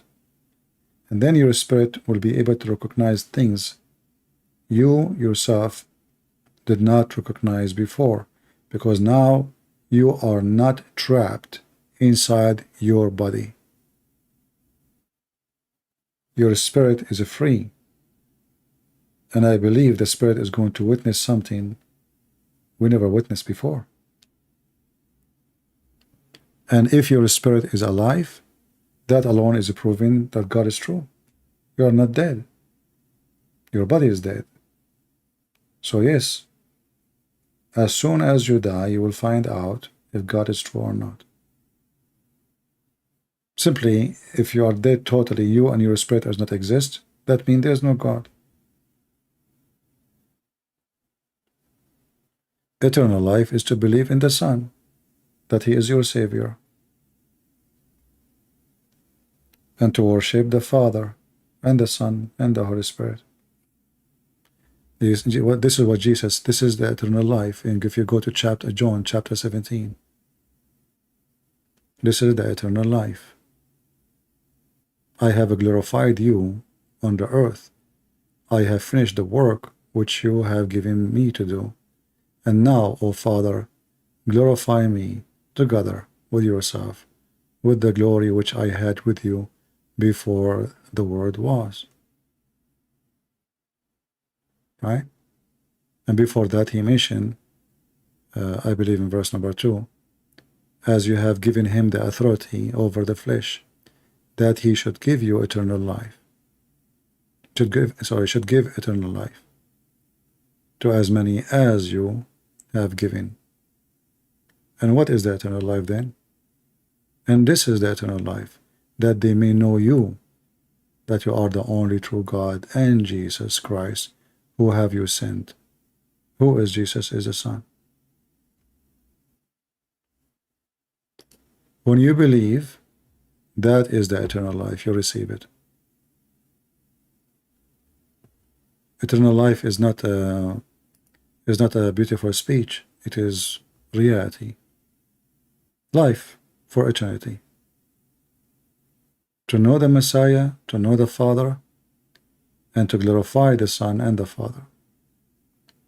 When I asked this person who he called me, I mentioned to him this. I mentioned to him explain to me. You said we Christian, we change the meaning of the Bible.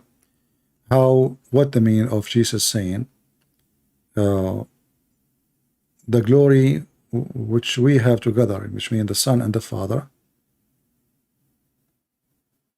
I had with you before the world was. What does that mean? Jesus, he just said, he have a glory with the Father before all the world come to existence. The Muslims, they say we change the meaning of the Bible. Okay, give me the meaning. Who is this person who have a glory with God before the world, which means before all creation? So when the Muhammadan, they say, nowhere in the Bible it says that Jesus, he said, I'm God, worship me. That's a lie. A man, he have no glory. But Jesus, yet he is in the flesh of a man, he have the glory of God, for his glory before the existence of all creation.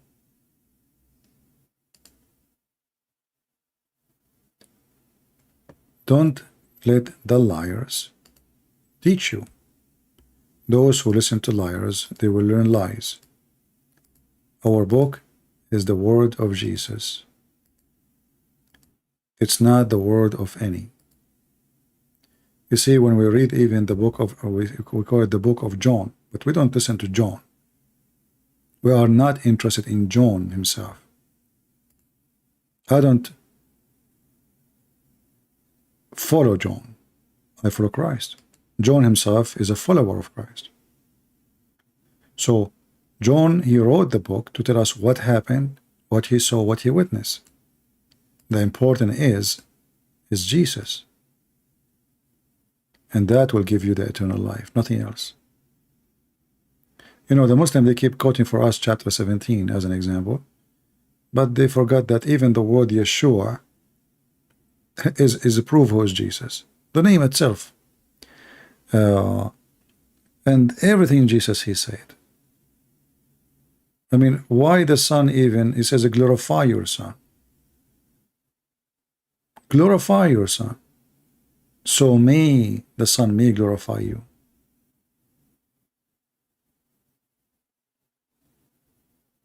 I mean, God will not glorify me. Who am I? For my sin? For the temptation I live? For the wrong I do? In order to be glorified by the Father, you have to have the quality of a glory.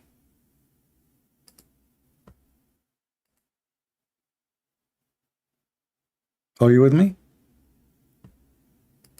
And the quality of a glory, the Bible says to us that every human being is a sinner. Can we glorify a sinner for his sin? So to be glorified by the Father, you have to be from the quality of the Father, who is a glory himself. Not only we glorify him, he is the glory. There's no glory except his glory. You see, when somebody he say, bless you, the fact I cannot bless you, I'm just making a short sentence saying, may God bless you. Blessing come from the Father. Blessing come from the Messiah, not from me, not from you. We can't even bless ourselves. We need the blessing of God. So if I am a person, God glorify me, then why I will be glorified? You see, the Bible speaks about David have a glory, but not the glory of Jesus, the glory of a king. Army, you know, massive kingdom, massive wealth. That is a glory of a man. God don't glorify you for that, because everything you have is nothing. You will not even take with you, not even one spoon of gold to the grave. If you take it there, the thieves will take it after you die. But the Messiah is glorified by the Father for the quality, for he is born of the Father. In the same time, the Messiah make it so clear that he exists. I had in union with you before the universe was. And this is from the Aramaic Bible. And then they say to you, well, Jesus said that you should know that you are the only true God. But why you don't want to quote the rest? And I am your son. And I am exist with the Father before the world. And I am from above, and you are from below.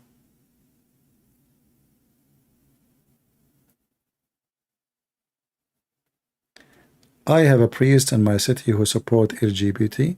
Okay, he is not a priest for Christianity. He is a priest of LGBT. You know, we know what the Bible says. Anyone he preach other gospel other than this, let him be cursed. Correct? So we do not need even to debate about it. He is a satanic. He is not a Christian. Very simple. Never go to a church, promote anything against the Bible. If you go to any church, ask serious questions. Don't be silly. Okay, what time of the service? This is not a question. Ask the priest, what do you think about homosexuality? What do you think about Islam? What do you think about abortion? If he agrees with all those things, he is not the one to be in his church. This is the synagogue of the devil. Very simple. You do not need to argue and debate. Just clean your sandal from the dust of that building. This is not a church of God. They have a cross in the building, they have whatever. This is satanic place. All of them, by the way, because they are cowards, those are fake priests. They don't dare to say what the Bible is saying. But all of us, we know. I mean, you want to put your head in the sand, says it doesn't say that, CP? Didn't God destroy cities for the same reason?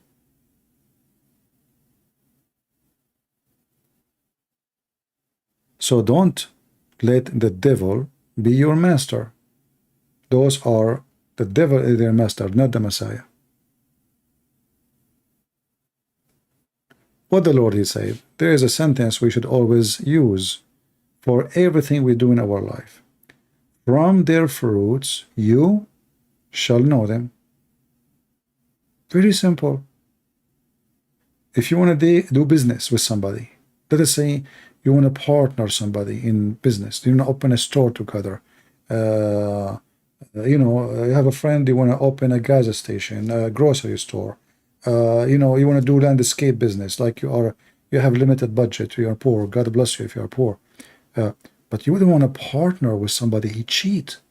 He's a cheater. He will cheat on you. You want to partner with somebody who will never accept a cheat.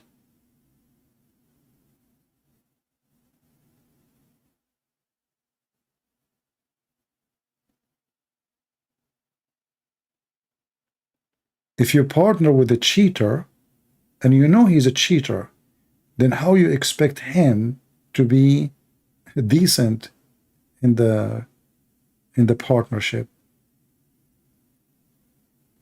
If you know a man, let us say a woman, she meet a man, and this man, he brag about how many girls he lied to them, and then you decide to marry him. You must be mentally ill, stupid. This guy, he is even proud about his cheating. You marry a cheater, so why he will not cheat on you? And not only that, he told you already that he is proud to be a cheater. He thinks he is smart for doing that. Same for a woman. If you marry a woman, she have no shame to speak about such a thing. You marry her, good luck. Here we go. She already cheated somebody before you. She will cheat on you too. From their fruits you shall know them. This is why we believe in Jesus, because his words is priceless. It can be our best guideline, not a statement of a man. People, they can speak so good, but they do so bad. Good tree give good fruits. Otherwise, why we call it good tree? What is good about it?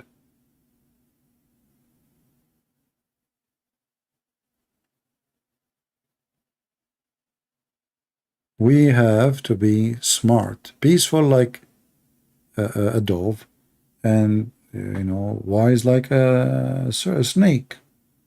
You know, you watch carefully what's going around you, but don't be evil like a snake. Wise. The example here of wise, you know, like even in medicine they use a snake for, like, you know, for health, because even in the poison there is wisdom. If you use your wisdom, you can use the poison to heal you. If you are a fool, the same poison can kill you. Do we want more proof of how wisdom works? Poison is very useful, and it's very dangerous at the same time.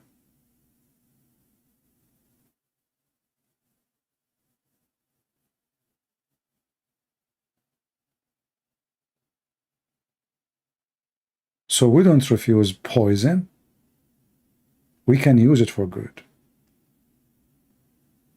As an example, when I quote the Quran every day, this is a poison book, but I am immune against it.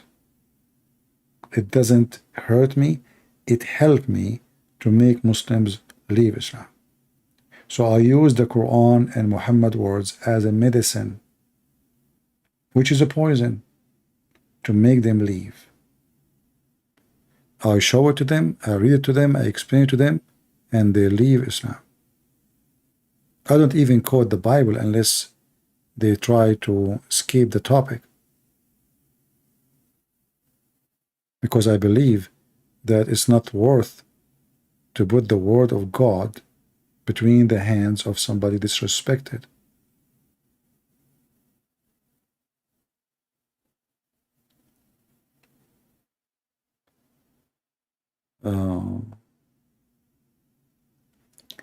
I dream about a tree and it have many big healthy fruit. Is that have spiritual mean? I'm not here to explain your dream for you guys. Maybe before you slept, you desire to eat some fruits. Have nothing to do with any spiritual thing, you know. Maybe you're angry.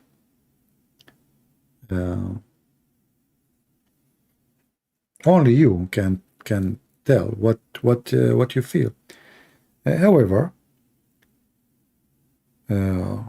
we as a Christian, we should be wise, and the most important decision of wisdom is to arm yourself with the word of the Messiah, not the word of the foolish men and women around us. They will destroy you, you know. They want to convince you that wrong is right and right is wrong, and they have all the tools. They are using even beer. I've been told by somebody that in California they have a day, it's called Get Out of Your Closet, to kids, and they make kids is talking about sex. Did you see your mom and your dad having sex in the bedroom? Tell us about it. Tell the kids. Look how evil those teachers are. So you have to be careful, even when you send your kids to school, who is teaching them, what they are teaching them, what they are saying to them. In fact, if I have kids, I will not send them to school. I will teach them at home. Such a program is approved in USA.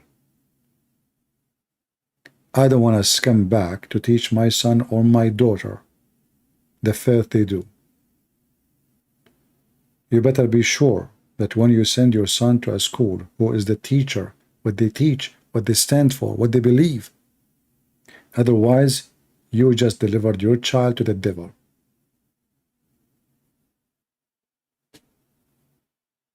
You deliver your child by your own hand.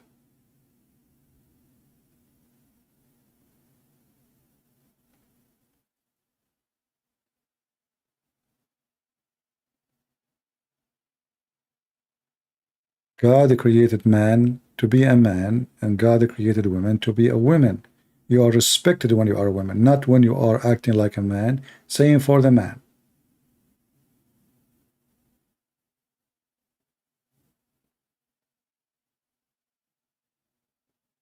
Act like a man when you are a man, because this is what the man does. He talk, walk, act like a man.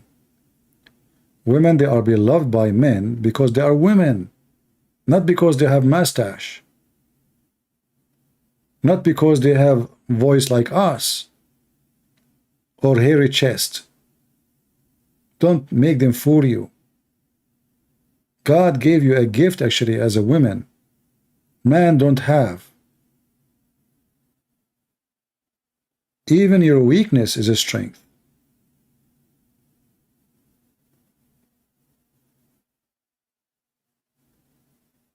Women beauty, women kindness, women emotion, all those things can be a wonderful gift if the women knew how to use them. You will capture the man, the real man. You will capture his heart, you will capture his eyes, you will capture his thought. Yet you are weaker than him. The Bible says that the man, he go join his wife. and they become one. But why you want to become one with her? Because simply the man, he don't have what the women she have. He don't have her kindness. He don't have her fame. He don't have her softness, her loving, her kind, tons of things. The man is different. We are different. So the man, he find what he is not having is there, and the woman, she find that what she don't have is there too. So both, they complete each other. But if a man, he marry a woman, she thinks she is a woman, she is a man. What's the point of this marriage? Or if a woman, she marry a man, he think he is a woman. That would be hilarious.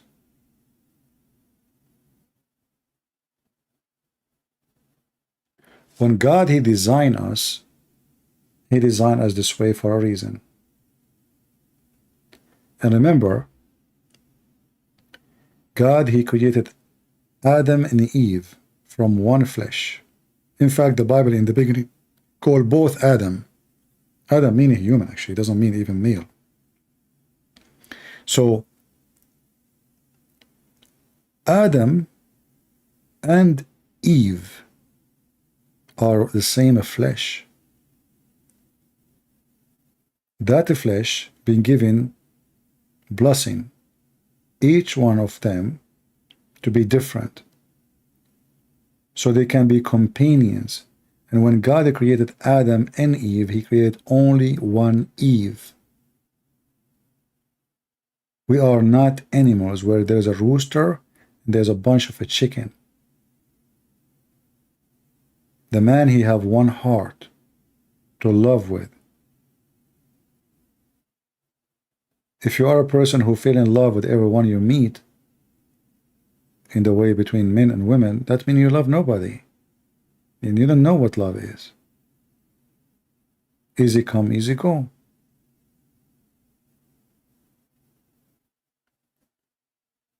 Marry a believing woman and a believing man. Truly believer, not by name. Otherwise you will struggle and you will suffer horribly. Remember, all of us, we do sin. All of us, we are sinners. We are not saying we are perfect because I'm a man and you are a woman. No. But there is a reason for everything. Everything have a reason.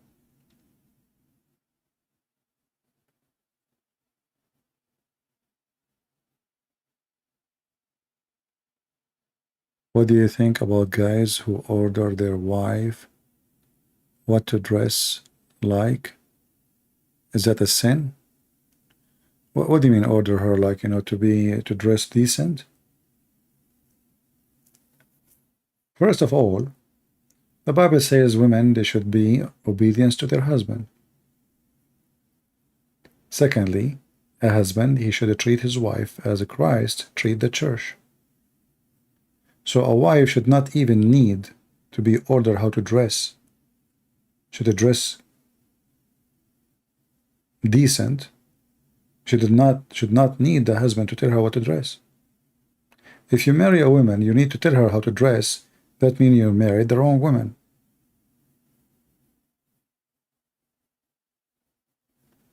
Same time, there's a dress code for both, not only for the women. Who said that the man can go naked? If a man, he go in the street and he open his t-shirt, all those bumps showing his chest, that doesn't sound like a decent man, right? So dress code goes for both. However, clothing is not a reason to believe a person is bad or not, but it is a sign of the personality, how you think, what you think, and how you make decision.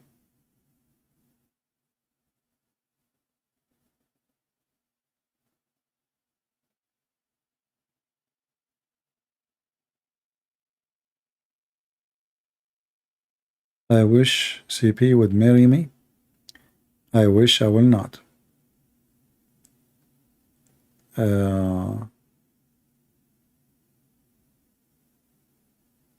All right, any other question? Our video becomes so long now, I don't know what to do with it. So I will give you time to download those calls. Most times they call me, especially the Abdul, he called me in the beginning. And then we will take down this video. Anything else?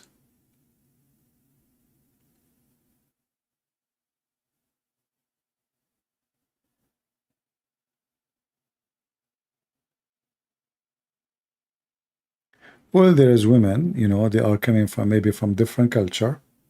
Remember, you know, like everybody is coming from different place. So what is okay for women, Western women, to dress is not okay for me. So maybe she is not trying to be bad, but she is coming from different culture. Their dress code is different, you know. So you have to understand first that she is coming from different culture, and I will not command her. I will explain to her why I don't like what she is dressing, as an example, you know. And but this should happen before the marriage, because don't you see her how she dressed before you marry her? If you agree with the way she dressed before marriage, you lost your right to question the way she dressed after marriage, because this is how she dressed from the beginning, right? You were blind? You did not see how she dressed? What do you think of jeans? Nothing wrong with jeans. Don't think I'm a Taliban. I'm not saying that. I'm saying, you know, there is a clothing, like, you know, there is, you go, you see people go in the street. I mean, if you look in the videos on YouTube, you're disgusting. It's stupid, silly. You know, you lose respect for people when they dress like that, men and women.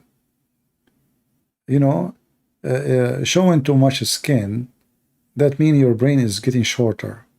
This means your brain is you think your skin is what will make you valuable, you know. The more you show, it means you are shallow. Why a woman, she want to wear a skirt? You can see her panty when she's standing. So what we will see when she sit down? And what you are trying to do exactly? What the point of this skirt? You tell me. Are you trying to make all the men look at you? Are you trying to look like available for everybody? What do you want? The same for the man. The man should dress in a certain way. Otherwise, you know, he will give a wrong impression of what his purpose, why he's there.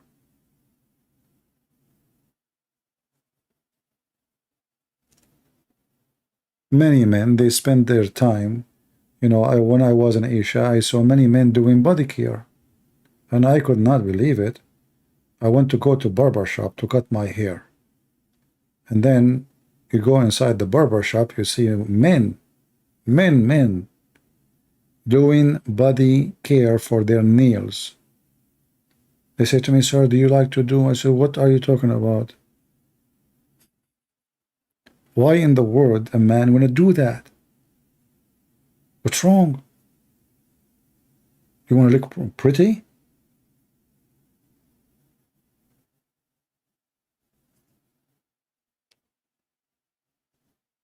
Actually, me myself, I don't even shave in the barber shop. I have a machine. But if you are traveling and you need to do so, but you have to do it. You know. But people, they do weird stuff. Like there is a day, I don't know what the holiday exactly. It's not. It's a pagan day. Obviously, it's like a Halloween. I forgot what the name. Men wearing panties. Do you look funny? No, you don't look funny. You look stupid. You know, women, they are wearing nothing see-through on the street. I mean, it's very. You need to ask yourself why you are doing that. That means you are very shallow.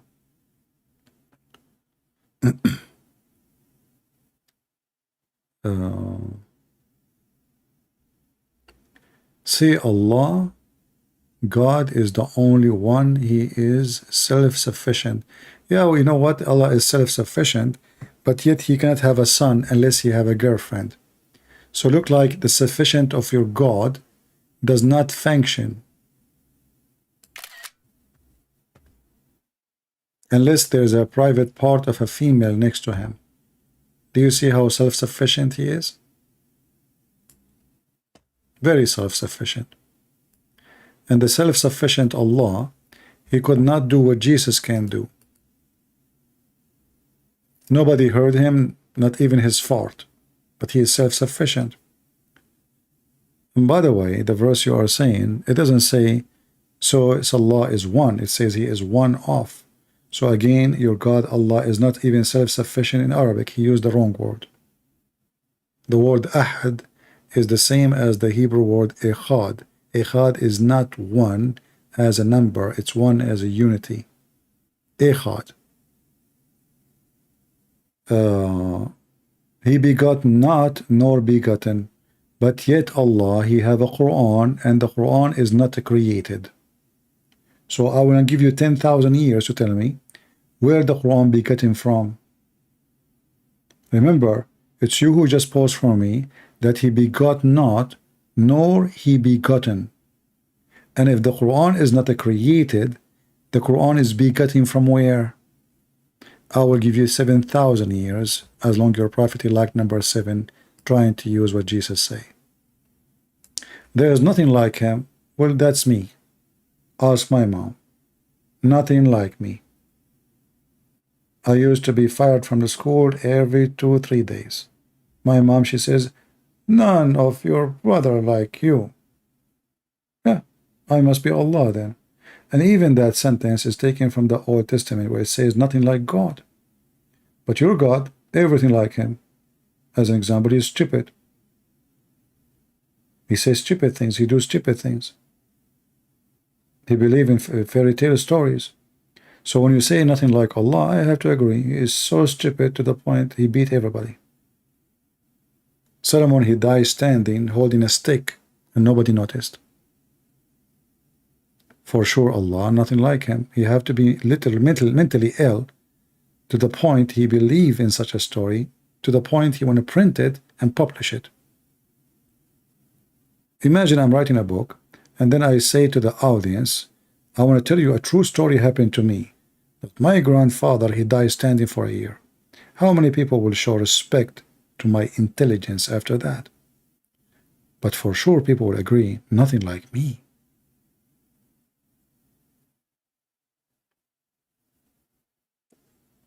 Yeah. So this is all what you have? Nothing like Allah? And too many hearts? What those hearts for? Your God Allah is like a yo-yo. I never heard of a God he come in every day in the third part of the night. Yo-yo. Why? Because you want to listen to the prayer of the believers. Well, why Allah don't have a good reception from his heaven? So he decided to come like a yo-yo every day? Up and down, boing, boing, boing, boing? My God, you do not need to come every third part of the night. I can talk from here, he listen to me, hear me there. What a stupid religion. The yo-yo God.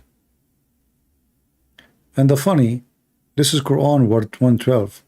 Why you don't call me so you can read for me Quran 111 or 113? Do you want to die laughing?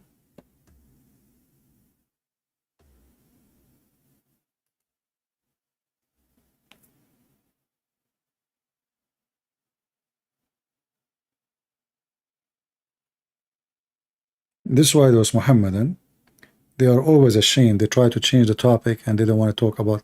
They mention something to you. The second you start showing them how stupid what they say, they do their best to change what they just said. Like the guy, this Indian guy, he called me. What a horrible answer he gave me. He exposes the Prophet horribly.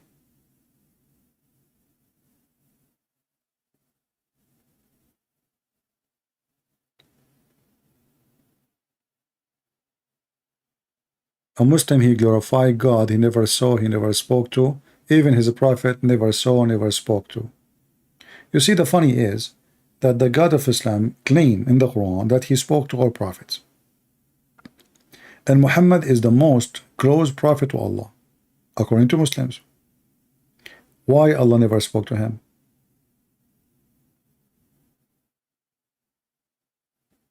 Any Muslim can tell me?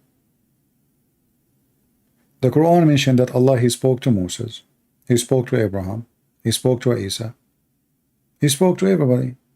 Even he spoke to Shaitan. Allah never spoke to Muhammad. He sent a messenger to deliver a message to Muhammad.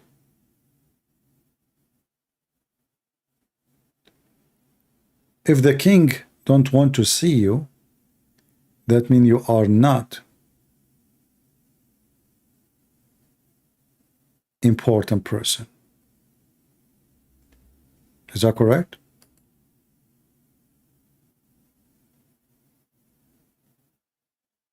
Yeah, Muhammad is one of the most 100% influence in the world in terrorism, sexualism, all kind of evilism. But the truth is, the one who wrote the book is an idiot. He should make it more clear that Muhammad is the most influenced person in killing and death and rape. Every Muslim believes that raping women, especially if she is his wife, is okay. Even they believe in having sex with women after they die. So Muhammad, for sure, he have a big influence in 1.6 according to Muslim idiot. However, the whole world is under the influence of Jesus. For the date, the computer, the watch, the salary, everything is by Jesus' name, by the birth of Jesus. So people, they can make a book, and this is why you are proud about it. One guy, he said this. Look how desperate you are. You could not find me one good thing about your prophet. You bring me somebody making a commercial book to make money. 100, he put Muhammad there because he knew Muslims will buy it. As an example, Muhammad is the most influenced person to teach breastfeeding for adult. Did your mom practice it? Do you want to call me? Or keep? Hussein, I can open Skype just for you. I want to see the influence of Muhammad. Prove your point. You just said he is the top 100 ranking in influence. Did your mother practice breastfeeding for adult? I want to see how much influence Muhammad have on you. If you don't, that means you don't believe what you are saying. Muhammad is arrogant. CP is arrogant person. He covered the truth. Isn't it your God Allah? He says nobody can cover the truth. So how you say I cover the truth? That means Allah, he lost. And this is explained why anyone can change the word of Allah, yet Allah, he says nobody can change his words, because Allah is an idiot.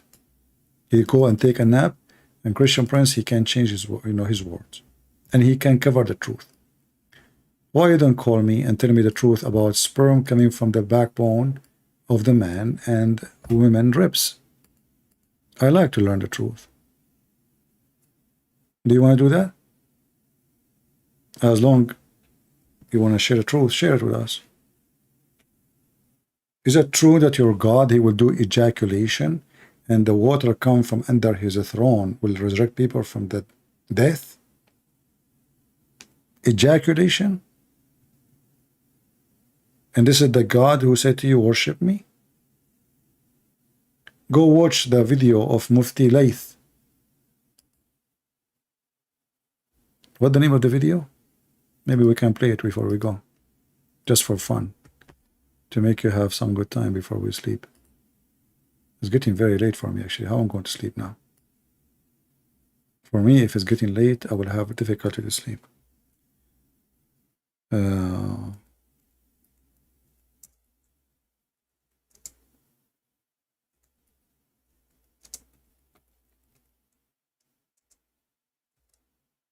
Even Mufti what's the name, Mufti Layth, The poor guy, he have to open an umbrella to cover his head from what your prophet said. Allah will do ejaculation.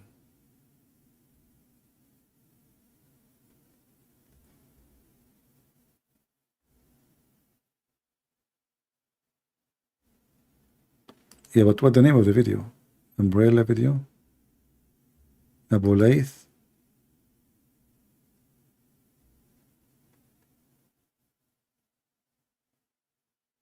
On Mark? Oh, okay.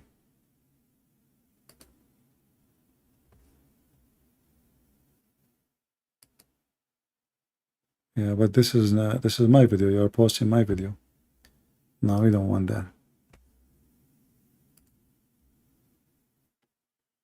Anyway, you will bow before Allah? Well, I doubt that, because you have to prove for me first that Allah is exist. What kind of God he create himself from the sweat of a horses? You will bow down, you and your prophet, under the feet of Jesus, and you will be sent to hell with Muhammad if you don't do that. I assure you that Muhammad will be in hellfire in the day of judgment when he meet the Messiah. You see, even the filthy Muhammad, he admit that even when the Antichrist, he meet the Messiah, what will happen? Anyone remember? What will happen? The devil, when he see the Messiah, he will melt, the same as salt melt in water. That is the Messiah, my friend. Shaitan, he gave your prophet satanic verses.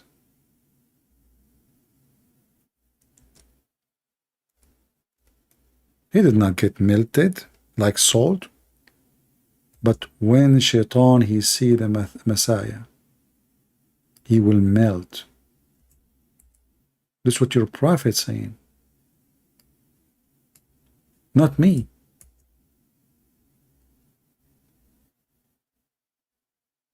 Can you explain to me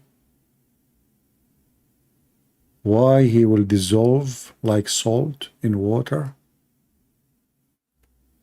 What is the power Jesus he have? Why Shaitan, he did not dissolve in front of Allah or Muhammad?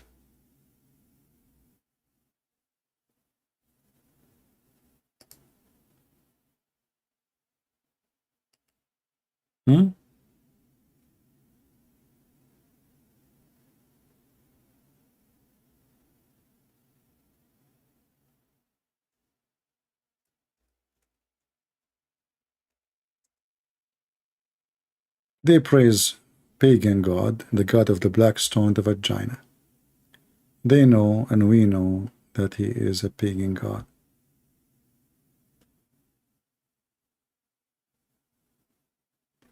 Why you don't call me archive? You know, here we go. I'm tired.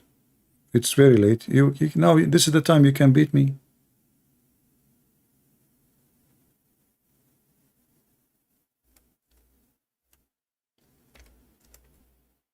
Actually, I'm yawning. I mean, what kind of a prophet he says that yawning is from the devil and sneezing is from Allah? This is how stupid your prophet is. Yawning from the devil and sneezing from Allah. So if somebody have a flu, that is a good thing. Allah is happy. Not only that, your prophet, he says, Allah, he get happy when people, they sneeze.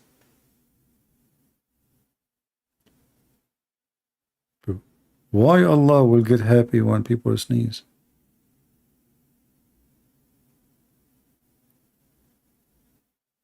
Mental, stupid stories, you know, and those potatoes, they will live in this garbage. We are very, grateful that the Muhammadan, they wrote down all this garbage from the mouth of Muhammad. Because if not, how we are going to love and expose him easy? Easy. Even Muhammad, he made it clear that Allah and the Shaitan, they look the same. The difference is that this shaitan, he will come and he will try to make himself look like the Messiah. But how we recognize which one is Allah, which one is shaitan? The eye. One eye. So Allah and shaitan, they look the same. Is it me who said that? No. This is what Muhammad said. Allah is short. He have a big ass. This is not my description. This is your description of your prophet. The only difference between him and the way shaitan he looked like is only one eye. And Muhammad was worried that the Muslims will be confused about who is Allah. Which one is Allah? Shaitan or Allah? Why? Because shaitan, he will come in the look of a man. He claimed to look like the Messiah as a look. And Muhammad is worried that the Muhammadan, they will think that this is Allah. But why they want to think he is Allah if he look like a man? I will leave that question to the Muhammadan. They cannot answer. Why don't you and your mood start Discord server and account? It's more popular. You know, I tried it once. It turned to be like a bathroom. I do not know who's talking, many voices. It's a stupid program. I don't like it. Here we can show on the screen, we can share evidence, reference. I went only to this program called Discord. I don't know who's talking, who is not talking. It's literally like Middle Eastern or Ottoman style bathroom. There's 100 men inside taking a shower, all of them together. And the scream and the voices and the sound in the dark. But as you see here, Allah is a man. He look like the Antichrist. The only difference between Allah as a look and Antichrist is one eye. If you don't believe me, the proof in front of you. So the Muslim, they have big mouth. They keep talking, but they cannot really say anything serious. You know, like, okay, top ranking. Here we go. He keep repeating this. Yeah, look, this is the only thing he want to talk about. Muhammad top ranking. Okay, what about Hitler? His name is mentioned there too. Stupid. They cannot prove to us their prophet. They brought somebody. He wrote a book saying Muhammad have influence. Andrew Tate have influence. He called himself top G. That means Muhammad is Andrew Tate now. This guy, he have 3 million subscribers. Is his name there as a pimp in the book too? Your prophet is a pimp. Very silly, very stupid people. You know, they are bankrupt, truly bankrupt. You know, actually, in fact, instead of saying Allah is the biggest influence in the world, they are saying Muhammad. Pagan, you know, they are pagan. They worship a man. Shouldn't you say that Allah, the God, supposedly, is the one who have the real influence? You praise a man. Actually, his name is Muhammad. You praise his name, the praised one. Muslims are pagan. They worship a man. His name is Muhammad. His name is the praised one. If Muhammad is the praised one, who is praised to? Pagan.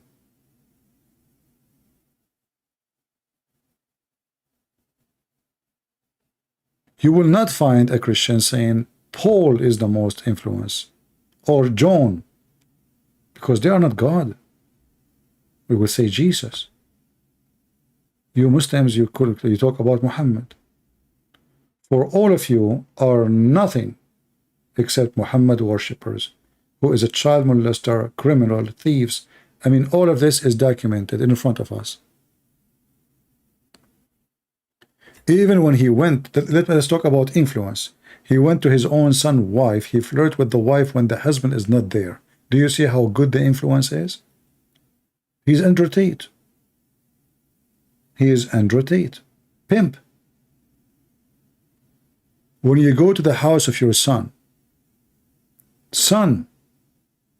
the man who trusted you to be with his wife alone, with his wife, what do you do? And this is according to the Muslim stories. God knows what really happened. When they say that he flirted with her, do you think it stopped there? Do you think really Muhammad he stopped with flirting with the wife only? No way. A faithful man like this, he will not stop there. When a man he go to a married woman house and he flirt with her and he make her hear what he is saying, he is doing it on purpose. He want her to hear.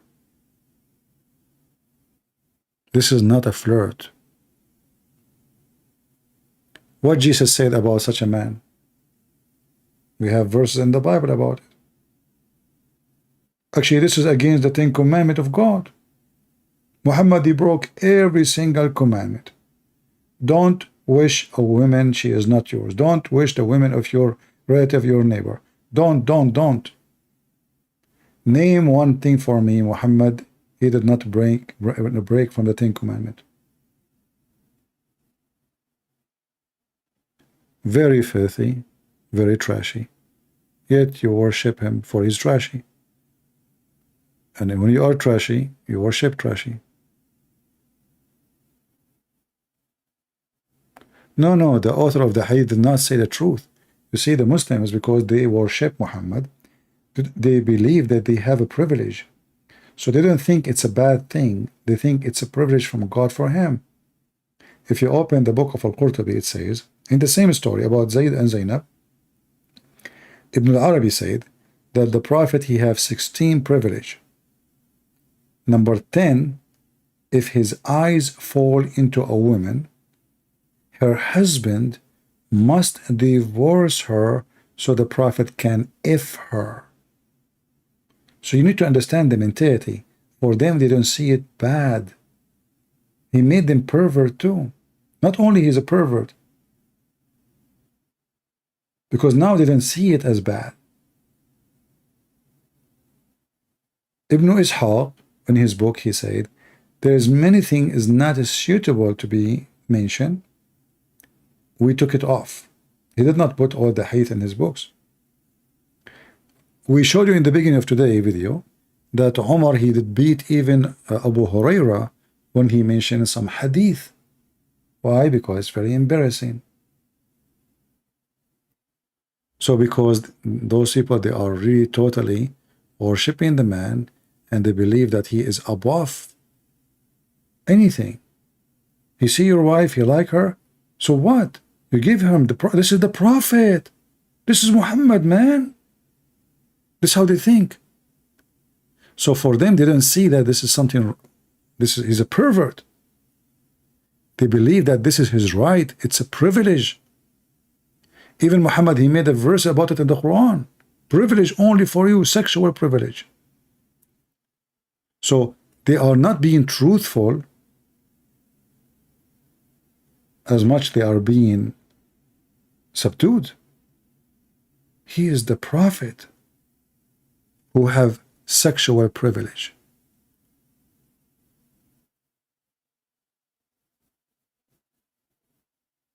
I spoke to many Muslims. I said, if the Prophet, like mentioning that story, if the Prophet come to your house and he like your wife, you will not mind. He said, I will be honored. He said, I will be honored if the Prophet, he want my wife.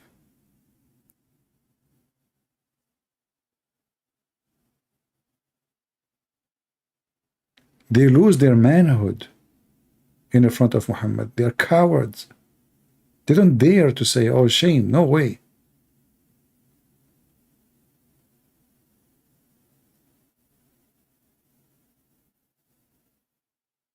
Very disgusting belief. Do you know that in Islam there is no penalty for having sex with your mother? Do you know that the Quran says it's forbidden for you, your mother, right? Forbidden for your mother. Do you know that even the Quran says that you can have sex with your daughter? There's a verse says it's forbidden for you, your daughter. Oh, so why you are saying to me that I can have sex with my daughter? A daughter in Islam is a daughter from marriage. If you have a daughter out of marriage, you can sleep with her. Same for your mother. Your mother is not from marriage, is not your mother. You are just an animal. A brother, he can have sex with his sister if she is a sister out of marriage, for she is not his sister according to Islam. Just to make it simple for the ignorant who do not know, in Islam, if you are a son is born of wedlock, you don't have the name of the father. You have no right to inherit neither his name or his inheritance as money, or even to live in the house. Why? Because according to Islam, you are not a son or a daughter. Therefore, and this is their book, so we can show it, it says, the father is not forbidden to have sex with the mother and his daughter, even though this is his daughter from his blood. This is how satanic this cult is. How far Satan can go. Right? In fact, the whole Quran, you see in the Bible, is speaking about a specific penalty for homosexuality. In the Quran, it says, hurt them, hurt them. That's it. Hurt them. You read the interpretation, beat them with sandals. It's not a big deal for Muhammad. Imagine if a person, he do fornication, if a young man, he fornicate with the women, we beat him. If a man sleep with a man, we beat him too. It's the same. And then Muhammad, when he did live with the Jews, he noticed that he is really a pervert. So he decided to do something about it. He said, according to the Muslims, he said, the one who do this, kill him. But it's not in the Quran.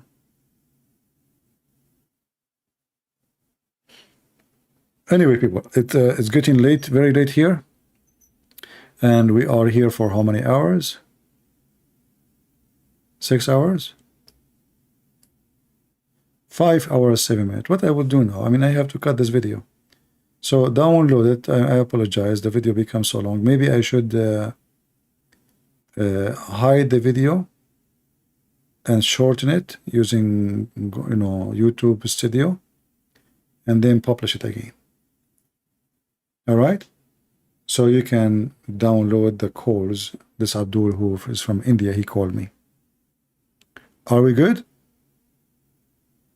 Anyway, I will leave it as it is for some time so you can download it.